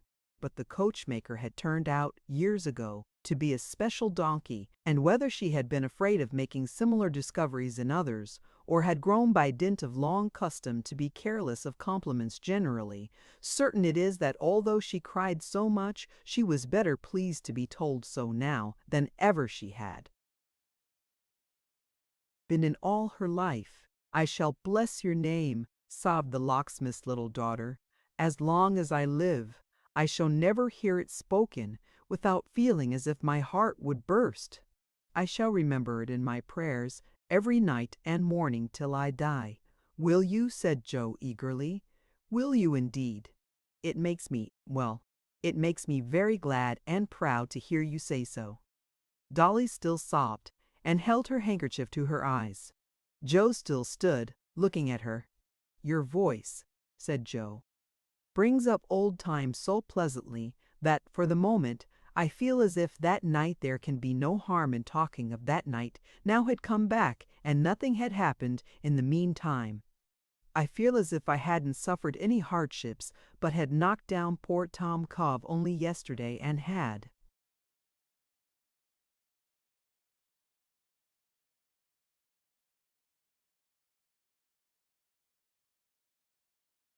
come to see you with my bundle on my shoulder before running away, you remember? Remember!"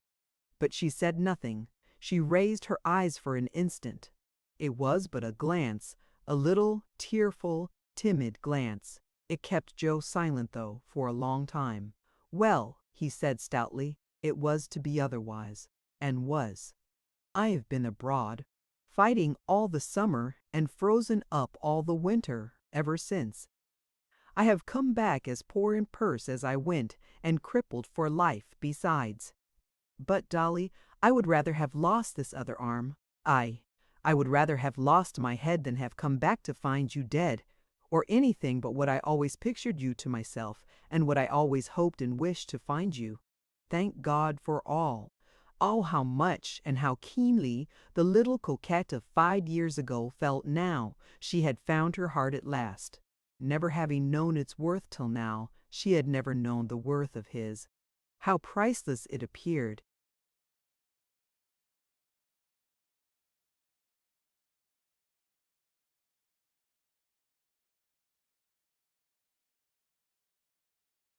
"I did hope once," said Joe in his homely way, "that I might come back a rich man and marry you. But I was a boy then, and have long known better than that. I am a poor, maimed, discharged soldier, and must be content to rub through life as I can. I can't say even now that I shall be glad to see you married, Dolly, but I am glad, yes I am, and glad to think I can say so, to know that you are admired and courted, and can pick and choose for a happy life. It's a comfort to me to know that you'll talk to your husband about me, and I hope the time will come when I may be able to like him, and to shake hands with him, and to come and see you as a poor friend who knew you when you were a girl.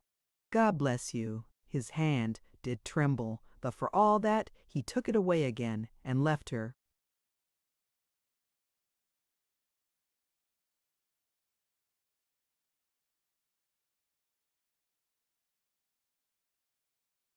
Chapter 73.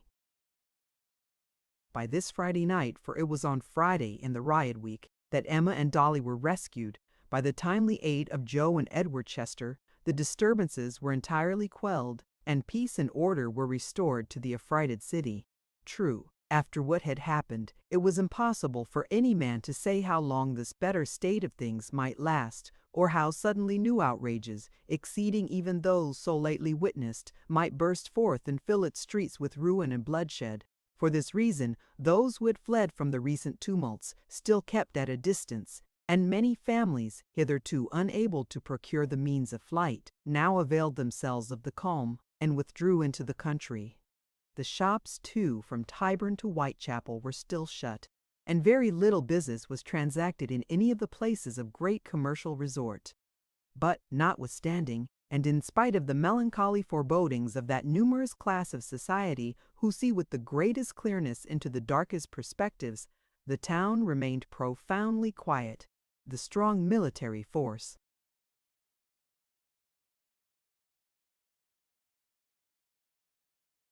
disposed in every advantageous quarter and stationed at every commanding point, held the scattered fragments of the mob in check.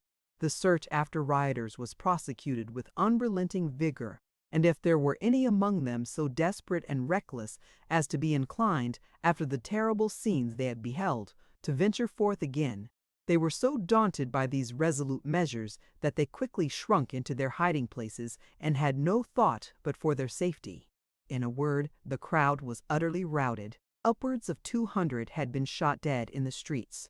250 more were lying, badly wounded, in the hospitals, of whom 70 or 80 died within a short time afterwards. 100 were already in custody, and more were taken every hour. How many perished in the conflagrations or by their own excesses is unknown. But that numbers found a terrible grave in the hot ashes of the flames they had kindled, or crept into vaults and cellars to drink in secret or to nurse their sores, and never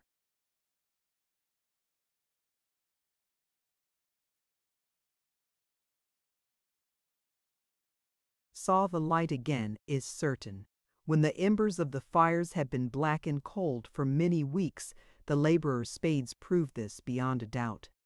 72 private houses and 4 strong jails were destroyed in the 4 great days of these riots. The total loss of property, as estimated by the sufferers, was £155,000. At the lowest and least partial estimate of disinterested persons, it exceeded £125,000. For this immense loss, compensation was soon afterwards made out of the public purse in pursuance of a vote of the House of Commons, the sum being levied on the various wards in the city, on the county, and the borough of Southwark. Both Lord Mansfield and Lord Savile, however, who had been great sufferers, refused to accept of any compensation whatever. The House of Commons, sitting on Tuesday with locked and guarded doors, had passed a resolution to the effect that, as soon as the tumult subsided, it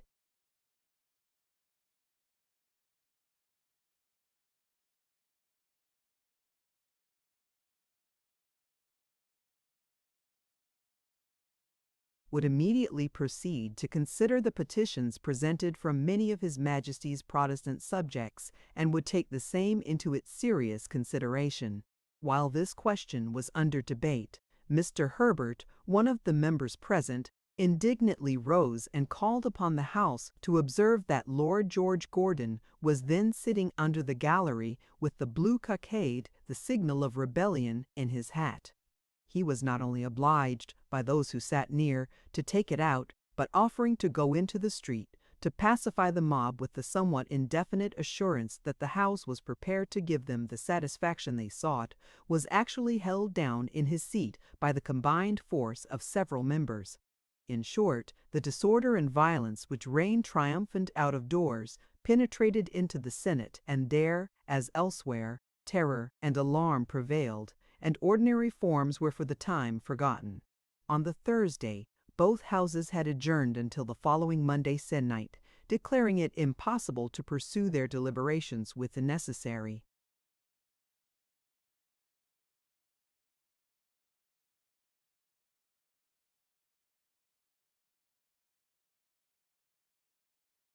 gravity and freedom while they were surrounded by armed troops. And now that the rioters were dispersed, the citizens were beset with a new fear. For, finding the public thoroughfares and all their usual places of resort filled with soldiers entrusted with the free use of fire and sword, they began to lend a greedy ear to the rumors which were afloat of martial law being declared, and to dismal stories of prisoners having been seen hanging on lamp-posts in Cheapside and Fleet Street.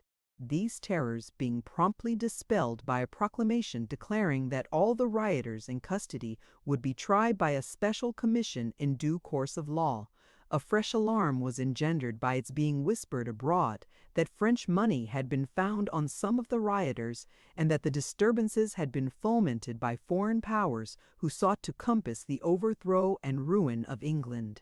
This report, which was strengthened by the diffusion of anonymous handbills, but which, if it had any foundation at all, probably owed its origin to the circumstance of some few coins which were not English money,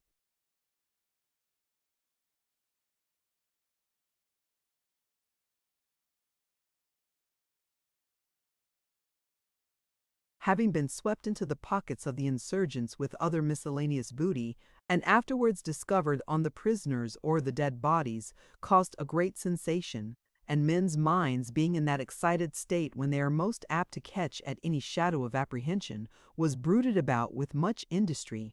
All remaining quiet, however, during the whole of this Friday, and on this Friday night, and no new discoveries being made, confidence began to be restored, and the most timid and desponding breathed again. In Southwark, no fewer than 3,000 of the inhabitants formed themselves into a watch and patrolled the streets every hour, nor were the citizens slow to follow so good an example, and it being the manner of peaceful men to be very bold when the danger is over, they were abundantly fierce and daring, not scrupling to question the stoutest passenger with great severity, and carrying it with a very high hand over all errand boys, servant girls, and prentices. As day deepened into evening, and darkness crept into the nooks and corners of the town, as if it were mustering in secret and gathering strength to venture into the open ways, Barnaby sat in his dungeon, wondering at the silence and listening in vain for the noise and outcry which had ushered in the night of late. Beside him, with his hand in hers, sat one in whose companionship he felt at peace. She was worn and altered, full of grief and heavy-hearted, but the same to him. "Mother," he said after a long silence, "how long, how many days and nights shall I be kept here?" "Not many, dear. I hope not many. You hope." "Aye, but your hoping will not undo these chains. I hope, but they don't mind that. Grip hopes, but who cares for Grip?"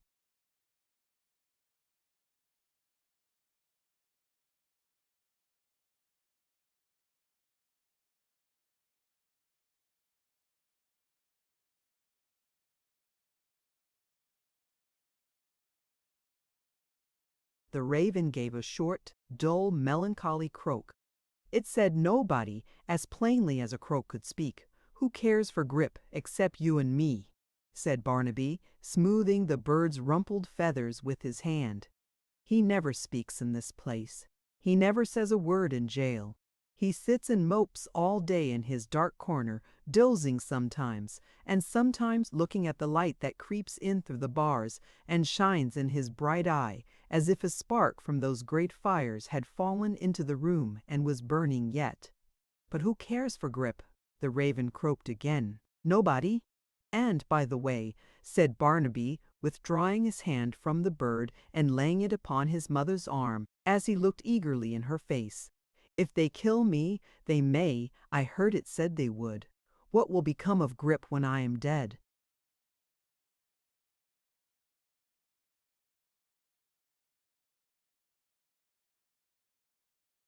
The sound of the word, or the current of his own thoughts, suggested to Grip his old phrase, "Never say die." But he stopped short in the middle of it, drew a dismal cork, and subsided into a faint croak, as if he lacked the heart to get through the shortest sentence. "Will they take his life as well as mine?" said Barnaby. "I wish they would. If you and I and he could die together, there would be none to feel sorry or to grieve for us. But do what they will, I don't fear them, mother." "They will not harm you," she said, her tears choking her utterance. "They never will harm you when they know all. I am sure they never will." "Oh, don't be too sure of that," cried Barnaby, with a strange pleasure in the belief that she was self-deceived and in his own sagacity. "They have marked me from the first. I heard them say so to each other when they brought me to this place last night, and I believed them. Don't you cry for me. They said that I was bold, and so I am, and so I will be. You may think that I am silly, but I can die as well as another. I have done no harm, have I?" he added quickly. "None before heaven," she answered. "Why then," said Barnaby, "let them do their worst. You told me once, when I asked you what death meant, that it was nothing to be feared if we did no harm." "Aha, mother, you thought I had forgotten that." His merry laugh and playful manner smote her to the heart. She drew him closer to her, and besought him to talk to her in whispers and to be very quiet, for it was getting dark, and their time was short, and she would soon have to leave him for the night. "You will come tomorrow?" said Barnaby. "Yes, and every day." And they would never part again.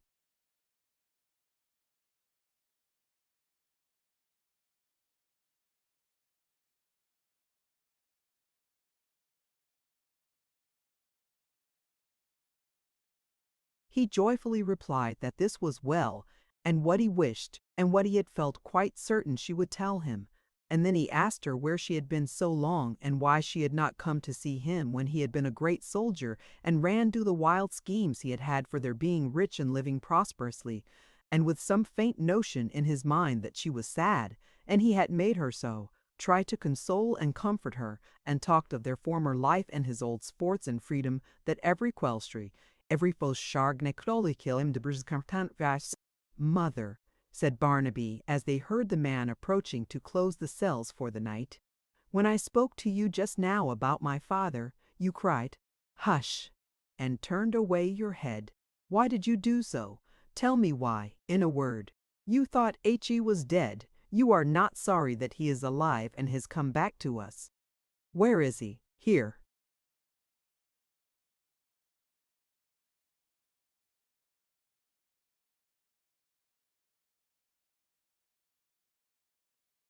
Do not ask anyone where he is or speak about him, she made answer. Why not? Said Barnaby. Because he is a stern man and talks roughly? Well, I don't like him or want to be with him by myself, but why not speak about him? Because I am sorry that he is alive, sorry that he has come back, and sorry that he and you have ever met. Because, dear Barnaby, the endeavor of my life has been to keep you two asunder, father and son asunder. Why, he has. She whispered in his ear, he has shed blood. The time has come when you must know it. He has shed the blood of one who loved him well and trusted him, and never did him wrong in word or deed. Barnaby recoiled in horror, and glancing at his stained wrist for an instant, wrapped it, shuddering, in his dress.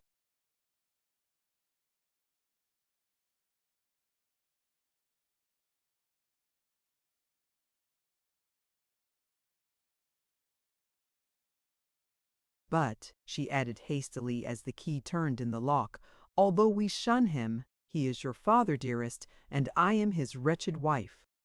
They seek his life, and he will lose it. It must not be by our means. Nay, if we could win him back to penitence, we should be bound to love him yet. Do not seem to know him, except as one who fled with you from the jail, and if they question you about him, do not answer them. God be with you through the night, dear boy. God be with you. She tore herself away, and in a few seconds Barnaby was alone. He stood for a long time rooted to the spot with his face hidden in his hands, then flung himself sobbing on his miserable bed. But the moon came slowly up in all her gentle glory, and the stars looked out, and through the small compass of the grated window, as through the narrow crevice of one good deed, in a murky life of guilt, the face of heaven shone bright and merciful. He raised his head, gazed upward at the quiet sky, which seemed to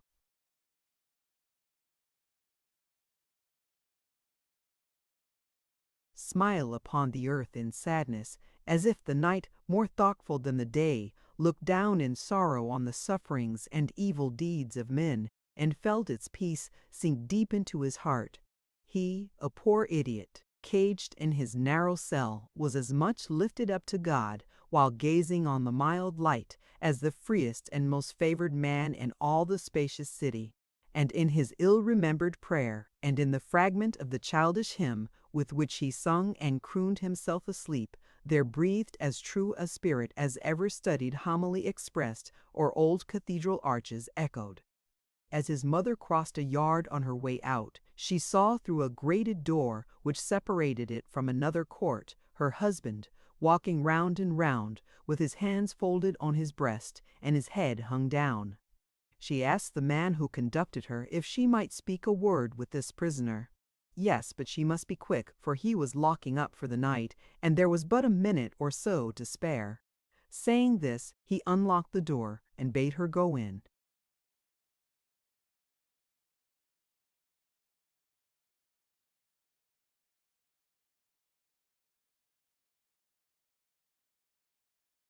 It grated harshly as it turned upon its hinges, but he was deaf to the noise, and still walked round and round the little court without raising his head or changing his attitude in the least.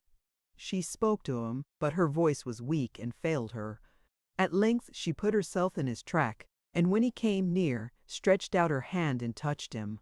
He started backward, trembling from head to foot, but seeing who it was, demanded why she came there. Before she could reply, he spoke again. Am I to live or die? Do you murder too, or spare? My son, our son, she answered, is in this prison. What is that to me? He cried, stamping impatiently on the stone pavement. I know it. He can no more aid me than I can aid him. If you are come to talk of him, begone. As he spoke, he resumed his walk and hurried round the court as before. When he came again to where she stood, he stopped and said, Am I to live or die? Do you repent? Oh, do you? She answered. Will you, while time remains? Do not believe that I could save you if I dared. Say if you would, he answered with an oath, as he tried to disengage himself and pass on. Say if you would. Listen to me for one moment, she returned. For but a moment. I am but newly risen from a sickbed from which I never hope to rise again. The best among us think, at such a time, of good intentions half performed and duties left undone. If I have ever, since that fatal night, omitted to pray for your repentance before death, if I omitted, even then, anything which might tend to urge it on you,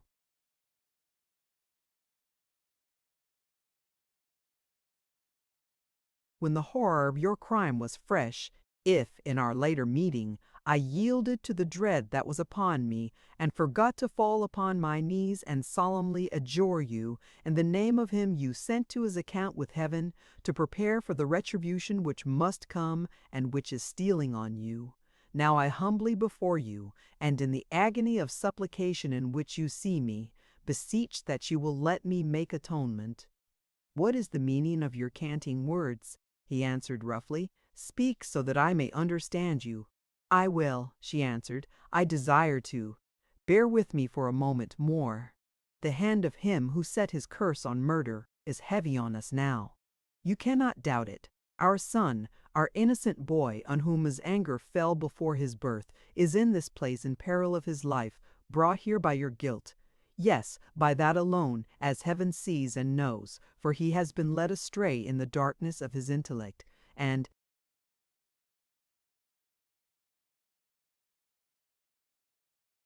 that is the terrible consequence of your crime. If you come, woman-like, to load me with reproaches, he muttered, again endeavoring to break away. I do not. I have a different purpose. You must hear it. If not tonight, tomorrow. If not tomorrow, at another time. You must hear it. Husband, escape is hopeless, impossible. You tell me so, do you? He said, raising his manacled hand and shaking it. You... Yes, she said with indescribable earnestness. But why? To make me easy in this jail. To make the time twixt this and death pass pleasantly. For my good, yes, for my good, of course, he said, grinding his teeth and smiling at her with a livid face.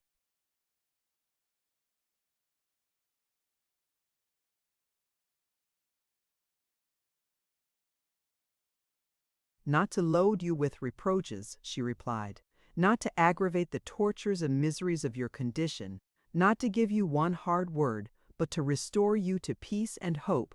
Husband, dear husband, if you will but confess this dreadful crime, if you will but implore forgiveness of heaven and of those whom you have wronged on earth, if you will dismiss these vain, uneasy thoughts, which never can be realized, and will rely on penitence and on the truth, I promise you in the great name of the Creator, whose image you have defaced, that he will comfort and console you.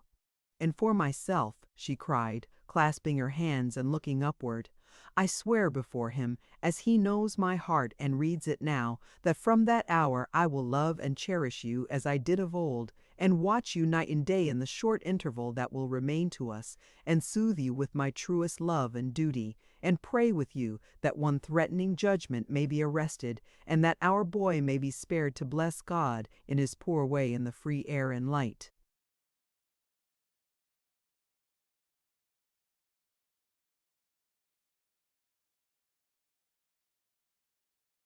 He fell back and gazed at her while she poured out these words, as though he were for a moment awed by her manner, and knew not what to do.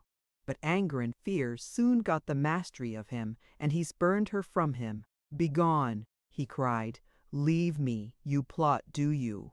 You plot to get speech with me and let them know I am the man they say I am. A curse on you and on your boy. On him the curse has already fallen, she replied, wringing her hands. Let it fall heavier. Let it fall on one and all. I hate you both. The worst has come to me. The only comfort that I seek or I can have will be the knowledge that it comes to you. Now go. She would have urged him gently, even then, but he menaced her with his chain. "I say go, I say it for the last time, the gallows has me in its grasp, and it is a black phantom that may urge me on to something more. Begone! I curse the hour that I was born, the man I slew, and all the living world." In a paroxysm of wrath and terror and the fear of death, he broke from her and rushed into the darkness of his cell, where he cast himself jangling down upon the stone floor and smote it with his ironed hands. The man returned to lock the dungeon door, and having done so, carried her away. On that warm, balmy night in June, there were glad faces and light hearts in all quarters of the town, and sleep, banished by the late horrors, was doubly welcomed. On that night, families made merry in their houses, and greeted each other on the common danger they had escaped, and those who had been denounced ventured into the streets, and they who had been plundered got good shelter. Even the timorous Lord Mayor, who was summoned that night before the Privy Council to answer for his conduct, came back contented.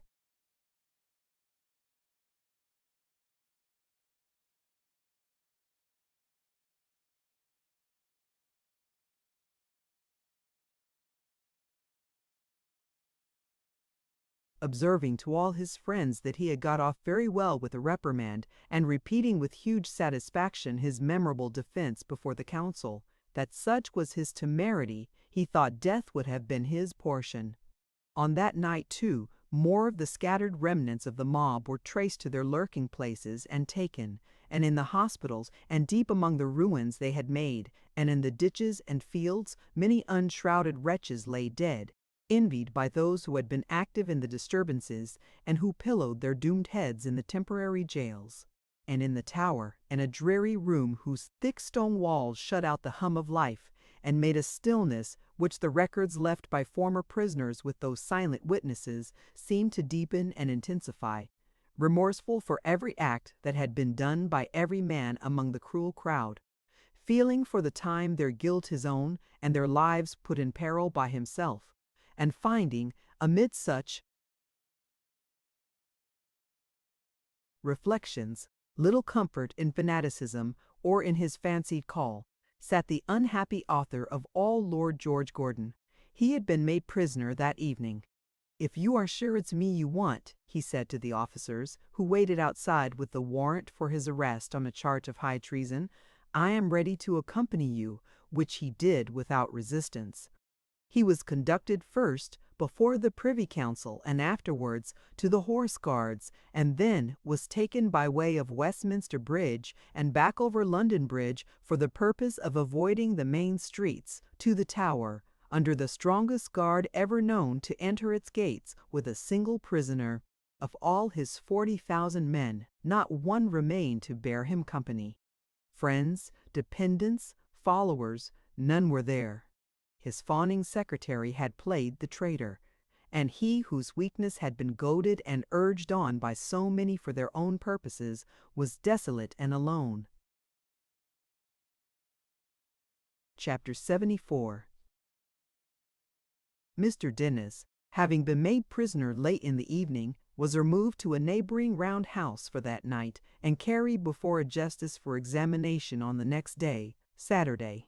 The charges against him being numerous and weighty, and it being in particular proved by the testimony of Gabriel Varden that he had shown a special desire to take his life, he was committed for trial. Moreover, he was honored with the distinction of being considered a chief among the insurgents, and received from the magistrate's lips the complimentary assurance that he was in a position of imminent danger and would do well to prepare himself for the worst. To say that Mr. Dennis's modesty was not somewhat startled by these honors, or that he was altogether prepared for so flattering a reception, would be to claim for him a greater amount of stoical philosophy than even he possessed. Indeed, this gentleman's stoicism was of that not uncommon kind which enables a man to bear with exemplary fortitude the afflictions of his friends, but renders him,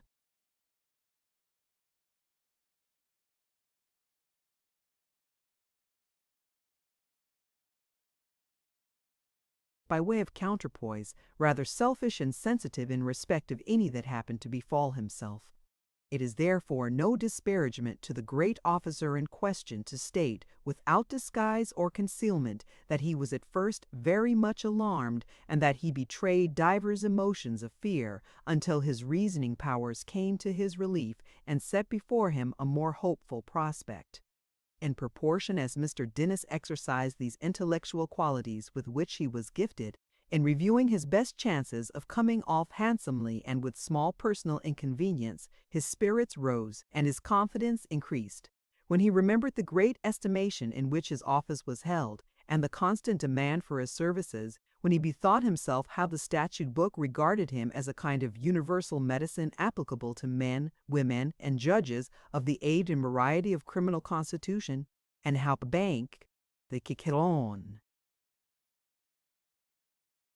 recollected that whatever ministry was in or out, he remained their peculiar pet and panacea, and that for his sake England stood single and conspicuous among the civilized nations of the earth, when he called these things to mind and dwelt upon them, he felt certain that the national gratitude must relieve him from the consequences of his late proceedings, and would certainly restore him to his old place in the happy social system.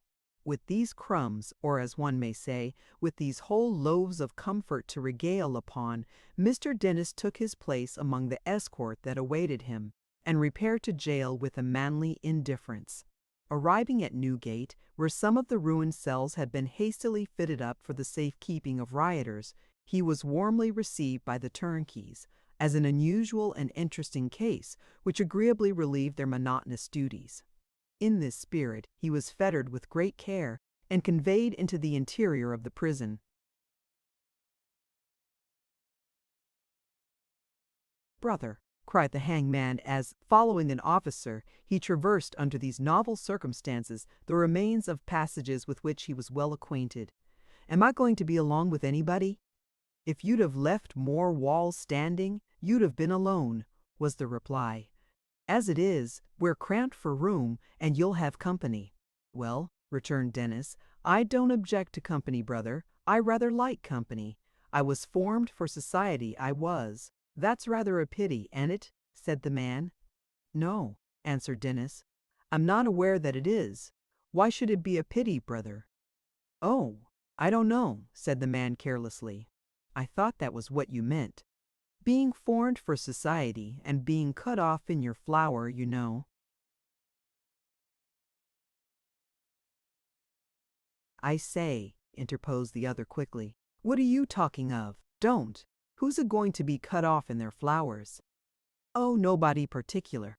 I thought you was, perhaps," said the man. Mr. Dennis wiped his face, which had suddenly grown very hot, and remarking in a tremulous voice to his conductor that he had always been fond of his joke, followed him in silence until he stopped at a door. "This is my quarters, is it?" he asked facetiously. "This is the shop, sir," replied his friend. He was walking in, but not with the best possible grace, when he suddenly stopped and started back. "Hulloa," said the officer, "you're nervous."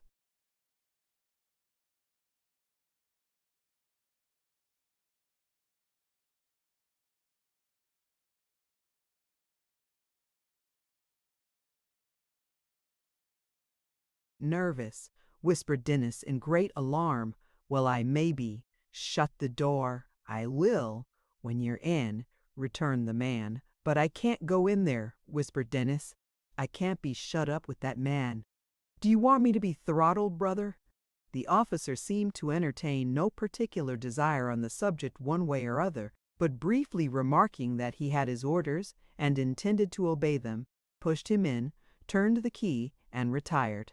Dennis stood trembling with his back against the door, and involuntarily raising his arm to defend himself, stared at a man, the only other tenant of the cell, who lay, stretched at his full length, upon a stone bench, and who paused in his deep breathing as if he were about to wake. But he rolled over on one side, let his arm fall negligently down, drew a long sigh, and murmuring indistinctly, fell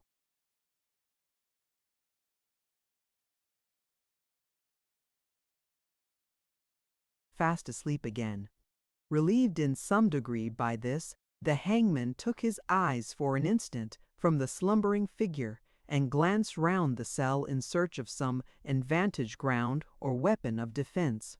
There was nothing movable within it but a clumsy table which could not be displaced without noise, and a heavy chair.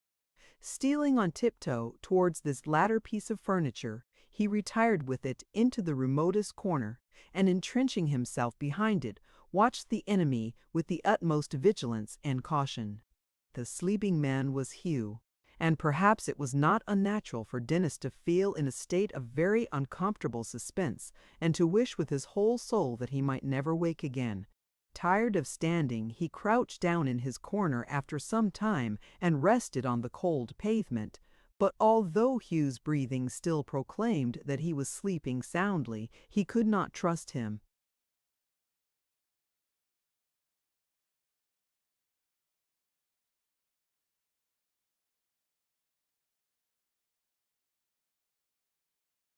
Out of his sight for an instant. He was so afraid of him and of some sudden onslaught that he was not content to see his closed eyes through the chair back, but every now and then rose stealthily to his feet and peered at him with outstretched neck, to assure himself that he really was still asleep and was not about to spring upon him when he was off his guard.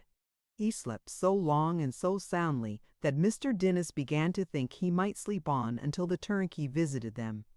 He was congratulating himself upon these promising appearances, and blessing his stars with much fervor, when one or two unpleasant symptoms manifested themselves, such as another motion of the arm, another sigh, a restless tossing of the head. Then, just as it seemed that he was about to fall heavily to the ground from his narrow bed, Hugh's eyes opened. It happened that his face was turned directly towards his unexpected visitor. He looked lazily at him for some half-dozen seconds without any aspect of surprise.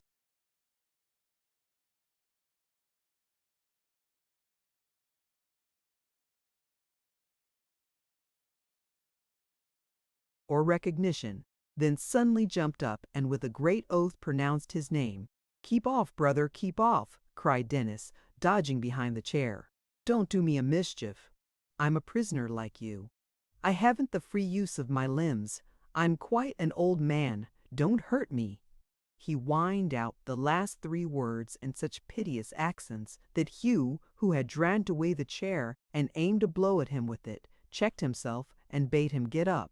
"I'll get up, certainly, brother," cried Denis, anxious to propitiate him by any means in his power. "I'll comply with any request of yours, I'm sure. There, I'm up now. What can I do for you? Only say the word, and I'll do it." "What can you do for me?" cried Hugh, clutching him by the collar with both.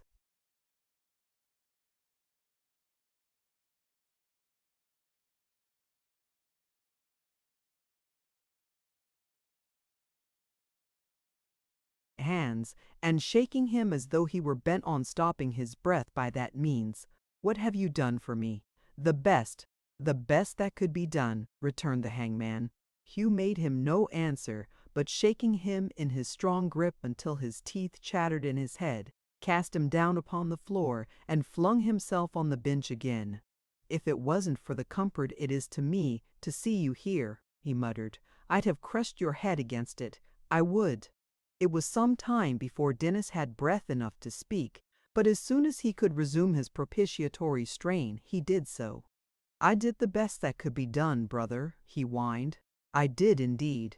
I was forced with 2 bayonets, and I don't know how many bullets on each side of me.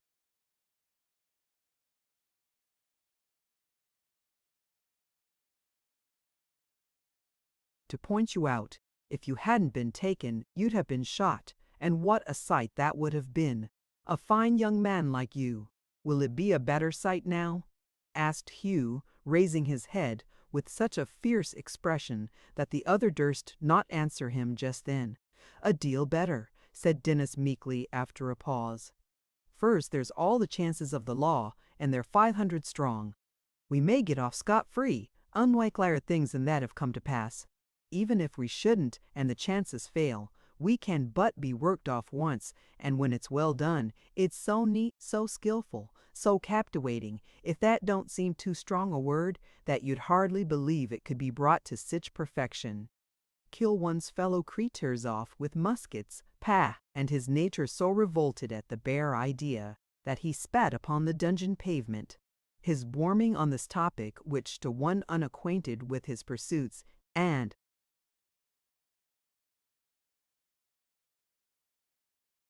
tastes appeared like courage, together with his artful suppression of his own secret hopes, and mention of himself as being in the same condition with Hugh, did more to soothe that ruffian than the most elaborate arguments could have done, or the most abject submission. He rested his arms upon his knees and stooping forward, looked from beneath his shaggy hair at Dennis with something of a smile upon his face. "The fact is, brother," said the hangman in a tone of greater confidence, "that you got into bad company. The man that was with you was looked after more than you, and it was him I wanted. As to me, what have I got by it? Here we are in one and the same plight." "Look-ye, rascal," said Hugh, contracting his brows, "I'm not altogether such a shallow blade, but I know you expected to get something by it, or you wouldn't have done it. But it's done, and you're here, and it will soon be all over with you."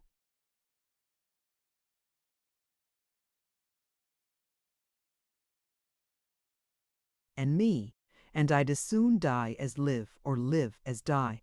Why should I trouble myself to have revenge on you? To eat and drink and go to sleep as long as I stay here is all I care for. If there was but a little more sun to bask in than can find its way into this cursed place, I'd lie in it all day and not trouble myself to sit or stand up once. That's all the care I have for myself. Why should I care for you?" Finishing this speech with a growl like the yawn of a wild beast, he stretched himself upon the bench again and closed his eyes once more.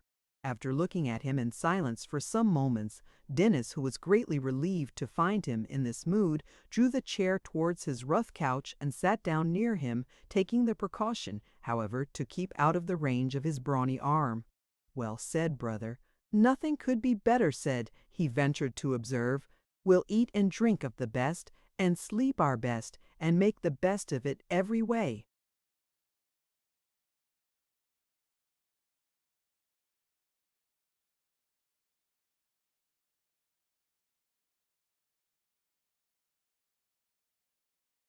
"Anything can be got for money. Let's spend it merrily." "Aye," said Hugh, coiling himself into a new position. "Where is it?" "Why, they took mine from me at the lodge," said Mr. Dennis. "But mine's a peculiar case." "Is it? They took mine too." "Why then, I tell you what, brother," Dennis began. "You must look up your friends, my friends," cried Hugh, starting up and resting on his hands. "Where are my friends?" "Your relations, then," said Dennis. "Ha, ha, ha!" laughed Hugh, waving one arm above his head. "He talks of friends."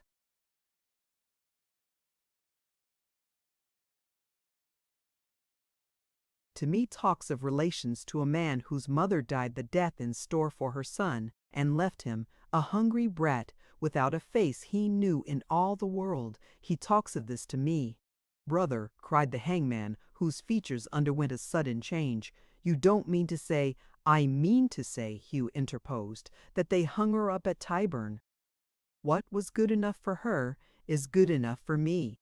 Let them do the like by me as soon as they please, the sooner the better. Say no more to me. I'm going to sleep." "But I want to speak to you. I want to hear more about that," said Dennis, changing color. "If you're a wise man," growled Hugh, raising his head to look at him with a frown, "you'll hold your tongue. I tell you I'm going to sleep." Dennis venturing to say something more in spite of this caution, the desperate fellow struck at him with all his force, and missing him, lay down again with many muttered oaths and imprecations, and turned his face towards the wall. After 2 or 3 ineffectual twitches at his dress, which he was hardy enough to venture upon notwithstanding his dangerous humor, Mr. Dennis, who burnt, for reasons of his own, to pursue the conversation, had no alternative but to sit as patiently as he could, waiting his further pleasure.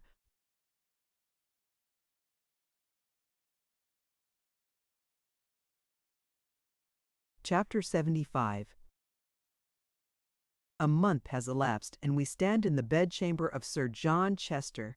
Through the half-opened window, the Temple garden looks green and pleasant. The placid river, gay with boat and barge, and dimpled with the plash of many an oar, sparkles in the distance. The sky is blue and clear, and the summer air steals gently in, filling the room with perfume. The very town, the smoky town, is radiant. High roofs and steeple-tops, wont to look black and sullen, smile a cheerful gray. Every old gilded vane and ball and cross glitters anew in the bright morning sun, and high among them all, St. Paul's towers up, showing its lofty crest in burnished gold. Sir John was breakfasting in bed. His chocolate and toast stood upon a little table at his elbow. Books and newspapers lay ready to his hand upon the coverlet, and, sometimes pausing to glance with an air of tranquil satisfaction round the well-ordered room, and sometimes to gaze indolently at the summer sky, he ate and drank and read the news luxuriously. The cheerful influence of the morning seemed to have some effect even upon his equable temper. His manner was unusually gay, his smile more placid and agreeable than usual, his voice more clear and pleasant. He laid down the newspaper he had been reading, leaned back upon his pillow with the air of one who resigned himself to a train of charming recollections, and after a pause soliloquized as follows: "And my friend the centaur goes the way of his mamma. I am not surprised, and his mysterious friend Mr. Dennis, likewise, I am not surprised, and my old postman, the exceedingly free and easy young madman of Chigwell. I am quite rejoiced. It's the very best thing that could possibly happen to him." After delivering himself of these remarks, he fell again into his smiling train of reflection, from which he roused himself at length to finish his chocolate, which was getting cold, and ring the bell for more.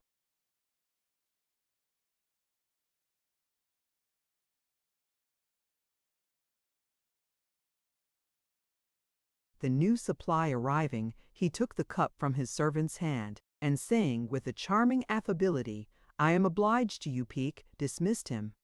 "It is a remarkable circumstance," he mused, dallying lazily with the teaspoon, "that my friend the madman should have been within an ace of escaping on his trial, and it was a good stroke of chance, or, as the world would say, a providential occurrence, that the brother of my Lord Mayor should have been in court, with other country justices, into whose very dense heads curiosity had penetrated.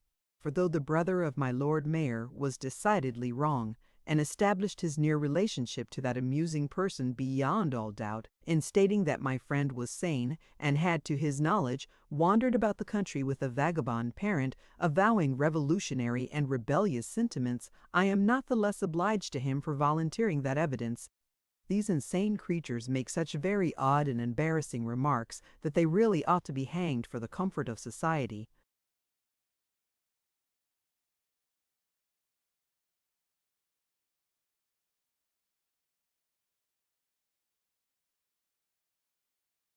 The country justice had indeed turned the wavering scale against poor Barnaby and solved the doubt that trembled in his favor. Grip little thought how much he had to answer for. "They will be a singular party," said Sir John, leaning his head upon his hand and sipping his chocolate.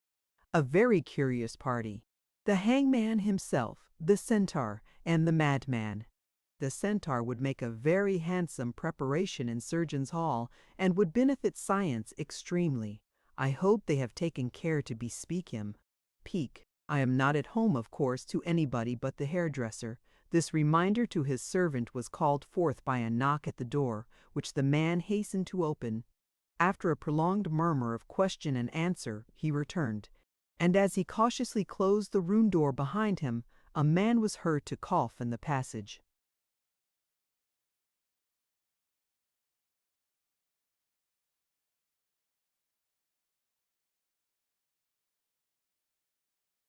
"Now, it is of no use, Peake," said Sir John, raising his hand in deprecation of his delivering any message. "I am not at home. I cannot possibly hear you." I told you I was not at home, and my word is sacred. Will you never do as you are desired?" Having nothing to oppose to this reproof, the man was about to withdraw when the visitor who had given occasion to it, probably rendered impatient by delay, knocked with his knuckles at the chamber door and called out that he had urgent business with Sir John Chester, which admitted of no delay. "Let him in," said Sir John. "My good fellow," he added when the door was opened, "how come you to intrude yourself in this extraordinary manner upon the privacy of a gentleman? How can you be so wholly destitute of self-respect as to be guilty of such remarkable ill-breeding?" "My business, Sir John, is not of a common kind, I do assure you," returned the person he addressed. "If I have taken any uncommon course to get admission to you, I hope I shall be pardoned on that account." "Well, we shall see, returned Sir John, whose face cleared up when he saw who it was, and whose prepossessing smile was now restored. "I am sure we have met before," he added in his winning tone, "but really I forget your name." "My name is Gabriel Varden, sir." "Varden, of course, Varden," returned Sir John, tapping his forehead. "Dear me, how very defective my memory becomes! Varden, to be sure, Mr. Varden, the locksmith. You have a charming wife, Mr. Varden, and a most beautiful daughter." "They are well?" Gabriel thanked him, and said they were. "I rejoice to hear it," said Sir John. "Commend me to them when you return, and say that I wished I were fortunate enough to convey, myself, the salute which I entrust you to deliver." "And what," he asked very sweetly after a moment's pause, "can I do for you? You may command me freely." "I thank you, Sir John," said Gabriel with some pride in his manner, "but I have come to ask no favor of you, though I come on business. Private," he added with a glance at the man who stood looking on, "and very pressing business. I cannot say you are the more welcome for being independent, and having nothing to ask of me," returned Sir John graciously, "for I should have been happy to render you a service. Still, you are welcome on any terms.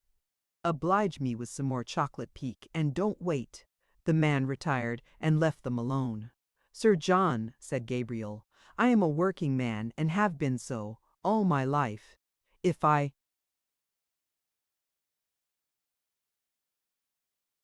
don't prepare you enough for what I have to tell, if I come to the point too abruptly, and give you a shock which a gentleman could have spared you, or at all events lessened very much, I hope you will give me credit for meaning well. I wish to be careful and considerate, and I trust that in a straightforward person like me you'll take the will for the deed." "Mr. Varden," returned the other, perfectly composed under this exordium, "I beg you'll take a chair. Chocolate, perhaps, you don't relish? Well, it is an acquired taste, no doubt." "Sir John," said Gabriel, who had acknowledged with a bow the invitation to be seated, but had not availed himself of it. "Sir John," he dropped his voice and drew nearer to the bed, "I am just now come from Newgate. Good gad!" cried Sir John, hastily sitting up in bed. "From Newgate, Mr. Varden? How could you be so very imprudent as to come from Newgate?"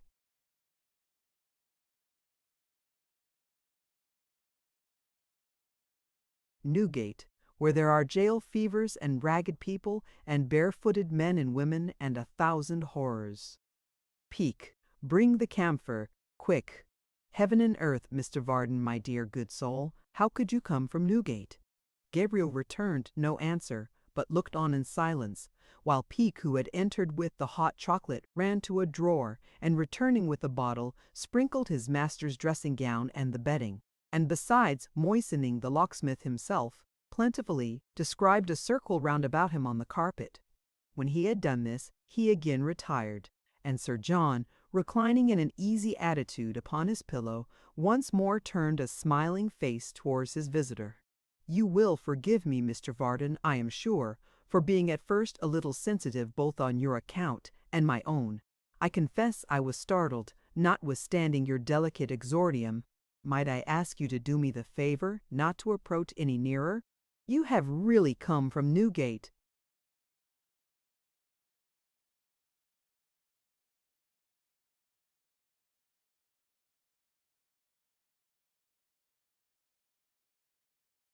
The locksmith inclined his head. "Indeed.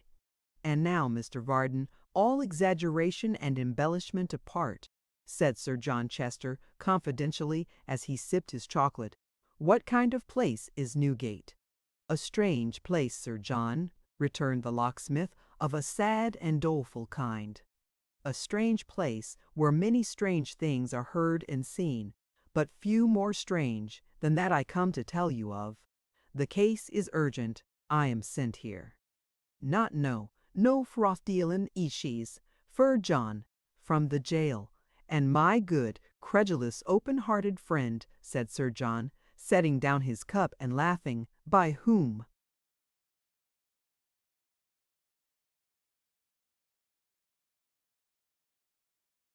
"By a man called Dennis, for many years the hangman, and tomorrow morning the hanged," returned the locksmith.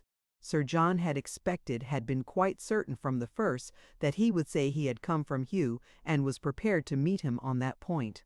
But this answer occasioned him a degree of astonishment, which, for the moment, he could not, with all his command of feature, prevent his face from expressing.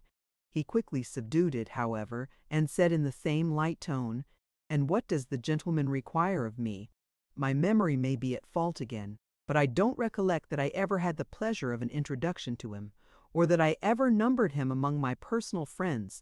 I do assure you, Mr. Varden—" "Sir John," returned the locksmith gravely, "I will tell you, as nearly as I can, in the words he used to me, what he desires that you should know, and what you—"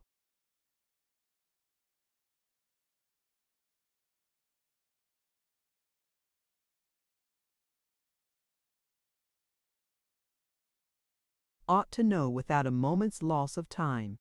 Sir John Chester settled himself in a position of greater repose, and looked at his visitor with an expression of face which seemed to say, "This is an amusing fellow. I'll hear him out." "You may have seen in the newspapers, sir," said Gabriel, pointing to the one which lay by his side, "that I was a witness against this man upon his trial some days since, and that it was not his fault I was alive, and able to speak to what I knew." "May have seen!" cried Sir John. "My dear Mr. Varden, you are quite a public character, and live in all men's thoughts most deservedly. Nothing can exceed the interest with which I read your testimony, and remembered that I had the pleasure of a slight acquaintance with you. I hope we shall have your portrait published?" "This morning, sir," said the locksmith, taking no notice of these compliments. "Early this morning a message was brought to me from Newgate, at this man's request, desiring that I would go and see him, for he had something particular to communicate. I needn't tell you that he is no friend of mine, and that I had never seen him until the rioters beset my house." Sir John fanned himself gently with the newspaper and nodded. "I knew, however, from the general report," resumed Gabriel, "that the order for his execution tomorrow went down to the prison last night, and looking upon him as a dying man, I complied with his request." "You are quite a Christian, Mr. Varden," said Sir John, "and in that amiable capacity you increase my desire that you should take a chair. He said," continued Gabriel, looking steadily at the knight, "that he had sent to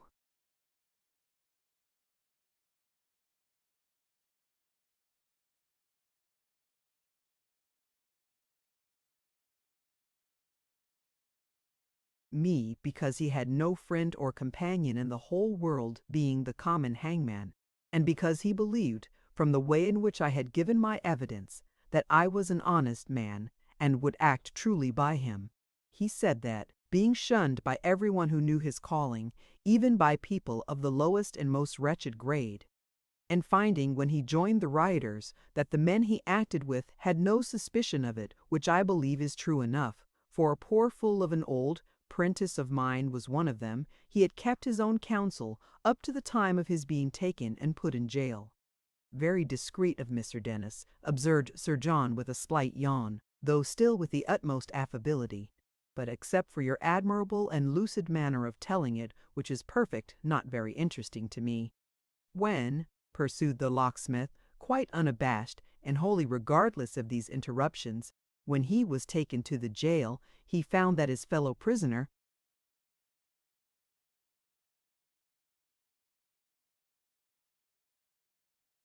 In the same room was the young man, Hugh by name, a leader in the riots who had been betrayed and given up by himself. From something which fell from this unhappy creature in the course of the angry words they had at meeting, he discovered that his mother had suffered the death to which they both are now condemned. The time is very short, Sir John. The knight laid down his paper fan, replaced his cup upon the table at his side, and, saving for the smile that lurked about his mouth, looked at the locksmith with as much steadiness as the locksmith looked at him. They have been in prison now a month. One conversation led to many more, and the hangman soon found, from a comparison of time and place and dates, that he had executed the sentence of the law upon this woman himself. She had been tempted by want, as so many people are, into the easy crime of passing forged notes. She was young and handsome, and the traders who employ men, women and children in this traffic, looked upon her as one who was well adapted for their business and who would probably go on without suspicion for a long time. But they were mistaken, for she was stopped in the commission of her very first offense and died for it. She was of gypsy blood. Sir John, it might have been the effect of a passing cloud which obscured the sun and cast a shadow on his face, but the knight turned deadly pale. Still he met the locksmith's eye as before.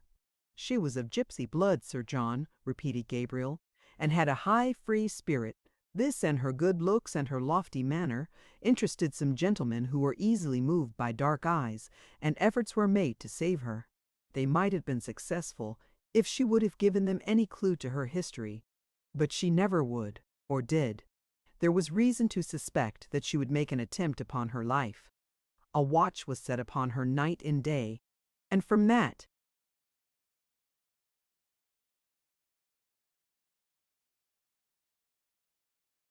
time she never spoke again. Sir John stretched out his hand towards his cup. The locksmith, going on, arrested it halfway, until she had but a minute to live. Then she broke silence and said, in a low, firm voice which no one heard but this executioner, for all other living creatures had retired and left her to her fate, "If I had a dagger within these fingers, and he was within my reach, I would strike him dead before me, even now." The man asked, "Who?" She said, "The father of her boy." Sir John drew back his outstretched hand, and seeing that the locksmith paused, signed to him with easy politeness and without any new appearance of emotion to proceed. It was the first word she had ever spoken, from which it could be understood that she had any relative on earth. Was the child alive? He asked. Yes. He asked her where it was, its name, and whether she had any wish respecting it. She had but one, she said. It was that the boy might live and grow in utter ignorance of his father, so that no arts might teach him to be gentle and forgiving. When he became a man, she trusted to the God of their tribe to bring the father and the son together, and revenge her through her child. He asked her other questions, but she spoke no more. Indeed, he says, she scarcely said this much to him, but stood with her face turned upwards to the sky and never looked towards him once. Sir John took a pinch of snuff, glanced approvingly at an elegant little sketch entitled Nature on the wall, and raising his eyes to the locksmith's face again, said with an air of courtesy and patronage, "You were observing, Mr. Varden, that she never," returned the locksmith, who was not to be diverted by any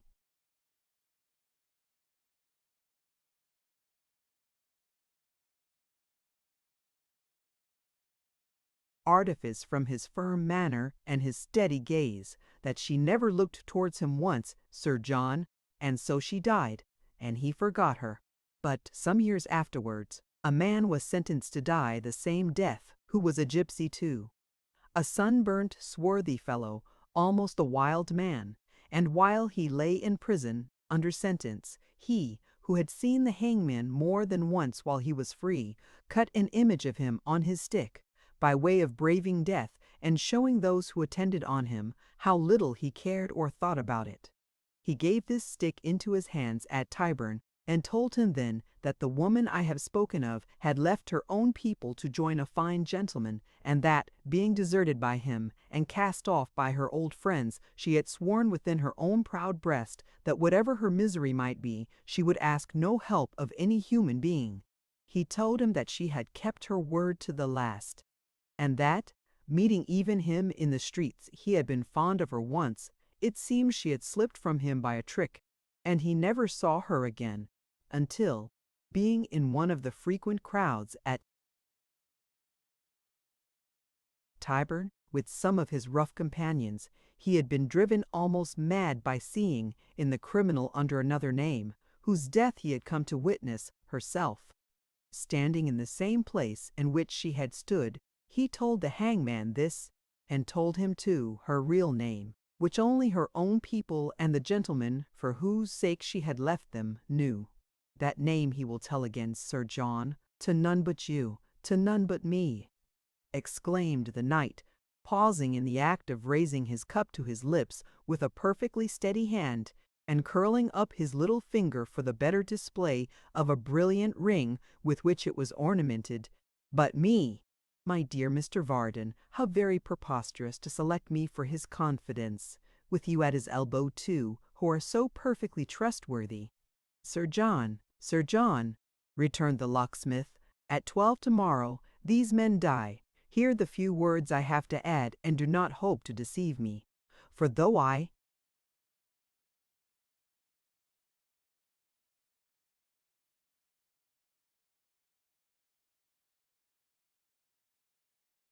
am a plain man of humble station, and you are a gentleman of rank and learning, the truth raises me to your level, and I know that you anticipate the disclosure with which I am about to end, and that you believe this doomed man, Hugh, to be your son.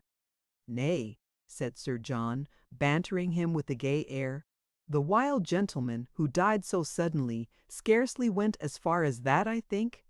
He did not, returned the locksmith, for she had bound him by some pledge, known only to these people, and which the worst among them respect, not to tell your name, but in a fantastic pattern on the stick he had carved some letters, and when the hangman asked it, he bade him, especially if he should ever meet with her son in after life, remember that place well.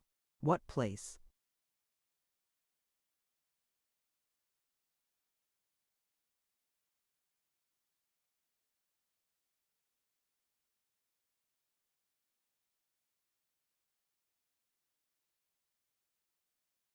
Chester. The knight finished his cup of chocolate with an appearance of infinite relish, and carefully wiped his lips upon his handkerchief. Sir John, said the locksmith, this is all that has been told to me, but since these two men have been left for death, they have conferred together closely. See them, and hear what they can add. See this Dennis, and learn from him what he has not trusted to me. If you, who hold the clue to all, want corroboration which you do not, the means are easy. And to what? Said Sir John Chester, rising on his elbow, after smoothing the pillow for its reception. My dear, good-natured, estimable Mr. Varden, with whom I cannot be angry if I would, to what does all this tend? I take you for a man, Sir John, and I suppose it tends to some pleading of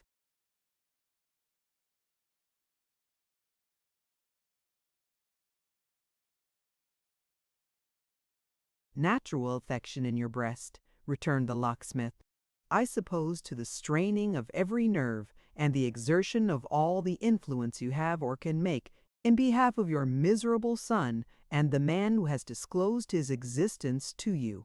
At the worst, I suppose, to your seeing your son and awakening him to a sense of his crime and danger. He has no such sense now. Think what his life must have been when he said in my hearing that if I moved you to anything, it would be to hastening his death and ensuring his silence if you had it in your power. And have you, my good Mr. Varden, said Sir John in a tone of mild reproof, have you really lived to your present age, and remained so very simple and credulous as to approach a gentleman of established character with such credentials as these, from desperate men in their last extremity, catching at any straw? Oh dear, oh fie, fie.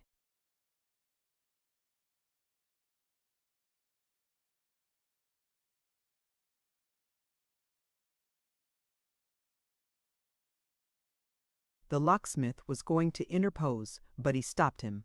On any other subject, Mr. Varden, I shall be delighted, I shall be charmed to converse with you, but I owe it to my own character not to pursue this topic for another moment.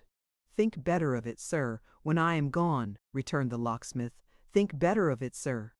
Although you have, thrice within as many weeks, turned your lawful son, Mr. Edward, from your door, you may have time, you may have years to make your peace with him, Sir John, but that 12 o'clock will soon be here, and soon be past for ever. I thank you very much, returned the knight, kissing his delicate hand to the locksmith, for your guileless advice, and I only wish, my good soul, although your simplicity is quite captivating, that you had a little more worldly wisdom. I never so much regretted the arrival of my hairdresser as I do at this moment. God!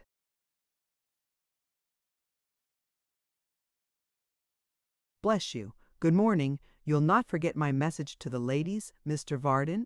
Peak, show Mr. Varden to the door. Gabriel said no more, but gave the knight a parting look, and left him. As he quitted the room, Sir John's face changed, and the smile gave place to a haggard and anxious expression, like that of a weary actor jaded by the performance of a difficult part. He rose from his bed with a heavy sigh, and wrapped himself in his morning gown. So she kept her word, he said, and was constant to her threat. I had never seen that dark face of hers. I might have read these consequences in it, from the first. This affair would make a noise abroad if it rested on better evidence, but as it is, and by not joining the scattered links of the chain, I can afford to slight it. Extremely distressing to be the parent of such an uncouth creature. Still, I gave him very good advice. I told him he would certainly be hanged. I could have done no more if I had known of our relationship. And there are a great many fathers who have never done as much for their natural children. The hairdresser may come in, Peake. The hairdresser came in, and saw in Sir John Chester, whose accommodating conscience was soon quieted by the numerous precedents that occurred to him in support of his last observation, the same imperturbable, fascinating, elegant gentleman he had seen yesterday, and many yesterdays before.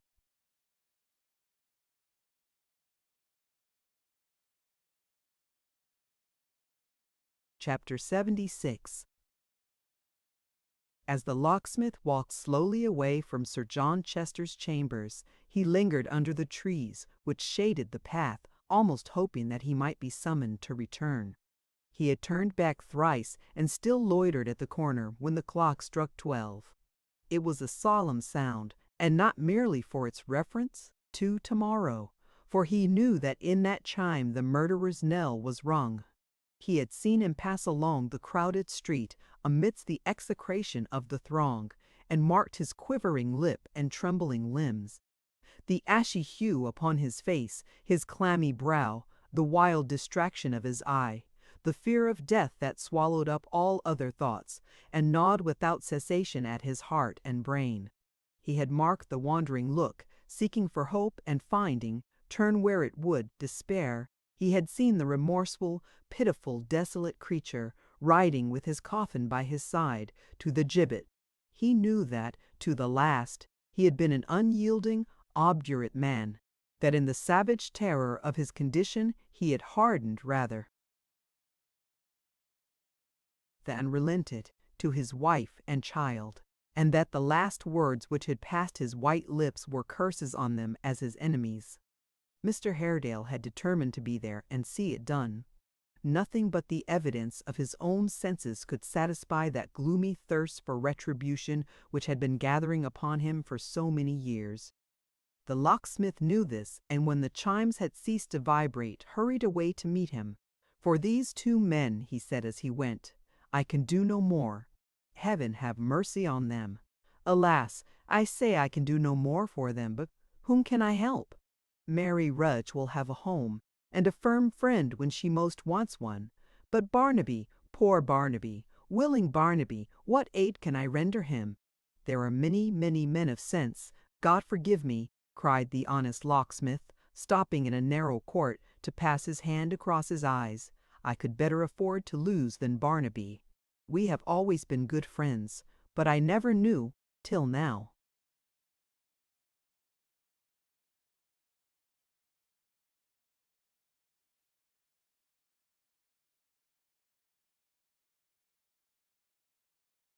How much I loved the lad.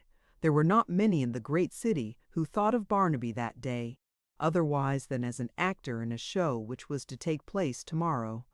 But if the whole population had had him in their minds, and had wished his life to be spared, not one among them could have done so with a purer zeal or greater singleness of heart than the good locksmith. Barnaby was to die. There was no hope. It is not the least evil attendant upon the frequent exhibition of this last dread punishment, of death, that it hardens the minds of those who deal it out, and makes them, though they be amiable men in other respects, indifferent to, or unconscious of, their great responsibility. The word had gone forth that Barnaby was to die. It went forth every month for lighter crimes. It was a thing so common that very few were startled by the awful sentence, or cared to question its propriety. Just then, too, when the law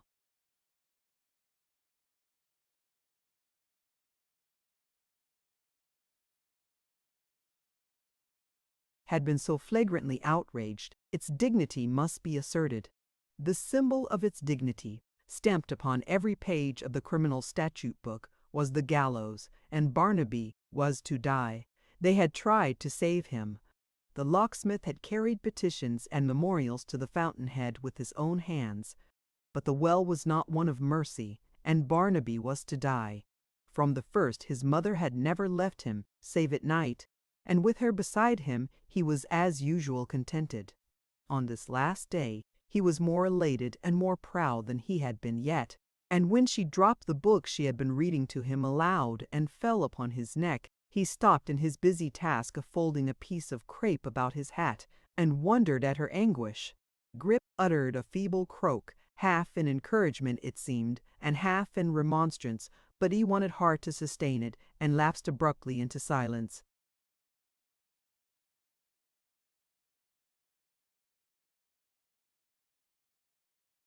With them who stood upon the brink of the great gulf which none can see beyond, time, so soon to lose itself in vast eternity, rolled on like a mighty river, swollen and rapid as it nears the sea.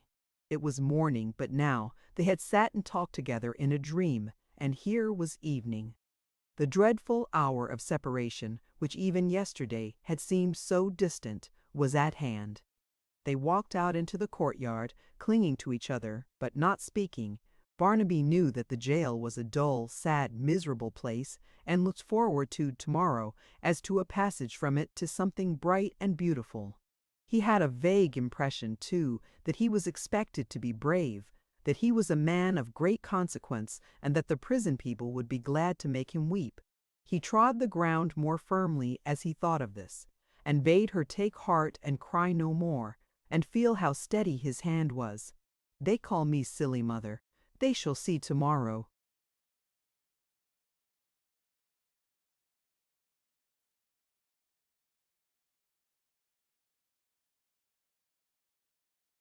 Dickens and Hugh were in the courtyard. Hugh came forth from his cell as they did, stretching himself as though he had been sleeping. Dickens sat upon a bench in a corner, with his knees and chin huddled together, and rocked himself to and fro like a person in severe pain. The mother and son remained on one side of the court, and these two men upon the other. Hugh strode up and down, glancing fiercely every now and then at the bright summer sky, and looking round when he had done so at the walls. No reprieve, no reprieve. Nobody comes near us. There's only the night left now, moaned Dickens faintly as he wrung his hands. Do you think they'll reprieve me in the night, brother? I've known reprieves come in the night afore now. I've known 'em come as late as 5, 6, and 7 o'clock in the morning. Don't you think there's a good chance yet, don't you? Say you do. Say you do, young man, whined the miserable creature with an imploring gesture towards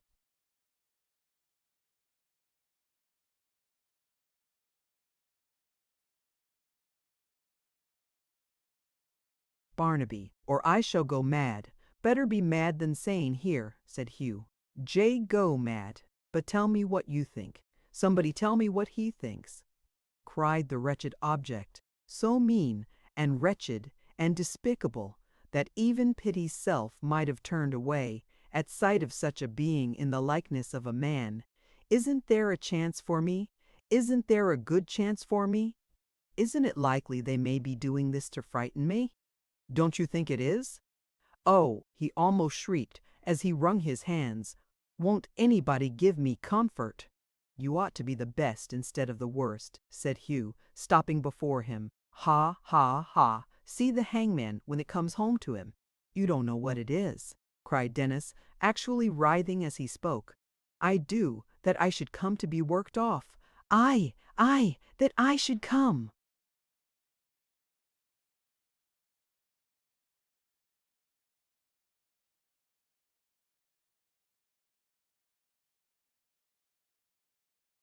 "And why not?" said Hugh as he thrust back his matted hair to get a better view of his late associate.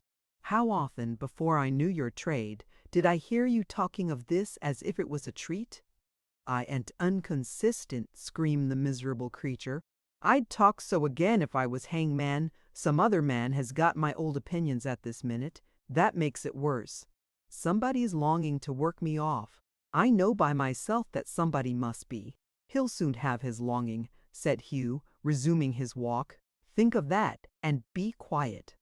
Although one of these men displayed, in his speech and bearing, the most reckless hardihood, and the other, in his every word and action, testified such an extreme of abject cowardice that it was humiliating to see him, it would be difficult to say which of them would most have repelled and shocked an observer.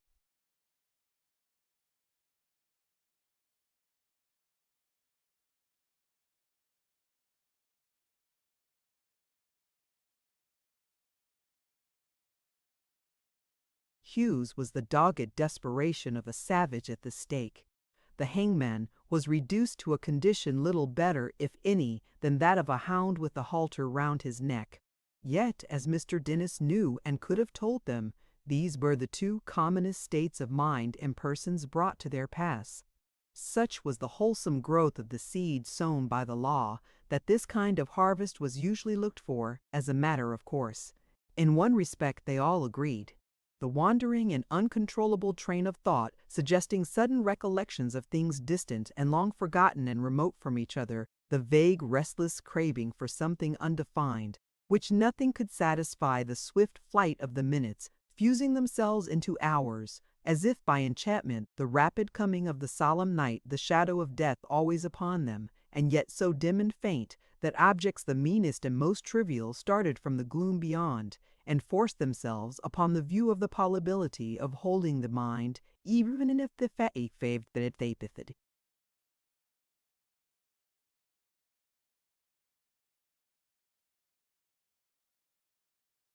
Disposed to penitence and preparation, or of keeping it to any point while one hideous fascination tempted it away.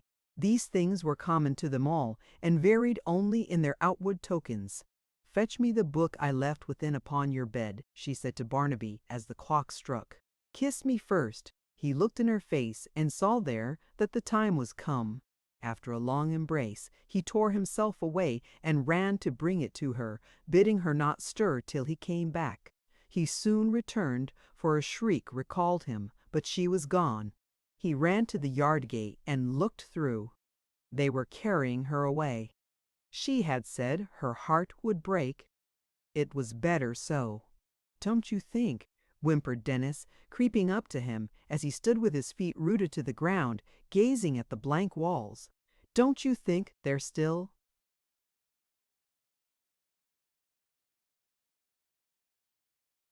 "A chance? It's a dreadful end. It's a terrible end for a man like me. Don't you think there's a chance? I don't mean for you, I mean for me. Don't let him hear us meaning Hugh. He's so desperate." "Now then," said the officer, who had been lounging in and out with his hands in his pockets, and yawning as if he were in the last extremity for some subject of interest, "it's time to turn in, boys."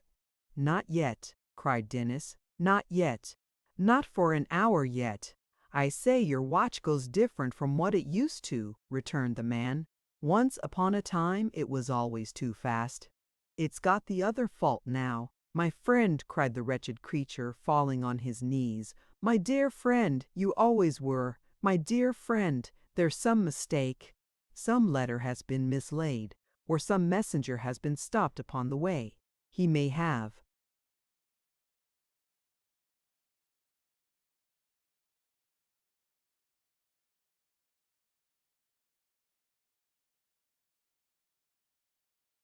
fallen dead. I saw a man once fall down dead in the street, myself, and he had papers in his pocket. Send to inquire. Let somebody go to inquire. They never will hang me. They never can. Yes, they will, he cried, starting to his feet with a terrible scream. They'll hang me by a trick and keep the pardon back. It's a plot against me. I shall lose my life. And uttering another yell, he fell in a fit upon the ground. See the hangman when it comes home to him, cried Hugh again as they bore him away. Ha, ha, ha! Courage, bold Barnaby, what care we? Your hand. They do well to put us out of the world, for if we got loose a second time we wouldn't let them off so easy, eh? Another shake! A man can die but once. If you wake in the night, sing that out lustily and fall asleep again. Ha, ha! Barnaby glanced once more through the grate into the empty yard, and then watched Hugh as he strode to the steps leading to his sleeping cell. He heard him.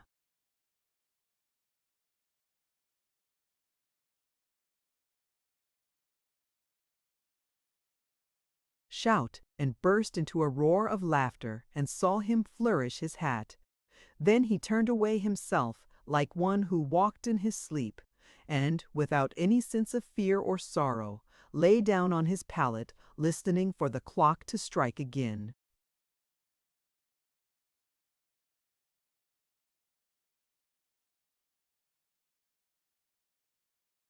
Chapter 77. The time wore on.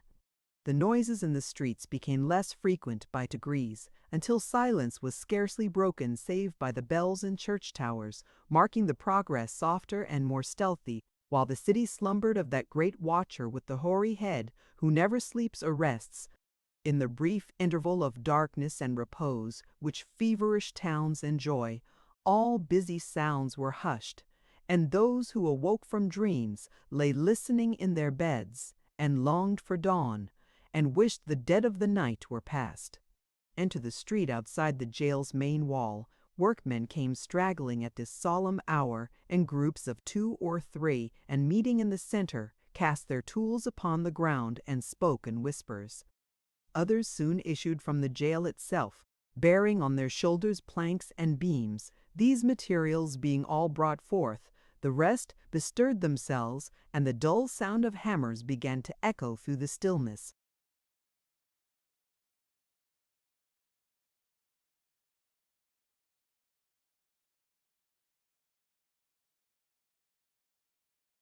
Here and there, among this knot of laborers, one, with a lantern or a smoky link, stood by to light his fellows at their work, and by its doubtful aid some might be dimly seen, taking up the pavement of the road, while others held great upright posts, or fixed them in the holes thus made for their reception.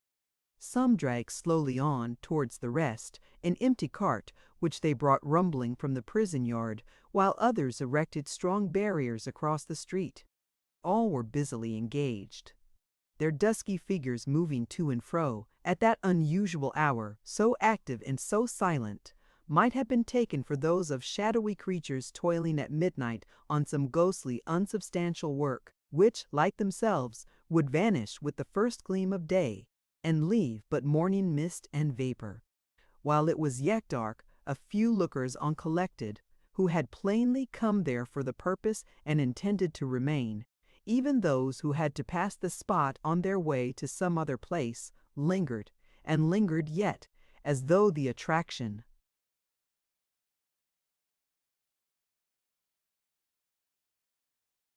of that were irresistible. Meanwhile, the noise of saw and mallet went on briskly, mingled with the clattering of boards on the stone pavement of the road, and sometimes with the workmen's voices as they called to one another. whenever the chimes of the neighboring church were heard, and that was every quarter of an hour. A strange sensation, instantaneous and indescribable, but perfectly obvious, seemed to pervade them all. Gradually, a faint brightness appeared in the east, and the air, which had been very warm all through the night, felt cool and chilly. Though there was no daylight yet, the darkness was diminished, and the stars looked pale. The prison, which had been a mere black mass with little shape or form, put on its usual aspect, and ever and anon a solitary watchman could be seen upon its roof, stopping to look down upon the preparations in the street. This man, from forming, as it were, a part of the jail, and knowing or being supposed to know all that was passing within, became an object of as much interest, and was as eagerly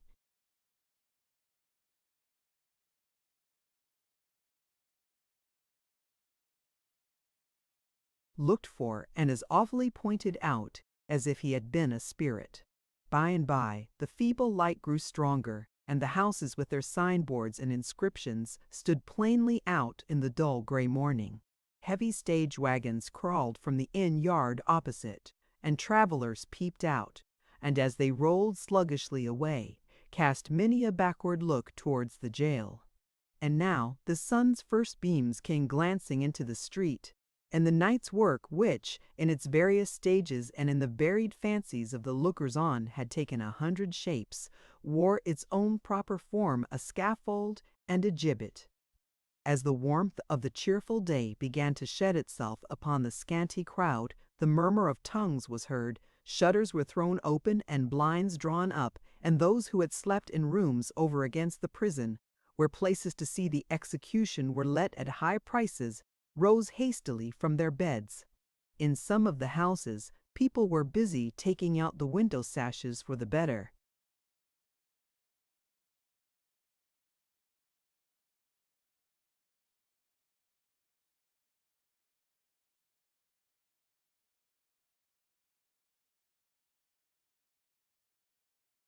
Accommodation of spectators.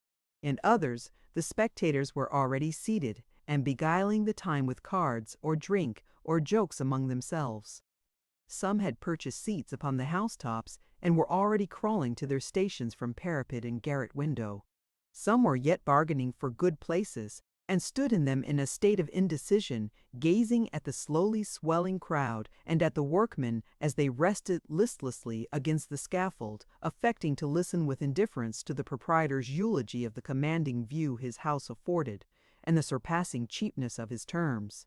A fairer morning never shone. From the roofs and upper stories of these buildings, the spires of city churches and the great cathedral dome were visible, rising up beyond the prison into the blue sky, and clad in the color of light summer clouds, and showing in the clear atmosphere their every scrap of tracery and fretwork, and every niche and loophole. All was brightness and promise, excepting in the street below, into which for it yet lay in shadow the eye looked. Down as into a dark trench where, in the midst of so much life and hope and renewal of existence, stood the terrible instrument of death. It seemed as if the very sun forbore to look upon it.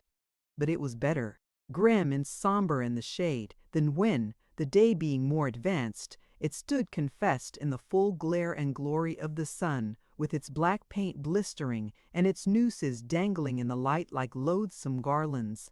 It was better in the solitude and gloom of midnight, with a few forms clustering about it, than in the freshness and the stir of morning, the center of an eager crowd. It was better haunting the street like a specter when men were in their beds and influencing perchance the city's dreams, than braving the broad day and thrusting its obscene presence upon their waking senses. 5 o'clock had struck 6, 7, and 8. Along the two main streets, at either end of the crossway, a living stream had now set in, rolling towards the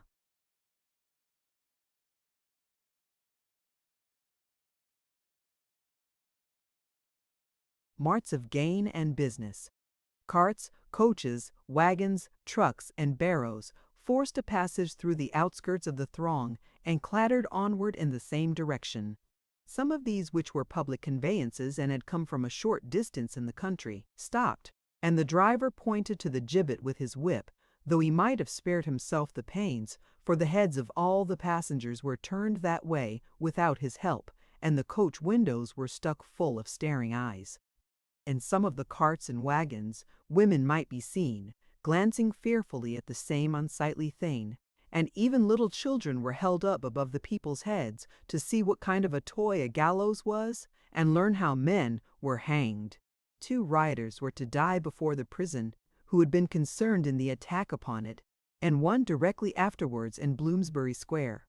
At 9 o'clock a strong body of military marched into the street and formed and lined a narrow passage into Holborn, which had been indifferently kept all night by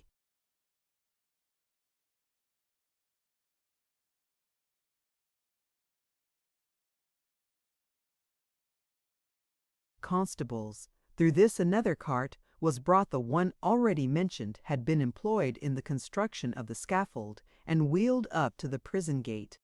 These preparations made, the soldiers stood at ease. The officers lounged to and fro in the alley they had made, or talked together at the scaffold's foot, and the concourse, which had been rapidly augmenting for some hours, and still received additions every minute, waited with an impatience which increased with every chime of sepulchre's clock for 12 at noon.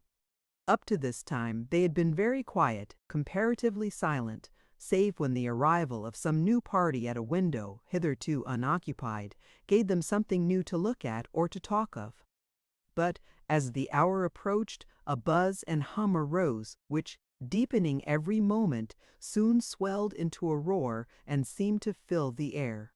No words or even voices could be distinguished in this clamor, nor did they speak much to each other, though such as were better informed upon the topic than the rest would tell their neighbors perhaps that they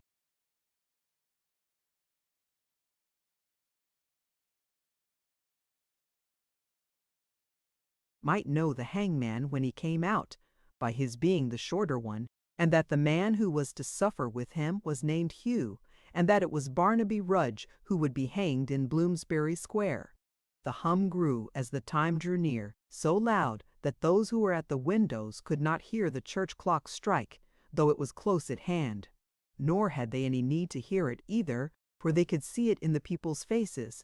So surely as another quarter chimed, there was a movement in the crowd, as if something had passed over it, as if the light upon them had been changed, in which the fact was readable as on a brazen dial, figured by a giant's hand.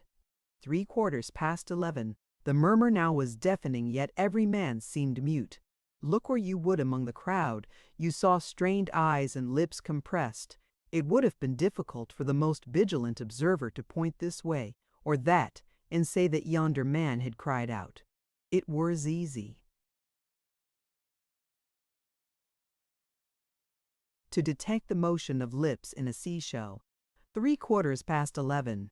Many spectators who had retired from the windows came back refreshed, as though their watch had just begun. Those who had fallen asleep roused themselves, and every person in the crowd made one last effort to better his position, which caused a press against the sturdy barriers that made them bend and yield like twigs.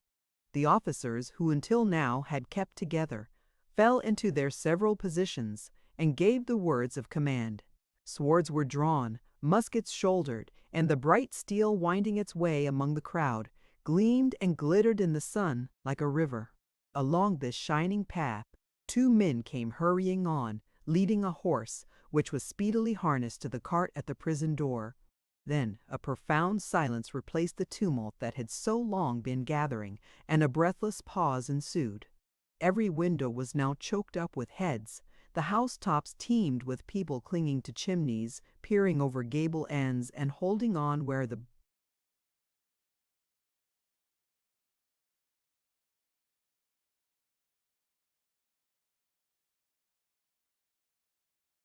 sudden loosening of any brick or stone would dash them down into the street.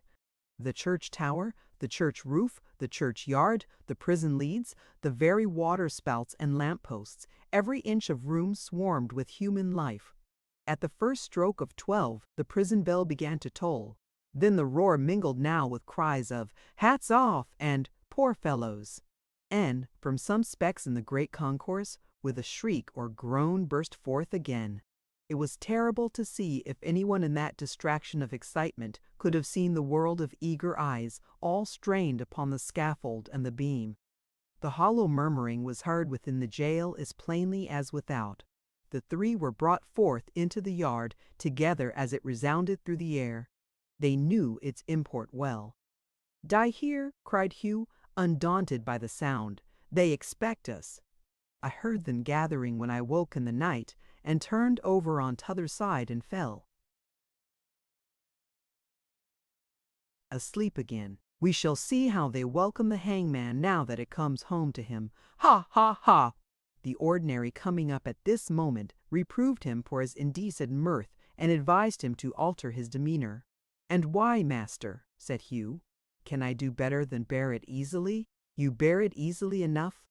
"Oh, never tell me," he cried, as the other would have spoken. "For all your sad look and your solemn air, you think little enough of it. They say you're the best maker of lobster salads in London. Ha, ha! I've heard that, you see, before now. Is it a good one this morning is your hand in? How does the breakfast look? I hope there's enough and to spare for all this hungry company that'll sit down to it when the sight's over." "I fear," observed the clergyman, shaking his head, "that you are incorrigible."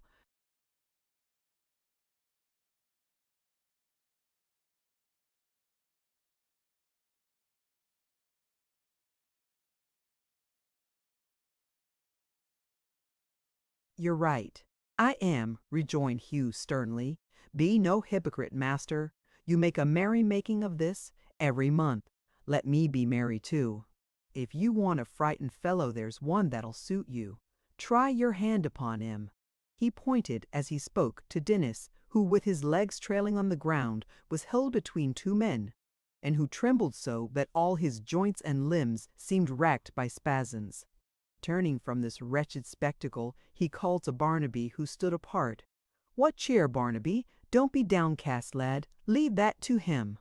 "Bless you!" cried Barnaby, stepping lightly towards him. "I'm not frightened, Hugh. I'm quite happy. I wouldn't desire to live now, if they'd let me. Look at me. Am I afraid to die? Will they see M tremble?" Hugh gazed for a moment at his face, on which there was a strange, unearthly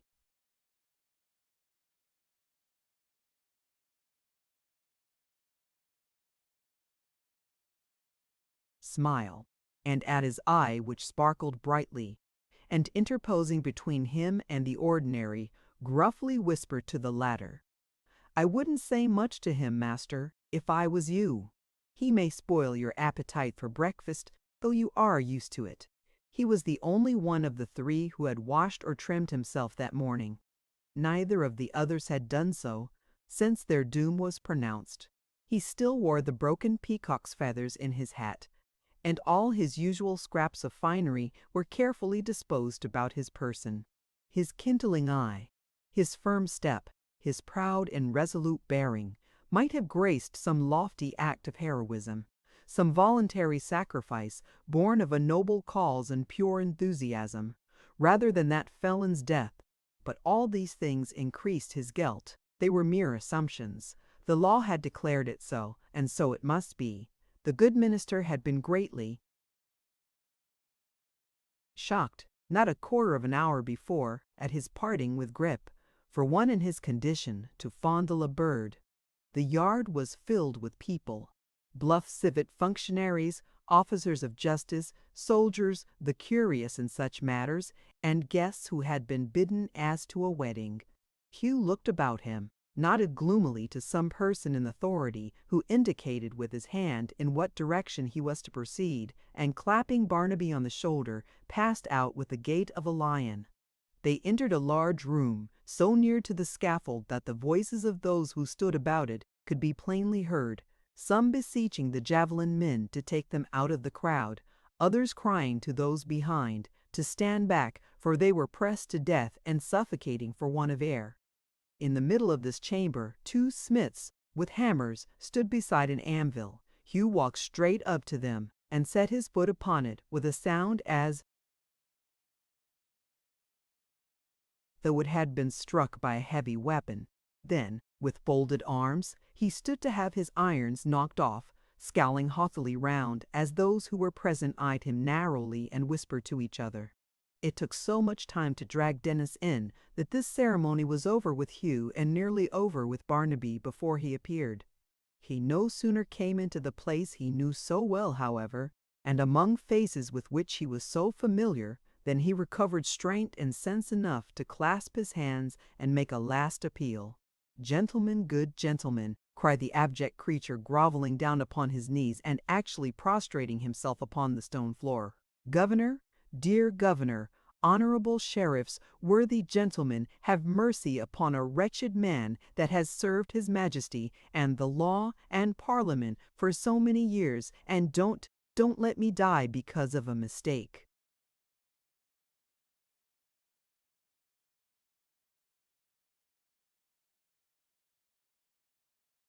"Dennis," said the governor of the jail, "you know what the course is, and that the order came with the rest. You know that we could do nothing, even if we would. All I ask, sir, all I want and beg is time to make it sure," cried the trembling wretch, looking wildly round for sympathy. "The king and government can't know it's me. I'm sure they can't know it's me, or they never would bring me to this dreadful slaughterhouse. They know my name, but they don't know it's the same man. Stop my execution, for charity's sake. Stop my execution, gentlemen, till they can be told that I've been hangman here nigh 30 year. Will no one go and tell them?" he implored, clenching his hands and glaring round and round and round and round again. "Will no charitable person go and tell them?" "Mr. Ackerman," said a gentleman who stood by after a moment's pause, "since it may possibly produce in this unhappy man a better frame of mind, even at this last minute, let me assure him that he was well known to have been the hangman when his sentence was considered. But perhaps they think on that account that the punishment's not so great," cried the criminals, shuffling towards the speaker on his knees and holding up his folded hands. "Whereas it's worse 100 times to me than any man. Let them know that, sir. Let them know that. They made it worse to me by giving me so much to do. Stop my execution till they know that." The governor beckoned with his hand, and the two men, who had supported him before, approached. He uttered a piercing cry. "Wait, wait, only a moment, only one moment more. Give me a last chance of reprieve. One of us three is to go to Bloomsbury Square. Let me be the one. It may come in that time. It's sure to come. In the Lord's name, let me be sent to Bloomsbury Square. Don't hang me here. It's murder."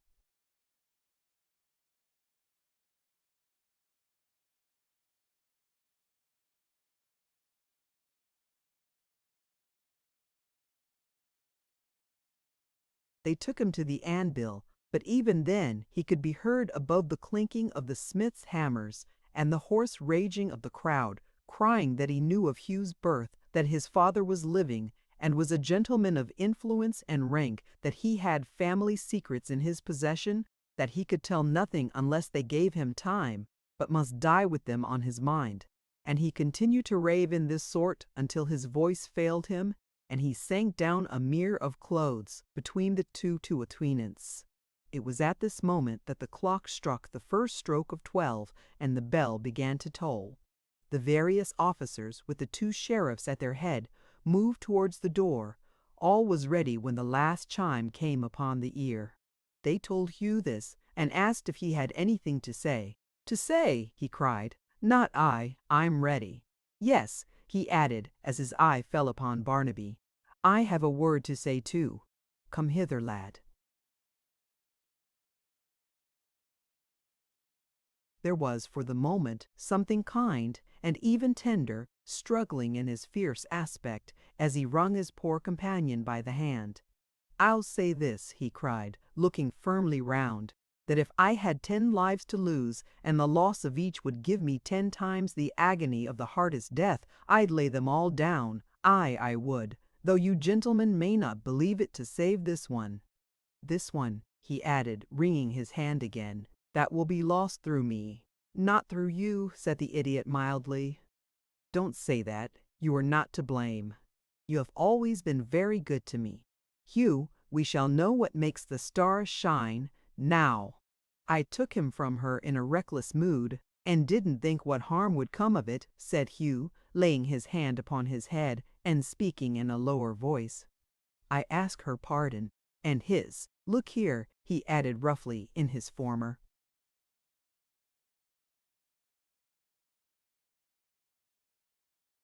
tone. "You see this lad?" They murmured yes, and seemed to wonder why he asked. "That gentleman yonder," pointing to the clergyman, "has often in the last few days spoken to me of faith and strong belief. You see what I am more brute than man, as I have been often told, but I had faith enough to believe, and did believe as strongly as any of you gentlemen can believe anything, that this one life would be spared. See what he is. Look at him." Barnaby had moved towards the door and stood beckoning him to follow. "If this was not faith and strong belief," cried Hugh, raising his right arm aloft and looking upward like a savage prophet whom the near approach of death had filled with inspiration, "where are they? What else should teach me, born as I was born, and reared as I have been reared, to hope for any mercy in this?"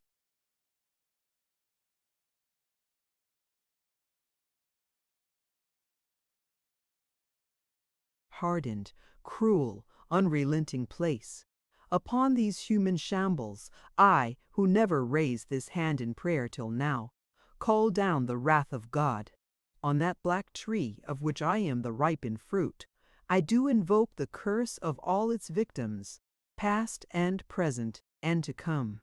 On the head of that man, who in his conscience owns me for his son, I leave the wish that he may never sicken on his bed of down, but die a violent death as I do now, and have the night wind for his only mourner. To this I say amen, amen." His arm fell downward by his side. He turned, and moved towards them with a steady step, the man he had been before. "There is nothing more," said the governor. Hugh motioned Barnaby not to come near him, though, without looking in the direction where he stood, and answered, "There is nothing more." "Move forward. Unless," said Hugh, glancing hurriedly back, "unless any person here has a fancy for a dog, and not then, unless he means to use him well. There's one, belongs to me, at the house I came from, and it wouldn't be easy to find a better. He'll whine at first, but he'll soon get over that. You wonder that I think about a dog just now," he added, with a kind of laugh. "If any man deserved it of me half as well, I'd think of him."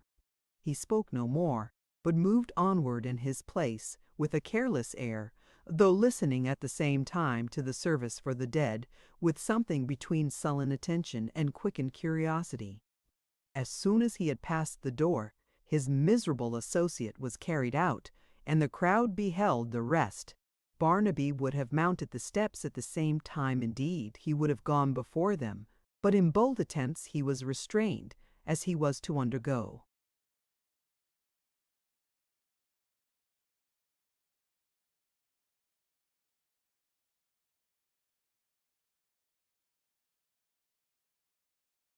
The sentence elsewhere.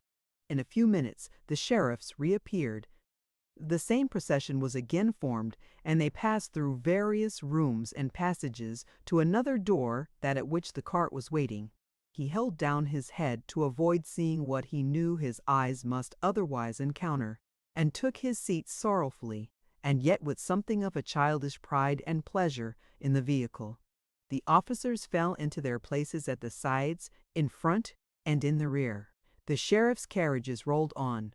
A guard of soldiers surrounded the whole, and they moved slowly forward through the throng and pressure toward Lord Mansfield's ruined house. It was a sad sight, all the show and strength and glitter assembled round one helpless creature, and sadder yet to note, as he rode along, how his wandering thoughts found strange encouragement in the crowded windows and the concourse in the streets, and how, even then, he felt the influence of the bright sky and looked up, smiling, into its deep, unfathomable blue. There had been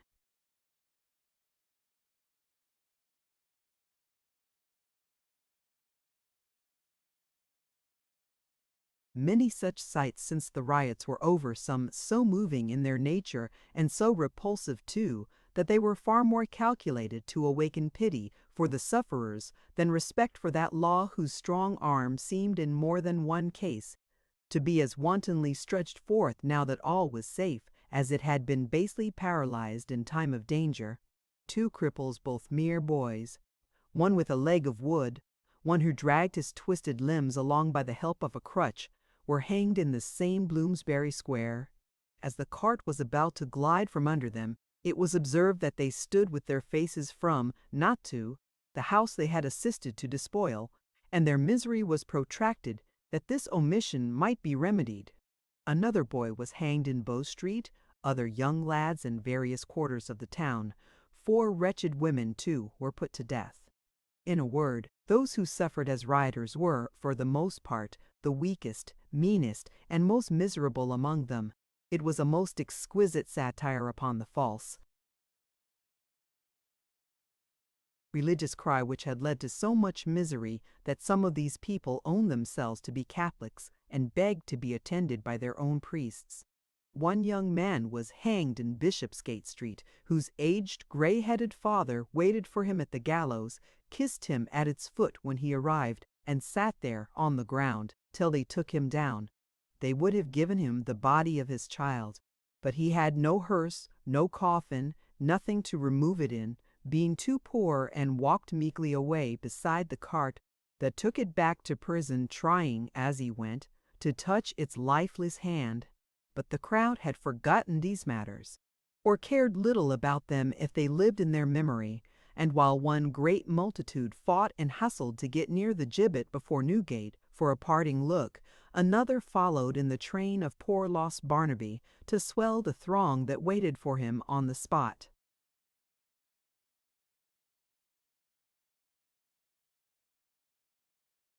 Chapter 78.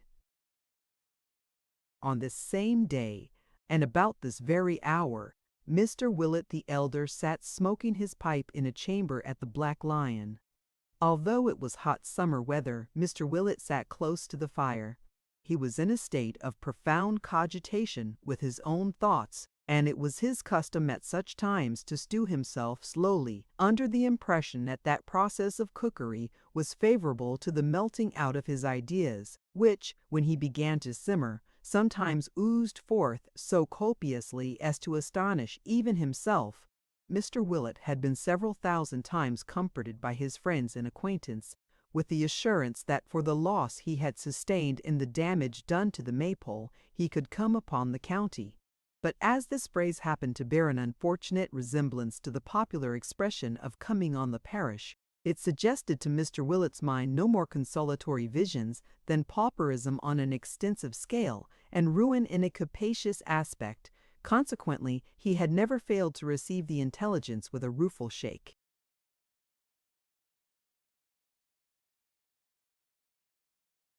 of the head or a dreary stare, and had been always observed to appear much more melancholy after a visit of condolence than at any other time in the whole 24 hours. It chanced, however, that sitting over the fire on this particular occasion, perhaps because he was, as it were, done to a turn, perhaps because he was in an unusually bright state of mind, perhaps because he had considered the subject so long, perhaps because of all these favoring circumstances taken together, it chanced that, sitting over the fire on this particular occasion, Mr. Willett did, afar off and in the remotest depths of his intellect, perceive a kind of and this dim ray of light did so diffuse itself within him, and did so kindle up and shine, that at last he had it as plainly and visibly before him as the blaze by which he sat, and, fully persuaded that he was the first to make the discovery, and that he had started, hunted down, fallen upon, and knocked on the head. A perfectly original idea which had never presented itself to any other man alive or dead. He laid down his pipe, rubbed his hands, and chuckled audibly. "Why, father," cried Joe, entering at the moment, "you're in spirits today." "It's nothing particular," said Mr. Willett, chuckling again. "It's nothing at all particular, Joseph. Tell me something about the Salwanners." Having preferred this request, Mr. Willett chuckled a third time, and after these unusual demonstrations of levity, he put his pipe in his mouth again. "What shall I tell you, father?" asked Joe, laying his hand upon his sire's shoulder and looking down into his face.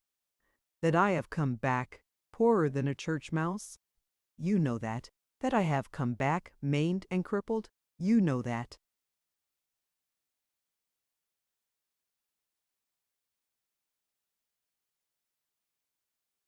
"It was took off," muttered Mr. Willett with his eyes upon the fire, "at the defense of the Salwanners in America where the war is." "Quite right," returned Joe, smiling and leaning with his remaining elbow on the back of his father's chair. "The very subject I came to speak to you about. A man with one arm, father, is not of much use in the busy world." This was one of those vast propositions which Mr. Willett had never considered for an instant and required time to tackle. Wherefore he made no answer. "At all events," said Joe, "he can't pick and choose his means of earning a livelihood as another man may. He can't say, 'I will turn my hand to this,' or 'I won't turn my hand to that,' but must take what he can do, and be thankful it's no worse. What did you say?" Mr. Willett had been softly repeating to himself, in a musing tone, the words.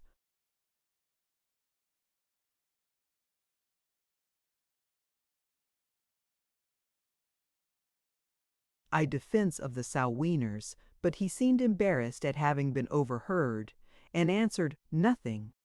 "Now look here, father. Mr. Edward has come to England from the West Indies. When he was lost sight of I ran away on the same day, father. He made a voyage to one of the islands, where a school friend of his had settled, and finding him, wasn't too proud to be employed on his estate, and in short, got on well, and is prospering, and has come over here on business of his own, and is going back again speedily. Our returning nearly at the same time, and meeting in the course of the late troubles, has been a good thing every way, for it has not only enabled us to do old friends some service, but has opened a path in life for me which I may tread without being a burden upon you. To be plain, father, he can employ me. I have satisfied myself that I can be of real use to him, and I am going to carry my one arm away with him, and to make the most of it." In the mind's eye of Mr. Willett, the West Indies, and indeed all foreign countries, were inhabited by savage nations who were perpetually burying pipes of peace, flourishing tomahawks, and puncturing strange patterns in their bodies. He no sooner heard this announcement, therefore, than he leaned back in his chair, took his pipe from his lips, and stared at his son with as much dismay as if he already beheld him tied to a stake and tortured for the entertainment of a lively population. In what form of expression his feelings would have found a vent, it is impossible to say. Nor is it necessary, for before a syllable occurred to him, Dolly Varden came running into the room, in tears, threw herself on Joe's breast without a word of explanation, and clasped her white arms round his neck. "Dolly," cried Joe. "Dolly, aye, call me that always," exclaimed the locksmith's little daughter. "Never speak coldly to me, never be distant, never again reprove me for the follies I have long repented, or I shall die, Joe." "I reprove you," said Joe. "Yes, for every kind and honest word you uttered went to my heart. For you, who have borne so much for me, for you, who owe your sufferings and pain to my caprice for you to be so kind, so noble to me." Joe, he could say nothing to her, not a syllable. There was an odd sort of eloquence in his one arm which had crept round her waist, but his lips were mute. "If you had reminded me by a word, only by one short word," sobbed Dolly, clinging yet closer to him. "How little I deserve that you should treat me with so much forbearance. If you had exulted only for one moment in your triumph, I could have borne it better."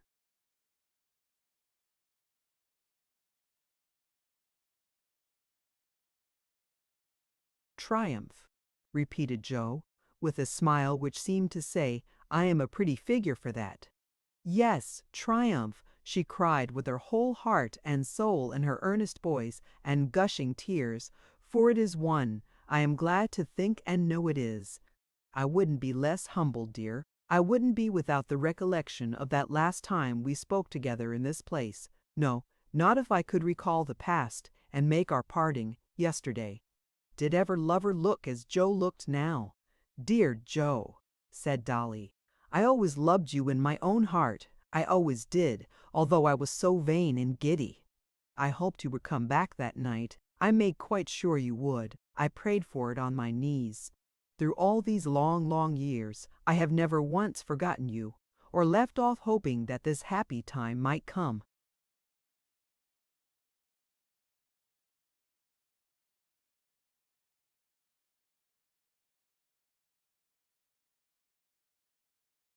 The eloquence of Joe's arms surpassed the most impassioned language, and so did that of his lips, yet he said nothing either.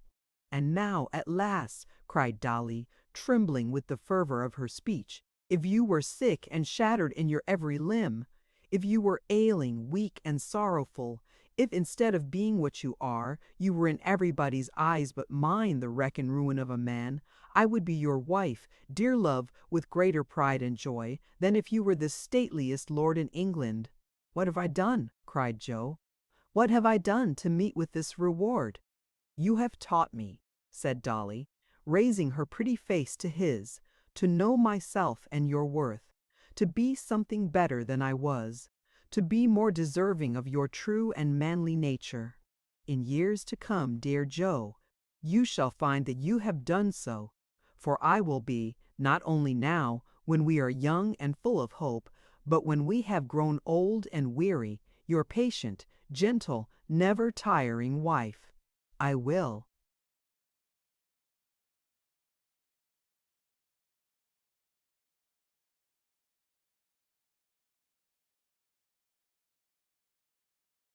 "Never know a wish or care beyond our home and you, and I will always study how to please you with my best affection and my most devoted love. I will, indeed I will." Joe could only repeat his former eloquence, but it was very much to the purpose. "They know of this at home," said Dolly.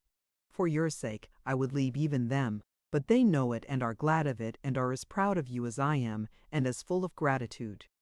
You'll not come and see me as a poor friend who knew me when I was a girl, will you, dear Joe?"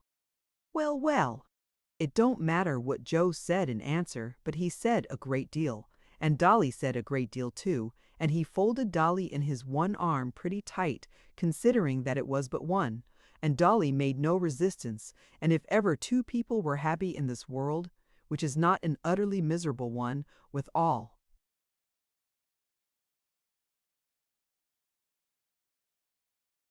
its faults, we may, with some appearance of certainty, conclude that they were.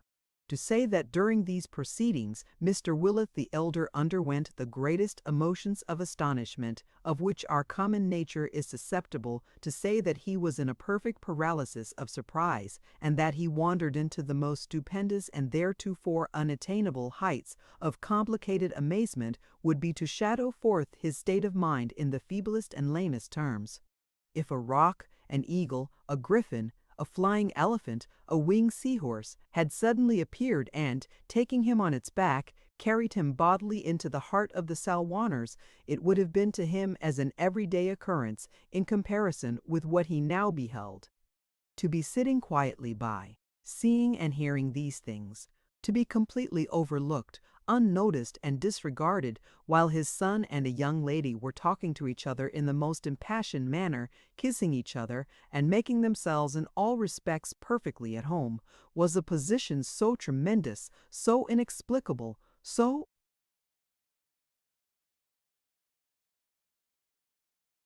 utterly beyond the widest range of his capacity of comprehension, that he fell into a lethargy of wonder and could no more rouse himself than an enchanted sleeper in the first year of his fairy lease, a century long. "Father," said Joe, presenting Dolly, "you know who this is?" Mr. Willett looked first at her, then at his son, then back again at Dolly, and then made an ineffectual effort to extract a whiff from his pipe, which had gone out long ago. "Say a word, father, if it's only how'd I do," urged Joe. "Certainly, Joseph," answered Mr. Willett. "Oh yes, why not?" "To be sure," said Joe. "Why not? Ah!" replied his father. "Why not?" And with this remark, which he uttered in a low voice, as though he were discussing some grave question with himself, he used the little finger, if any of his fingers can be said to have come under that denomination of his right hand, as a tobacco stopper, and was silent again. And so he sat for half an hour at least, although Dolly, in the most endearing of manners, hoped a dozen times that he was not angry with her. So he sat for half an hour, quite motionless, and looking all the while like nothing so much as a great Dutch pin or skittle. At the expiration of that period, he suddenly, and without the least notice, burst, to the great consternation of the young people, did a very loud and very short laugh, and repeating, "Certainly, Joseph. Oh yes. Why not? Went out for a walk."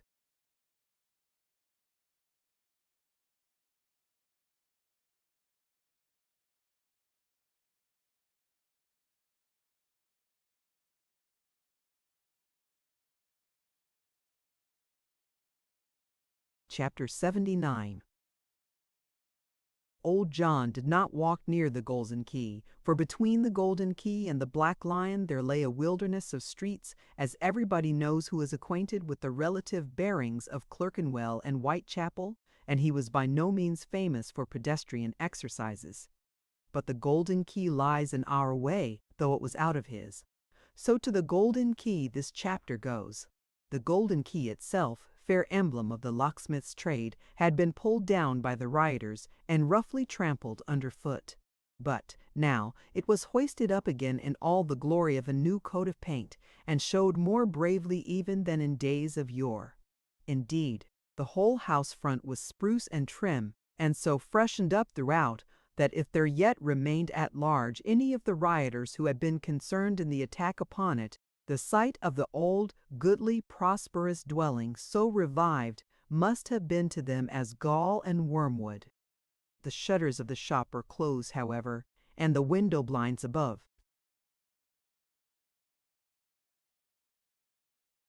were all pulled down, and in place of its usual cheerful appearance, the house had a look of sadness and an air of mourning, which the neighbors, who in old days had often seen poor Barnaby go in and out, were at no loss to understand.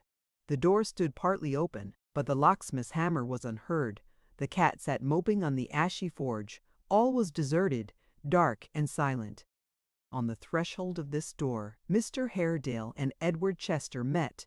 The younger man gave place, and both passing in with a familiar air, which seemed to denote that they were tarrying there, or were well accustomed to go to and fro unquestioned, shut it behind them.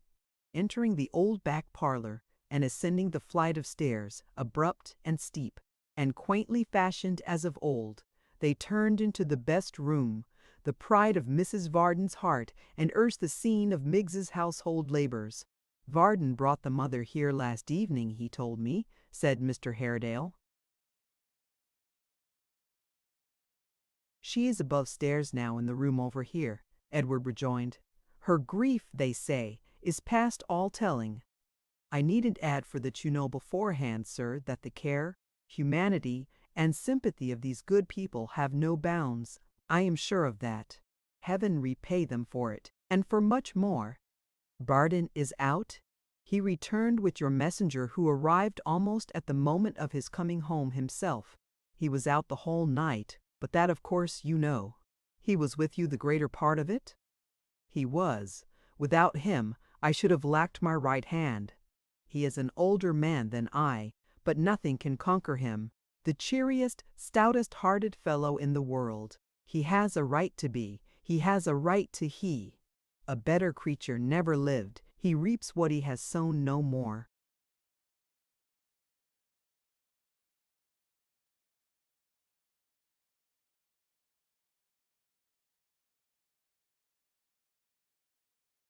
It is not all men, said Edward, after a moment's hesitation, who have the happiness to do that.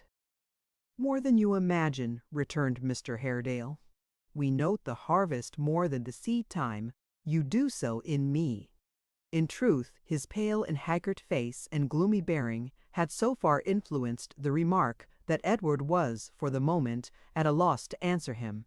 Tut, tut, said Mr. Haredale, 'twas not very difficult to read a thought so natural, but you are mistaken nevertheless. I have had my share of sorrows more than the common lot, perhaps, but I have borne them ill. I have broken where I should have bent, and have mused and brooded when my spirit should have mixed with all God's great creation. The men who learn endurance are they who call the whole world brother. I have turned from the world, and I pay the penalty.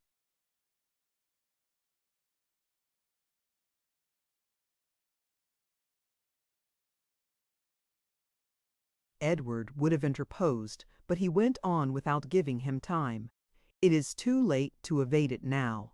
I sometimes think that if I had to live my life once more, I might amend this fault, not so much, I discover when I search my mind, for the love of what is right, as for my own sake. But even when I make these better resolutions, I instinctively recoil from the idea of suffering again what I have undergone. And in this circumstance I find the unwelcome assurance that I should still be the same man, though I could cancel the past and begin anew with its experience to guide me. Nay, you make too sure of that, said Edward.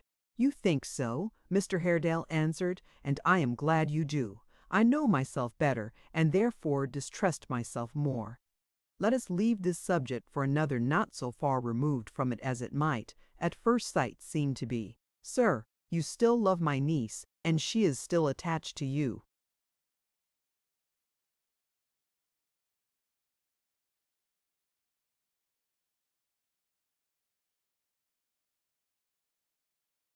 I have that assurance from her own lips, said Edward. And you know I am sure you know that I would not exchange it for any blessing life could yield me. You are frank, honorable, and disinterested, said Mr. Haredale. You have forced the conviction that you are so, even on my once jaundiced mind, and I believe you. Wait here till I come back. He left the room as he spoke, but soon returned with his niece. On that first and only time, he said, looking from the one to the other, when we three stood together under her father's roof, I told you to quit it, and charged you never to return. It is the only circumstance arising out of our love, observed Edward, that I have forgotten. You own a name, said Mr. Haredale. I had deep reason to remember. I was.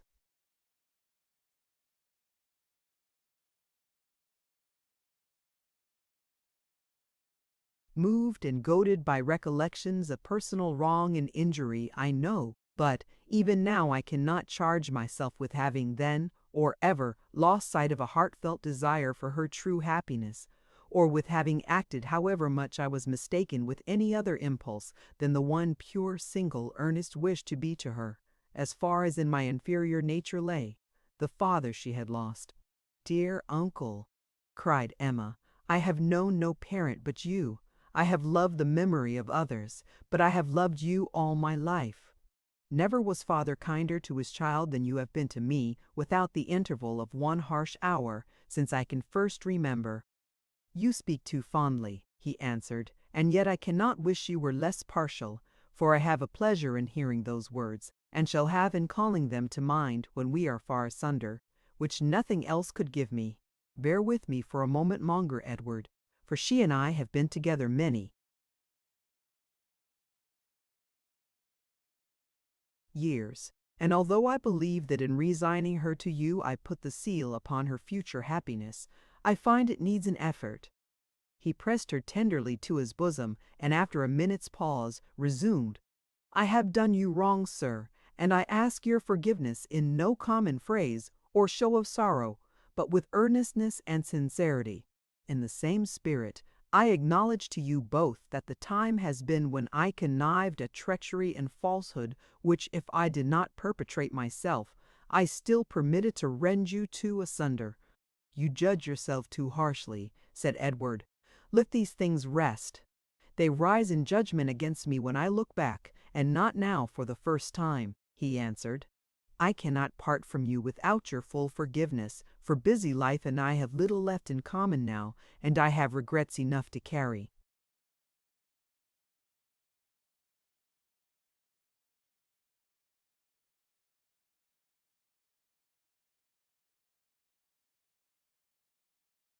Into solitude, without addition to the stock, you bear a blessing from us both, said Emma. Never mingle thoughts of me who owe you so much love and duty, with anything but undying affection and gratitude for the past, and bright hopes for the future. The future, returned her uncle with a melancholy smile, is a bright word for you, and its image should be wreathed with cheerful hopes. Mine is of another kind, but it will be one of peace, and free, I trust, from care or passion. When you quit England, I shall leave it too. There are cloisters abroad, and now that the two great objects of my life are set at rest, I know no better home. You droop at that, forgetting that I am growing old, and that my course is nearly run. Well, we will speak of it again, not once or twice, but many times, and you shall give me cheerful counsel, Emma. And you will take it? asked his niece.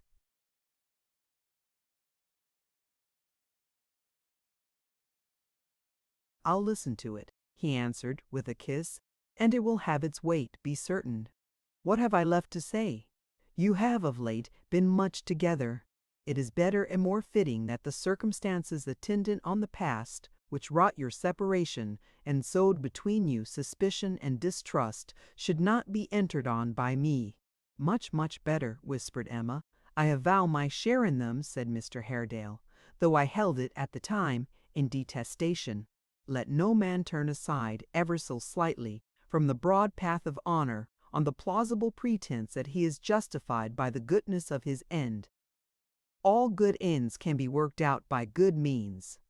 Those that cannot are bad, and may be counted so at once and left alone. He looked from her to Edward, and said in a gentler tone,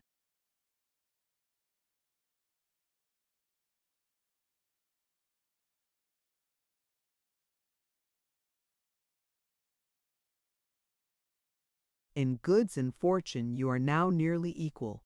I have been her faithful steward, and to that remnant of a richer property which my brother left her, I desire to add, in token of my love, a poor pittance, scarcely worth the mention, for which I have no longer any need. I am glad you go abroad. Let our ill-fated house remain the ruin it is. When you return, after a few thriving years, you will command a better and a more fortunate one. We are friends? Edward took his extended hand and grasped it heartily. You are neither slow nor cold in your response, said Mr. Haredale, doing the like by him. And when I look upon you now, and know you, I feel that I would choose you for her husband. Her father had a generous nature, and you would have pleased him well. I give her to you in his name, and with his blessing. If the world and I part in this act, we part on happier terms than we have lived for many a day.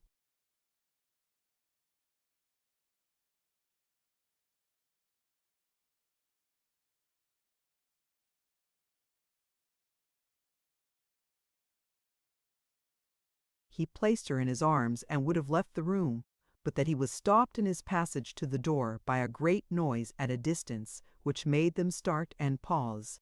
It was a loud shouting, mingled with boisterous acclamations, that rent the very air. It drew nearer and nearer every moment, and approached so rapidly that, even while they listened, it burst into a deafening confusion of sounds at the street corner. This must be stopped, quieted, said Mr. Haredale hastily. We should have foreseen this and provided against it. I will go out to them at once. But before he could reach the door, and before Edward could catch up his hat and follow him, They were again arrested by a loud shriek from above stairs, and the locksmith's wife, bursting in, and fairly running into Mr. Haredale's arms, cried out,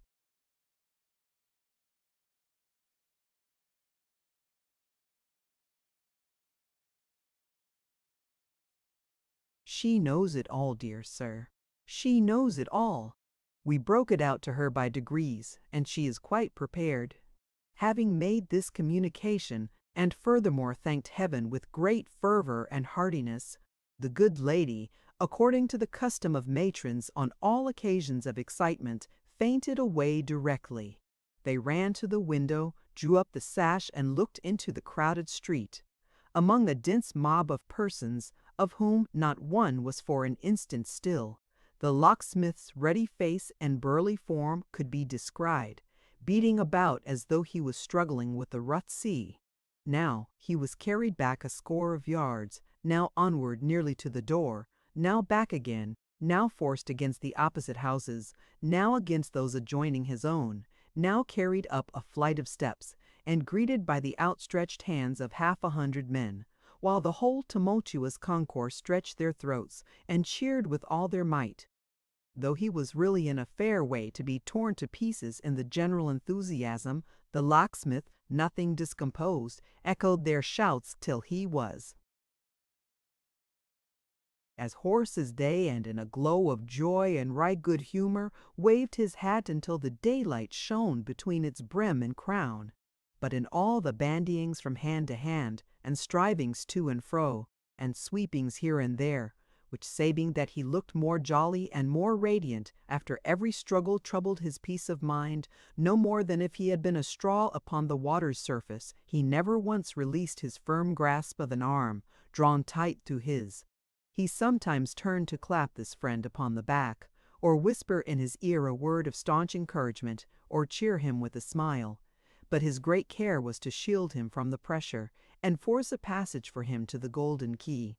Passive and timid, scared, pale, and wondering, and gazing at the throng as if he were newly risen from the dead, and felt himself a ghost among the living, Barnaby, not Barnaby in the spirit, but in flesh and blood, with pulses, sinews, nerves, and beating heart, and strong affections, clung to his stout old friend and followed where he led.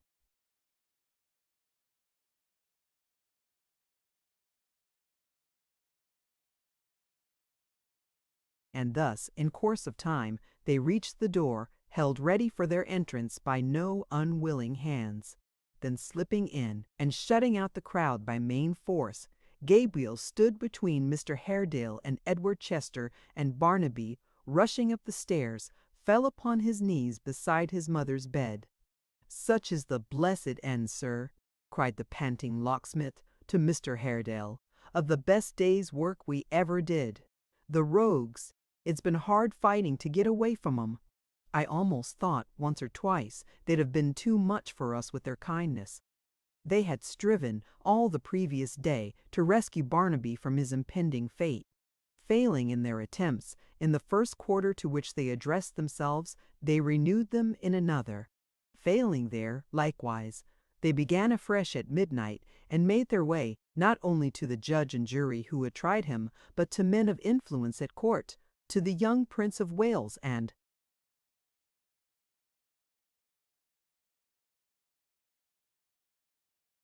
even to the ante-chamber of the king himself. Successful at last in awakening an interest in his favor and an inclination to inquire more dispassionately into his case, they had had an interview with the minister in his bed so late as 8 o'clock that morning, the result of a searching inquiry in which they, who had known the poor fellow from his childhood, did other good service, besides bringing it about, was, that between 11 and 12 o'clock a free pardon to Barnaby Rudge was made out and signed, and entrusted to a horse soldier for instant conveyance to the place of execution. This courier reached the spot just as the cart appeared in sight, and Barnaby being carried back to jail, Mr. Haredale, assured that all was safe, had gone straight from Bloomsbury Square to the Golden Key, leaving to Gabriel the grateful task of bringing him home in triumph. I needn't say, observed the locksmith when he had shaken hands with all the males in the house and hugged all the females 45 times at least.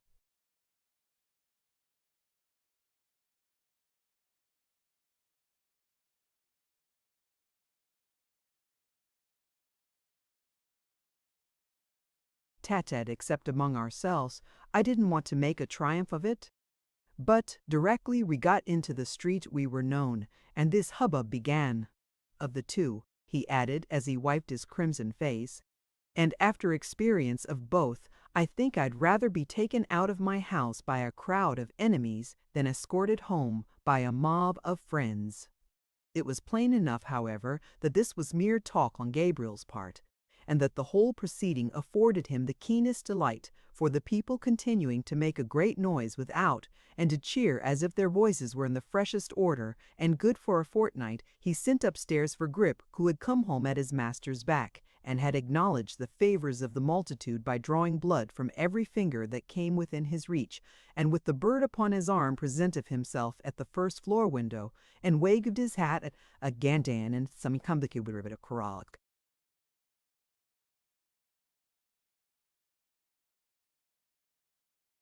Being in some degree restored, he thanked them for their sympathy, and taking the liberty to inform them that there was a sick person in the house, proposed that they should give 3 cheers for King George, 3 more for Old England, and 3 more for nothing particular, as a closing ceremony.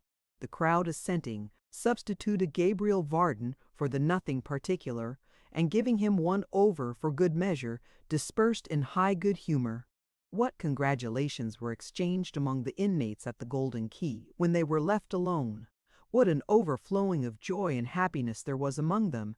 How incapable it was of expression in Barnaby's own person, and how he went wildly from one to another until he became so far tranquilized as to stretch himself on the ground beside his mother's couch and fall into a deep sleep, are matters that need not be told.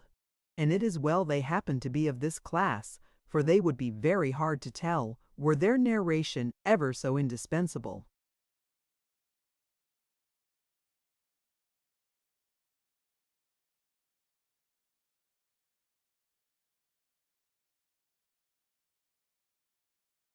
Before leaving this bright picture, it may be well to glance at a dark and very different one, which was presented to only a few eyes that same night.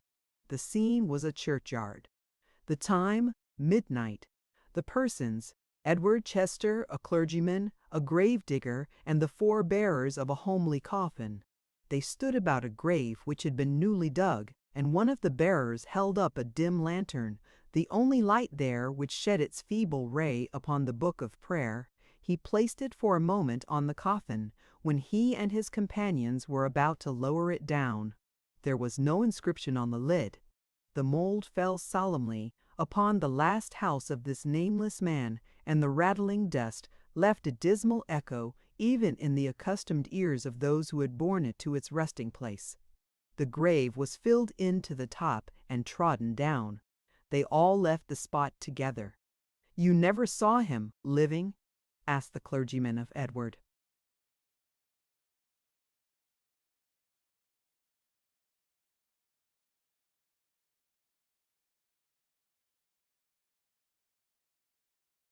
"Often years ago, not knowing him for my brother.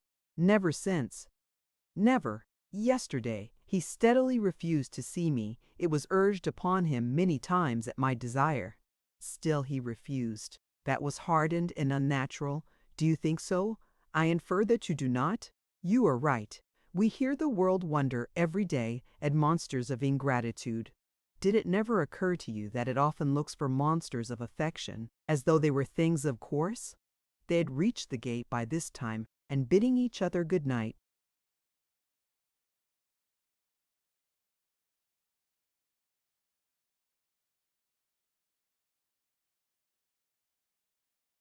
departed on their separate ways. The end. Thank you for listening to this story. I hope you enjoyed the journey, the characters, and the world they carried with them. If you enjoyed this audiobook, please subscribe to the channel and leave a comment below. Your support helps keep these stories alive and allows more timeless books to be shared with listeners around the world. Until next time, thank you for listening.